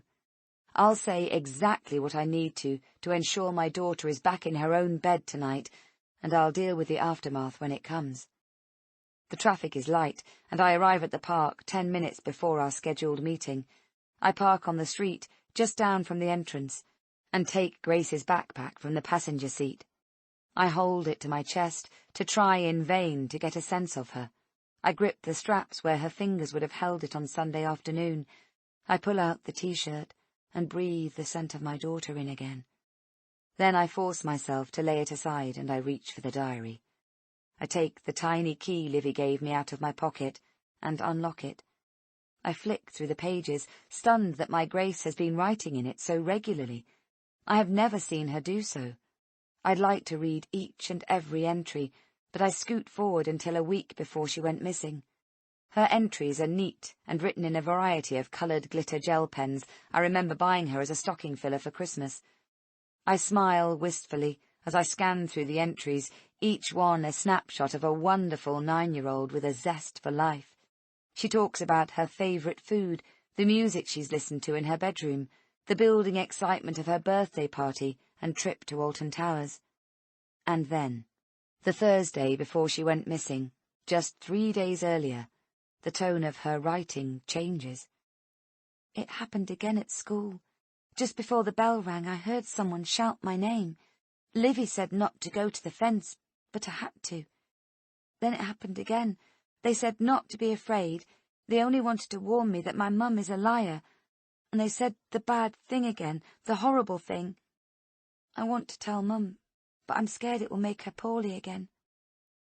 The diary falls from my hands as I let out an anguished yelp. He's got to Grace, at school of all places. I can't bear that my beautiful girl was afraid of speaking to me because she couldn't trust I wouldn't sink into one of my anxious, depressive states. I never realized she even noticed this stuff. I've been living in a cave. I pull my jacket closer to me, shivering. My hands are shaking, and I'm terrified what's going to happen. I've underestimated Stefan. He knows everything about me, about us, our family. He was in touch with Grace, and I never ever knew it. But how? He was paralyzed when I last saw him. Tugging my beanie hat down low over my forehead and sticking my gloved hands in the deep pockets of my quilted coat, I lock the car and walk, head down, quickly alongside the hedge that runs the length of the park. Glancing around to make sure nobody has followed me, I slip through the gap at the far end. I stand next to an old oak tree, its enormous girth indicating that it is probably over 100 years old, and look around. I spot 2 dog walkers and a man in the distance in regulation overalls, picking up litter with a grab-and-grip stick. And then I see someone over near the road but amongst the trees, looking around the park just as I am. Time seems to slow as I take in the back of the darkly clothed, darting figure. It's a man, but his movements are surely too quick to be Stefan. My heart is hammering. I can't afford to put a foot wrong here. This is my chance to get my daughter back, and I'm going to make it count. I walk a little further into the park and sit on a bench. It's cool and the sky is clouded over. Little moody pockets threaten rain. I keep running over Grace's diary in my mind. School is a place your child should be safest, and yet Stefan had managed to defy even their safety processes to frighten Grace. My skin is crawling, every inch of it. My sense of terror is a physical thing, but I have to find a way to rise above it. He's just a man, I tell myself. He's fallible, he makes mistakes. My love and determination to get Grace home safely is strong enough to face him now. It is. Movement catches my eye again. A figure, a different one than I saw before, comes into focus, and my breath catches in my throat. It's time. I stand up, pressing my feet down hard in an effort to ground myself and stop my knees wobbling. But the realization of who is in front of me nearly knocks me off my feet altogether. It isn't Stefan at all. It's Angela, my old housemate at university. I stand, frozen to the spot, as she walks towards me. "Hello, Lucy," she says, her mouth twisting horribly to the side. "I've waited a long time to see you again." I glance around. Stefan will be here somewhere, I'm certain of it. "Who are you looking for?" "My daughter, Grace. You know she's the reason I'm here." "All in good time. If you want your daughter back, you have to pay the price." "Which is?" Her mouth twists up at one side. "Let's just say you've a surprise coming." "How do you know the police haven't followed me?" I say, pressing my hands into my pockets to hide the shaking. "Because I know about Rhonda's murder. Stefan told me what you did to her, and I was on the stairs that day when he told me you two were having trouble handling the drugs. I'm sure, even years later, the police would be very interested in that." So it had been Angela on the stairs that day, who Stefan had spoken to. I don't tell her I already know he staged the murder, thanks to Barbara Charterhouse. Let her think I'm afraid of it still. I know instinctively that getting Grace back will be like a game of chess. I've chosen to do this alone, without my husband, without the police to support or hinder the process. "Is Stefan here?" I feel sick with nerves at facing him again, but I know I must. Somehow, he's recovered his health enough to be involved in this. Her sarcastic smile melts away. "Sadly not. Stefan's dead, and you as good as killed him." "Dead?" My immediate instinct is not to believe her. How can I have anything to do with his death? Unless she's referring to the car accident the night he attacked me that was nothing to do with me. "He committed suicide 6 months ago. They told him he'd be paralyzed for good, but he was such a fighter. He worked so hard on his exercises every day for years and got back some movement in his hands and arms. But it wasn't enough for him. Couldn't live with being a virtual vegetable any longer, he told me." She takes a step towards me, and her face contorts in pure malice. "He never stopped loving you, you know. God knows why." The relief that it might be true, that finally he might be dead, is tempered by the tangle of stuff that no longer makes sense. If Angela is here, then who has Grace? Her eyes look deranged. I have to try and get her to talk. "So you and Stefan, did you get together after university?"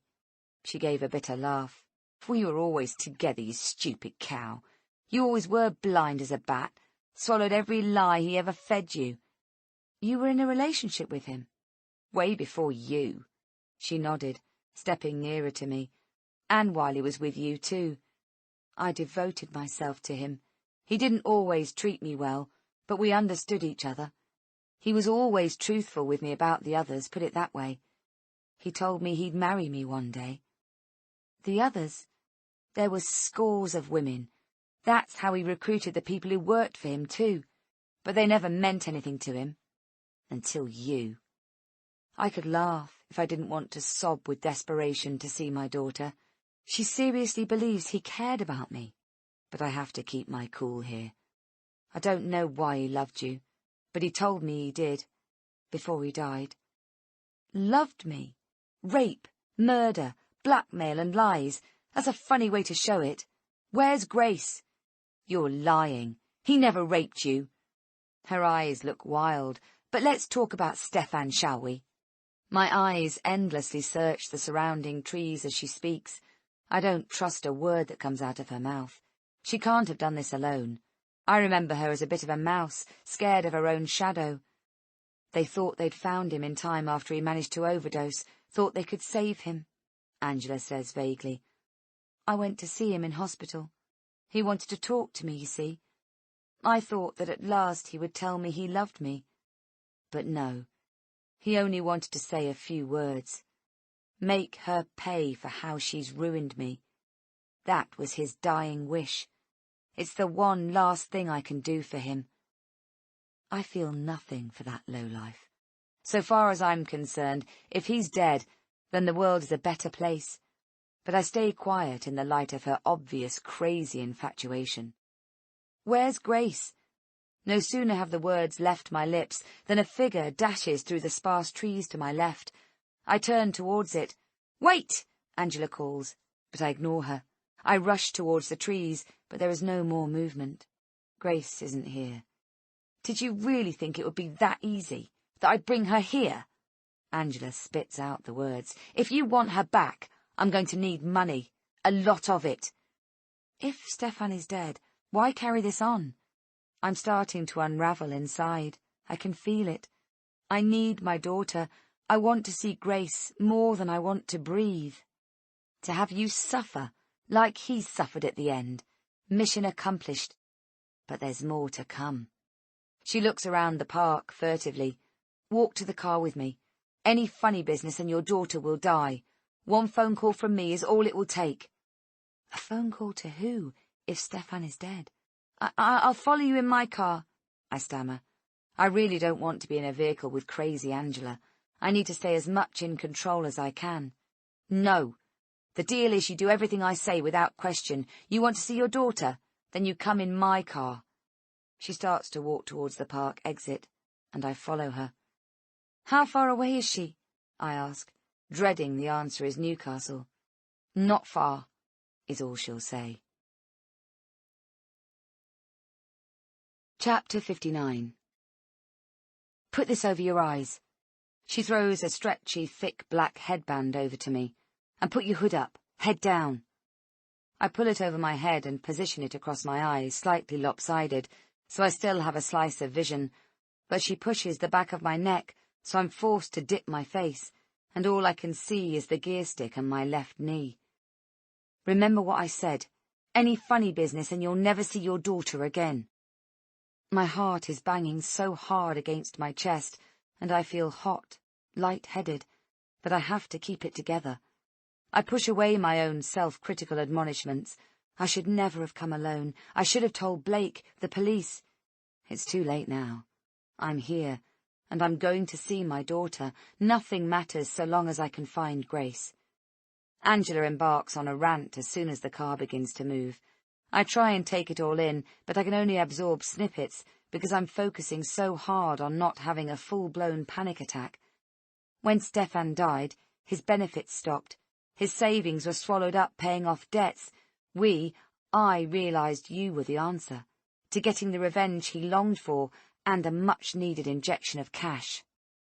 She's clearly unhinged, babbling senselessly half the time to herself, completely incoherent. Then she starts talking about the day Grace went missing. "I've been watching you for a few weeks, watching you in the house. That was my job and I did it well. You never spotted me, did you?" She thumps my arm hard when I don't answer. "Did you?" "No," I gasp, thinking about what Jeffrey said, that he'd spotted someone skulking around. I've always hated being ordinary-looking. Nobody ever notices me, looks at me appreciatively. I guess I finally found a use for it. She laughs. "Anyway, I got to know your routines. I even got to speak to Grace at the playground fence twice, told her that Mummy was a liar and had hurt someone very badly." The diary entry.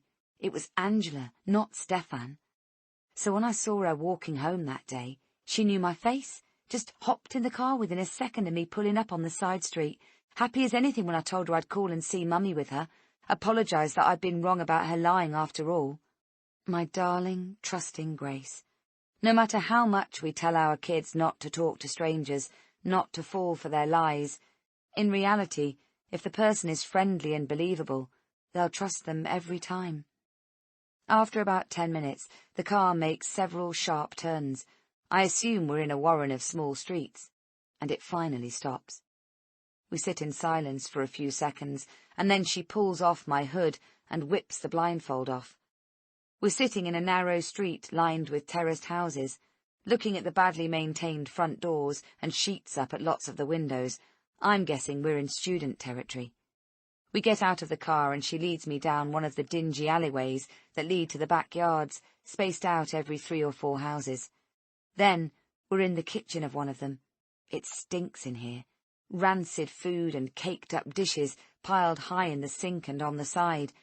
She pushes me through a door leading to steep stairs covered in patterned torn carpet without answering.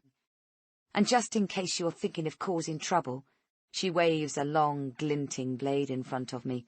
"One plunge from me and it's in your kidneys," she says, and jabs me with it as I start to climb in front of her.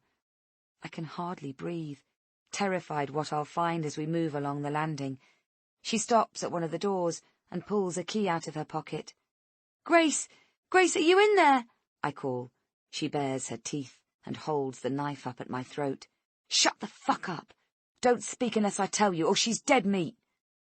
I think I hear a very faint whimper from inside the room, but I can't be sure. For all her bluster, I see her hands are shaking so much it takes 3 attempts before she can successfully insert the key properly into the roughly hewn lock. The key turns, and she pushes open the door. The room is dim, the heavy, lined curtains are closed, and my nose wrinkles at the smell in here. She reaches in front of me and snaps on the light, before rushing over to a tangled bundle of clothes and blankets that move slightly on the floor. "Grace," I whisper, almost too scared to hope against hope it's her. A small hand weaves up out of the pile, and as I dash forward, my daughter's fearful, tear-stained face appears. "Stay where you are!" Angela brandishes the knife close to Grace. My beautiful girl looks thin and pale. She's dressed exactly as she was when she left home 3 days ago. "It's okay, baby. I'm here now. It's over." Except it looks far from over when someone hisses words into my ear from behind. "Hello, Lucinda. Long time no see." Breath leaves my body as if someone punched it out of my lungs. The last time I saw this woman, she lay naked and comatose on Stefan's bed, having the life apparently smothered out of her. Now, here she is, standing in front of me, and very much alive. Rhonda is heavier now. Her hair is dark, and the extra weight around her face makes me shiver because she looks uncannily like Stefan himself. "Why?" I whisper. "Why did you go along with his sick murder plan? Why take my daughter?" She stares at me with hollow eyes, but stays silent. "You loved him," I say. "You were always watching us. I felt your jealousy." "I still do love him," she says coldly. "You don't just stop loving someone because they're dead." I glance at Grace. Her colour, her vague expression, her blood sugar is low, I can see just by looking. "My daughter needs medical attention. Please, let me—" "The quicker we get this done, the better," Rhonda snaps. "Just tell me what you want. Money? How much?" If only it were that simple. Rhonda smiles over at Grace.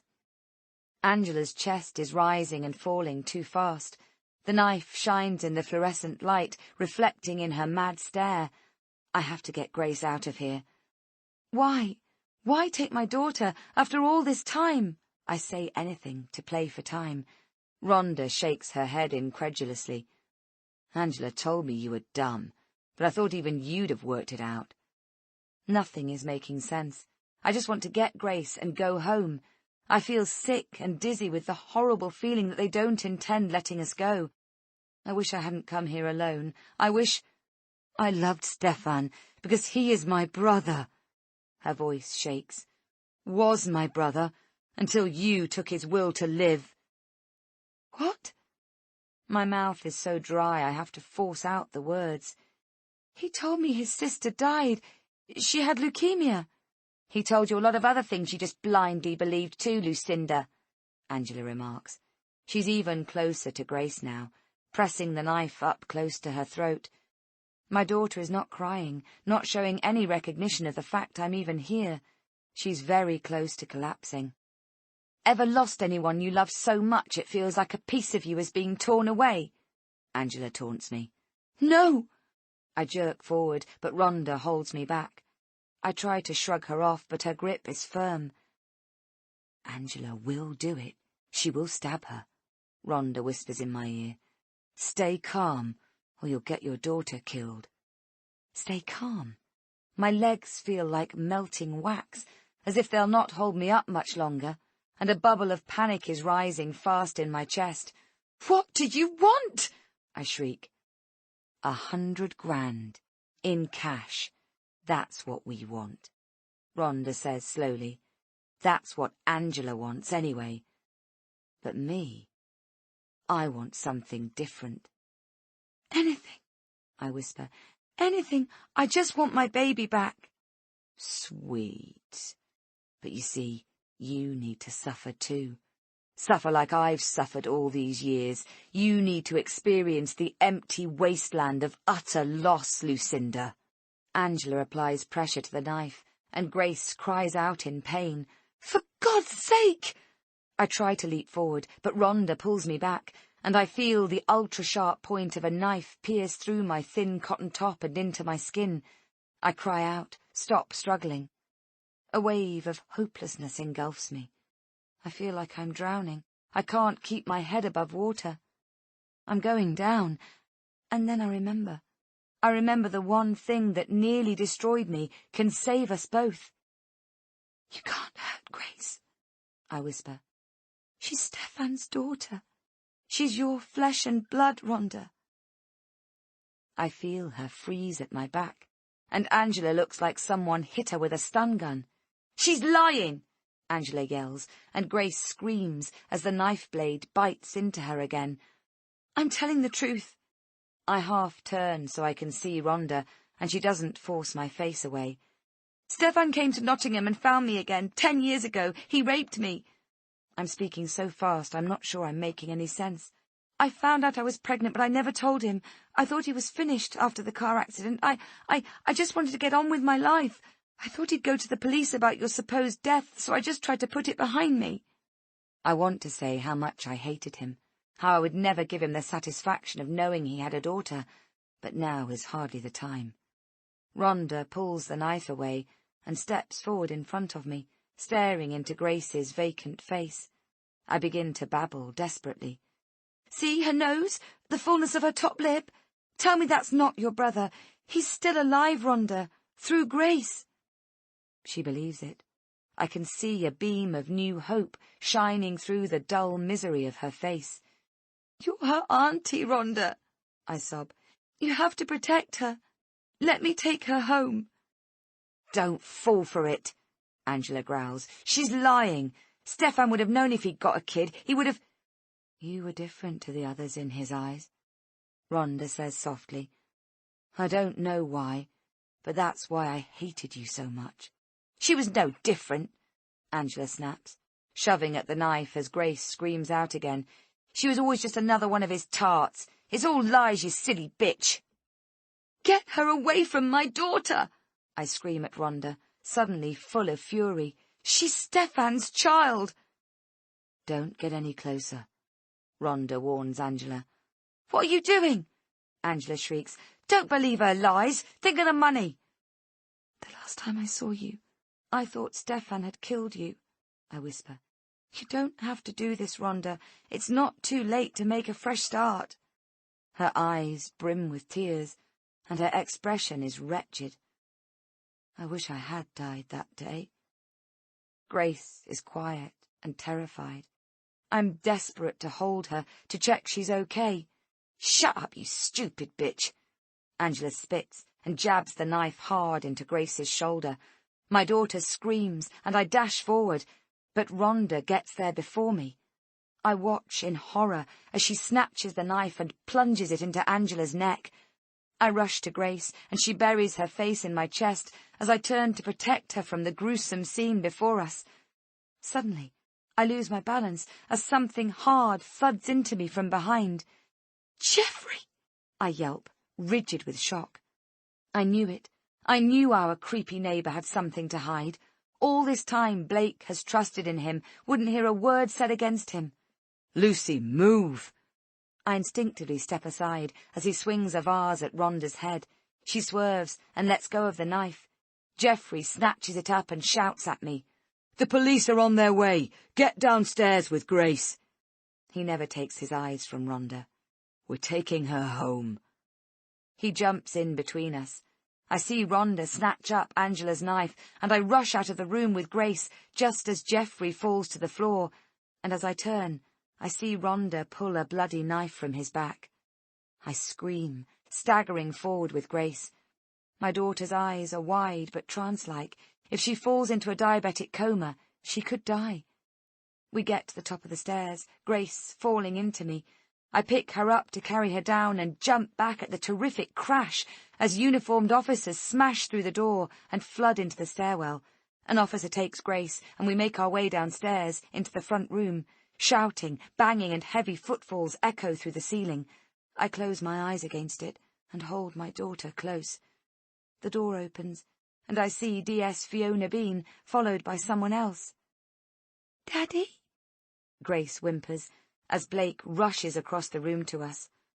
"I've come to take you both home," he says. Chapter 60. We're both uncomfortable. Dad sits with his fingers laced before him, looking up at me like one of those cute Facebook videos featuring a dog that knows it has done something wrong. I'm thinking how I could approach the issue from a supportive angle, yet show him I'm shocked, disappointed. He's put us all at risk. A distant memory floats to the surface. When I was about 11 years old and in my first year at senior school, I got an invite to hang around after school with one of the cool groups of kids. They were going to the bowling alley where someone's auntie worked. I tagged along and ended up buying everyone cans of lager and spending all my lunch money for the week. I had to come home and admit everything to Dad. He didn't lecture me. He said he could see I felt bad enough and I was suffering because I felt guilty and foolish. And he was spot on. I never did anything like that again. Standing here now, our roles are now reversed, and it feels wrong. Awkward. I'm trying to think how best to broach the subject when Dad speaks up. "I'm truly sorry, love," he croaks, his chin on his chest. He looks wretched, pale and unshaven. I can count on one hand the number of times Dad hasn't had a shower and shave first thing in the morning. "Why, Dad? Why did you let it get so bad without asking for our help?" He looks up at me, his eyes red-rimmed and sore. "It happened too fast. It sounds stupid, but I didn't know I needed help, love.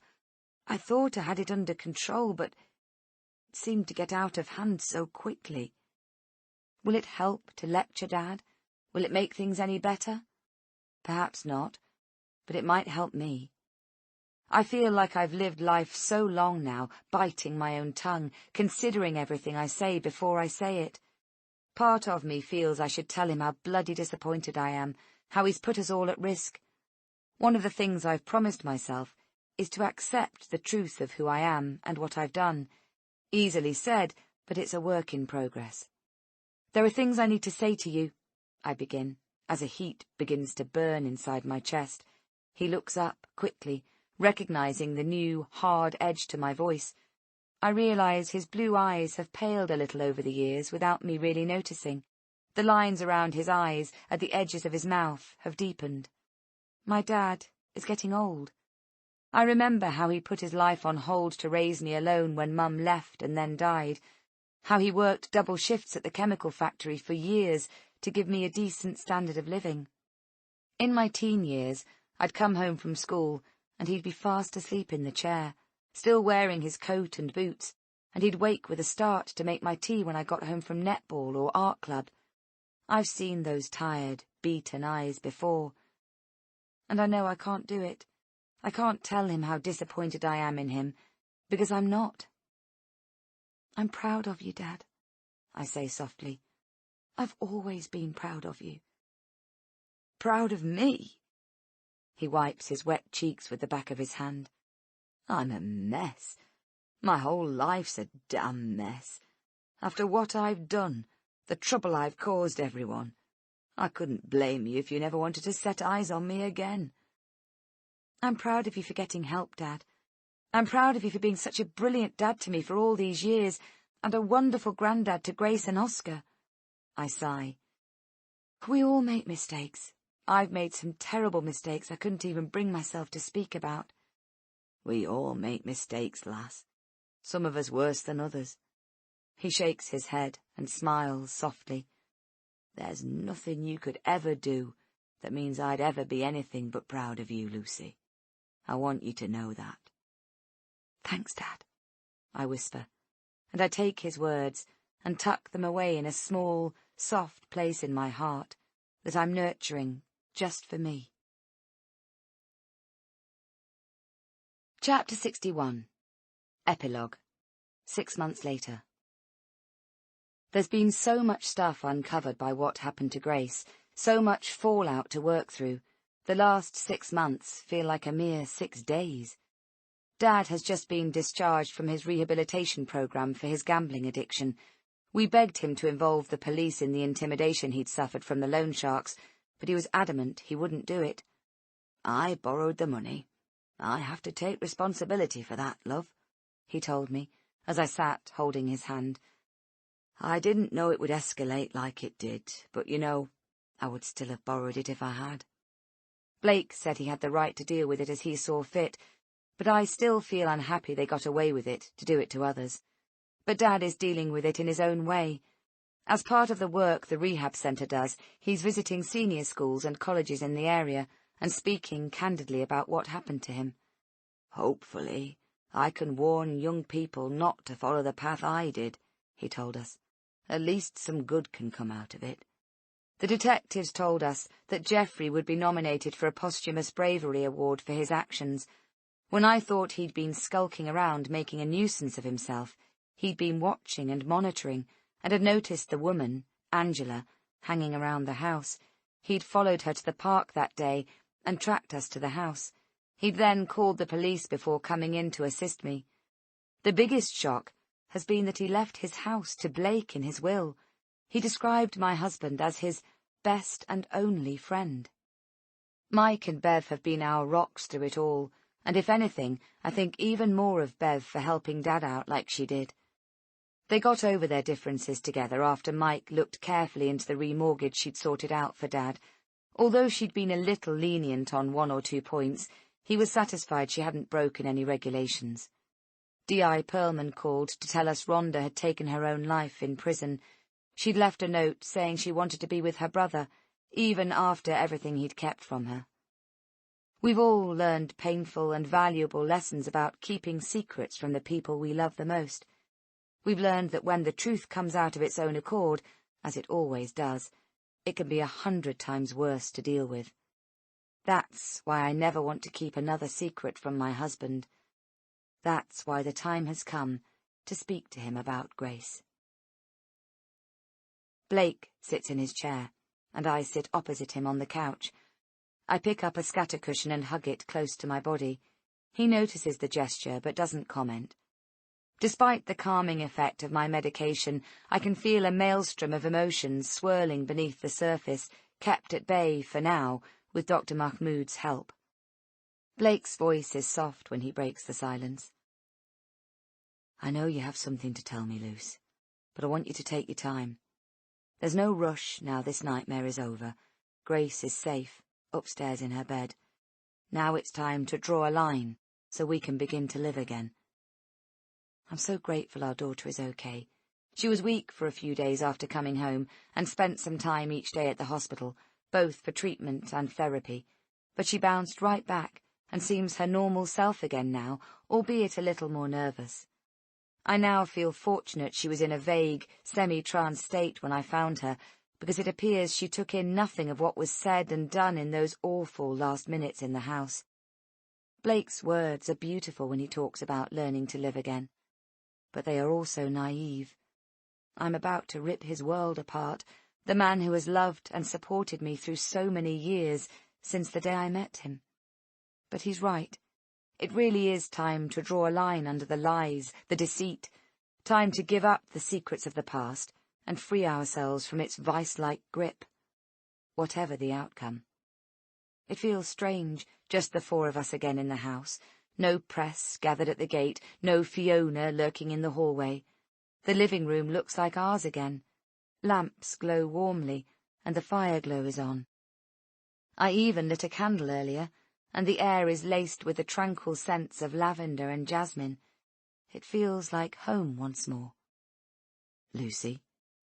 I look at him now, his handsome face lined with patient concern.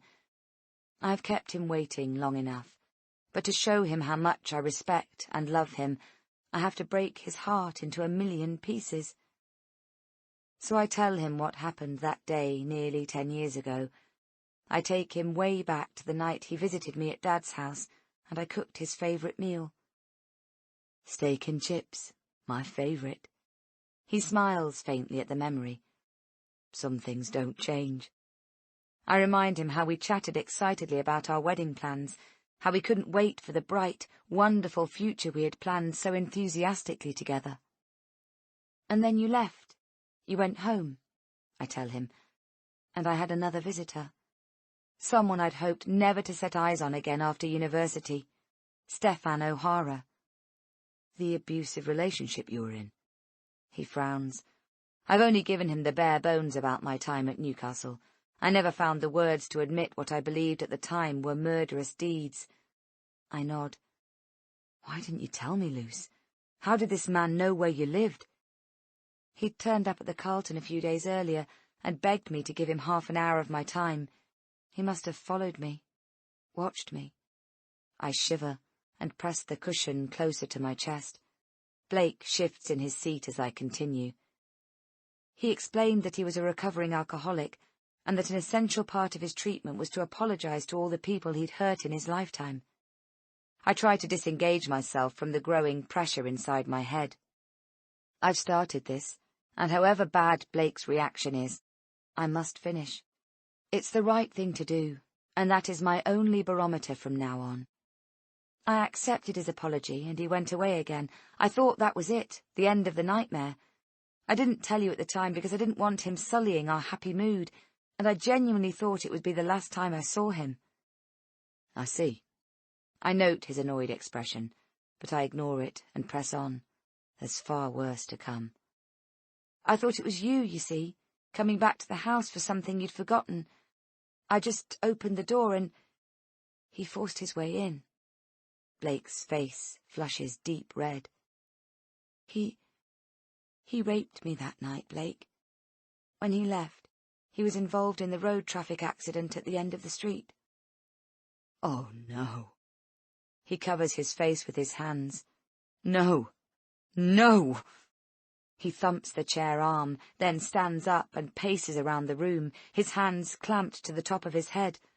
I can't believe you didn't tell me this. I can't believe I wasn't there to protect you.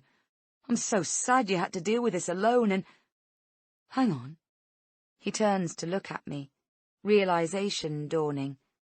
I did come back to the house because you had a flood. He frowns, staring into space. He's trying to remember, trying to join up the dots to make sense of his fractured memory, and he's failing. When you left, I set the bath running, I tell him. Then I heard the door and rushed to open it. Stefan attacked me and left. It was only when the water started dripping through the ceiling that I remembered the bath. He walks over and sits down next to me on the couch. But why didn't you tell me when I came back? You said you were feeling ill, that you'd gone down with some kind of bug. I remember being puzzled that it had come on so quickly. He's lurching between a whole host of negative emotions. We should have rung the police. Why protect him? He springs up again, shaking his head like he's trying to expel the terrible thoughts that are flooding in. I couldn't get the police involved because I thought he'd used Rhonda's murder, I cry out. He had photos. I was innocent. I didn't want to go to prison. It sounds far-fetched, but you didn't know him. He was so convincing, so plausible. We could have fought his allegation together, Lucy. If you'd confided in me, I would have believed you. Surely you must know that.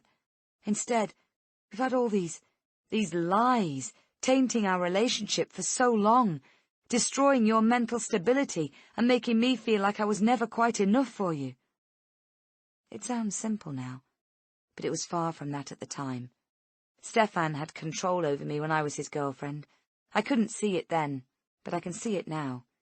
He was skilled at moulding my thoughts into what he wanted from me, so skilled I thought I was making my own mind up. I totally bought into his manipulating nature, his ability to get what he wanted. I believed with every fibre of my body that he'd killed Rhonda that day, and that he would be able to convince the police of my guilt using his plausibility and the photographs he took of me with what I thought was a drugged-up Rhonda.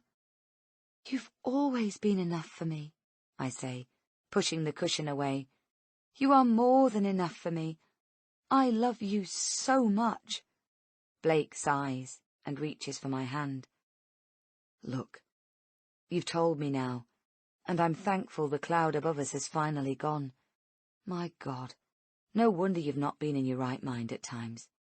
His face drops. "I wish you could have shared the burden. I wish I could have helped you through it." I squeeze his hand gratefully. "We make a fresh start now. Deal?" he says, gazing into my eyes. I can't speak. My throat feels like it's closing up, and it's all I can do not to stand up and make an excuse to leave the room. "It's natural for you to worry," Blake reassures me. "You spent so long living in fear. But Stefan O'Hara is dead. He can never hurt you again, Luce. It's our time now. No more secrets between us ever, right?" "But there is another secret," I hear myself say quietly. "There is one more secret." I wait for him to nod, to say something, but he just stares at me. His entire body seems to freeze, rigid and immovable as something in him senses the gravity of my next words. "The night he raped me..." My voice breaks, but I push through it. I can't turn back now. "A few weeks after he raped me, I found out I was pregnant." Blake seems to diminish somehow in front of me. His broad chest, strong shoulders look smaller. His confident demeanour now timid. He utters one word. "Grace." I finish his sentence. "Grace is Stefan's child. I'm so sorry, Blake." I can't look at him. He stands up and walks out of the room. I hear the back door open, and I think he's going to leave. But when I go into the kitchen, he's standing in the garden, staring up at the night sky. I creep silently out of the house behind him, the invasive cold seeping up from the earth through the thin soles of my slippers. I move closer to him, but he doesn't look at me. The sky is black, but the odd star is visible. "You know, there are millions and millions of stars up there we can't see," he says softly. "I didn't know that," I say, desperate for him to touch me, hold me. There's so much we don't know about this world. Mostly we focus on the beauty we can see and enjoy, and the miracles we take for granted every day. He looks down at me. The joy that Grace gives us, the love we have for her. Those things are real, Lucy. The rest of the stuff that's gone, in the past, it doesn't have to matter unless we let it. He bends down and kisses me softly on the lips. We can work through this together. There's so much more to being a father than mere biology. I hear the pain threading through his words, see the agony-laced hope shining in his eyes. Grace is mine, and I love her with every fibre of my body. Anything else is incidental. I press my face into his chest and sob softly into his warmth, inhale his familiar scent. We stand in each other's arms for a long time before Blake tilts my chin up to look at him. "Let's start living the life we're lucky enough to share together," he says. I nod, and slowly, together, we walk back inside. This has been an Audible Studios production of Finding Grace, written by K.L. Slater, read by Lucy Price-Lewis. Copyright by K.L. Slater 2019. Production copyright 2019 by Audible Limited. Audible Studios is a division of Audible Limited. Audible hopes you've enjoyed this program.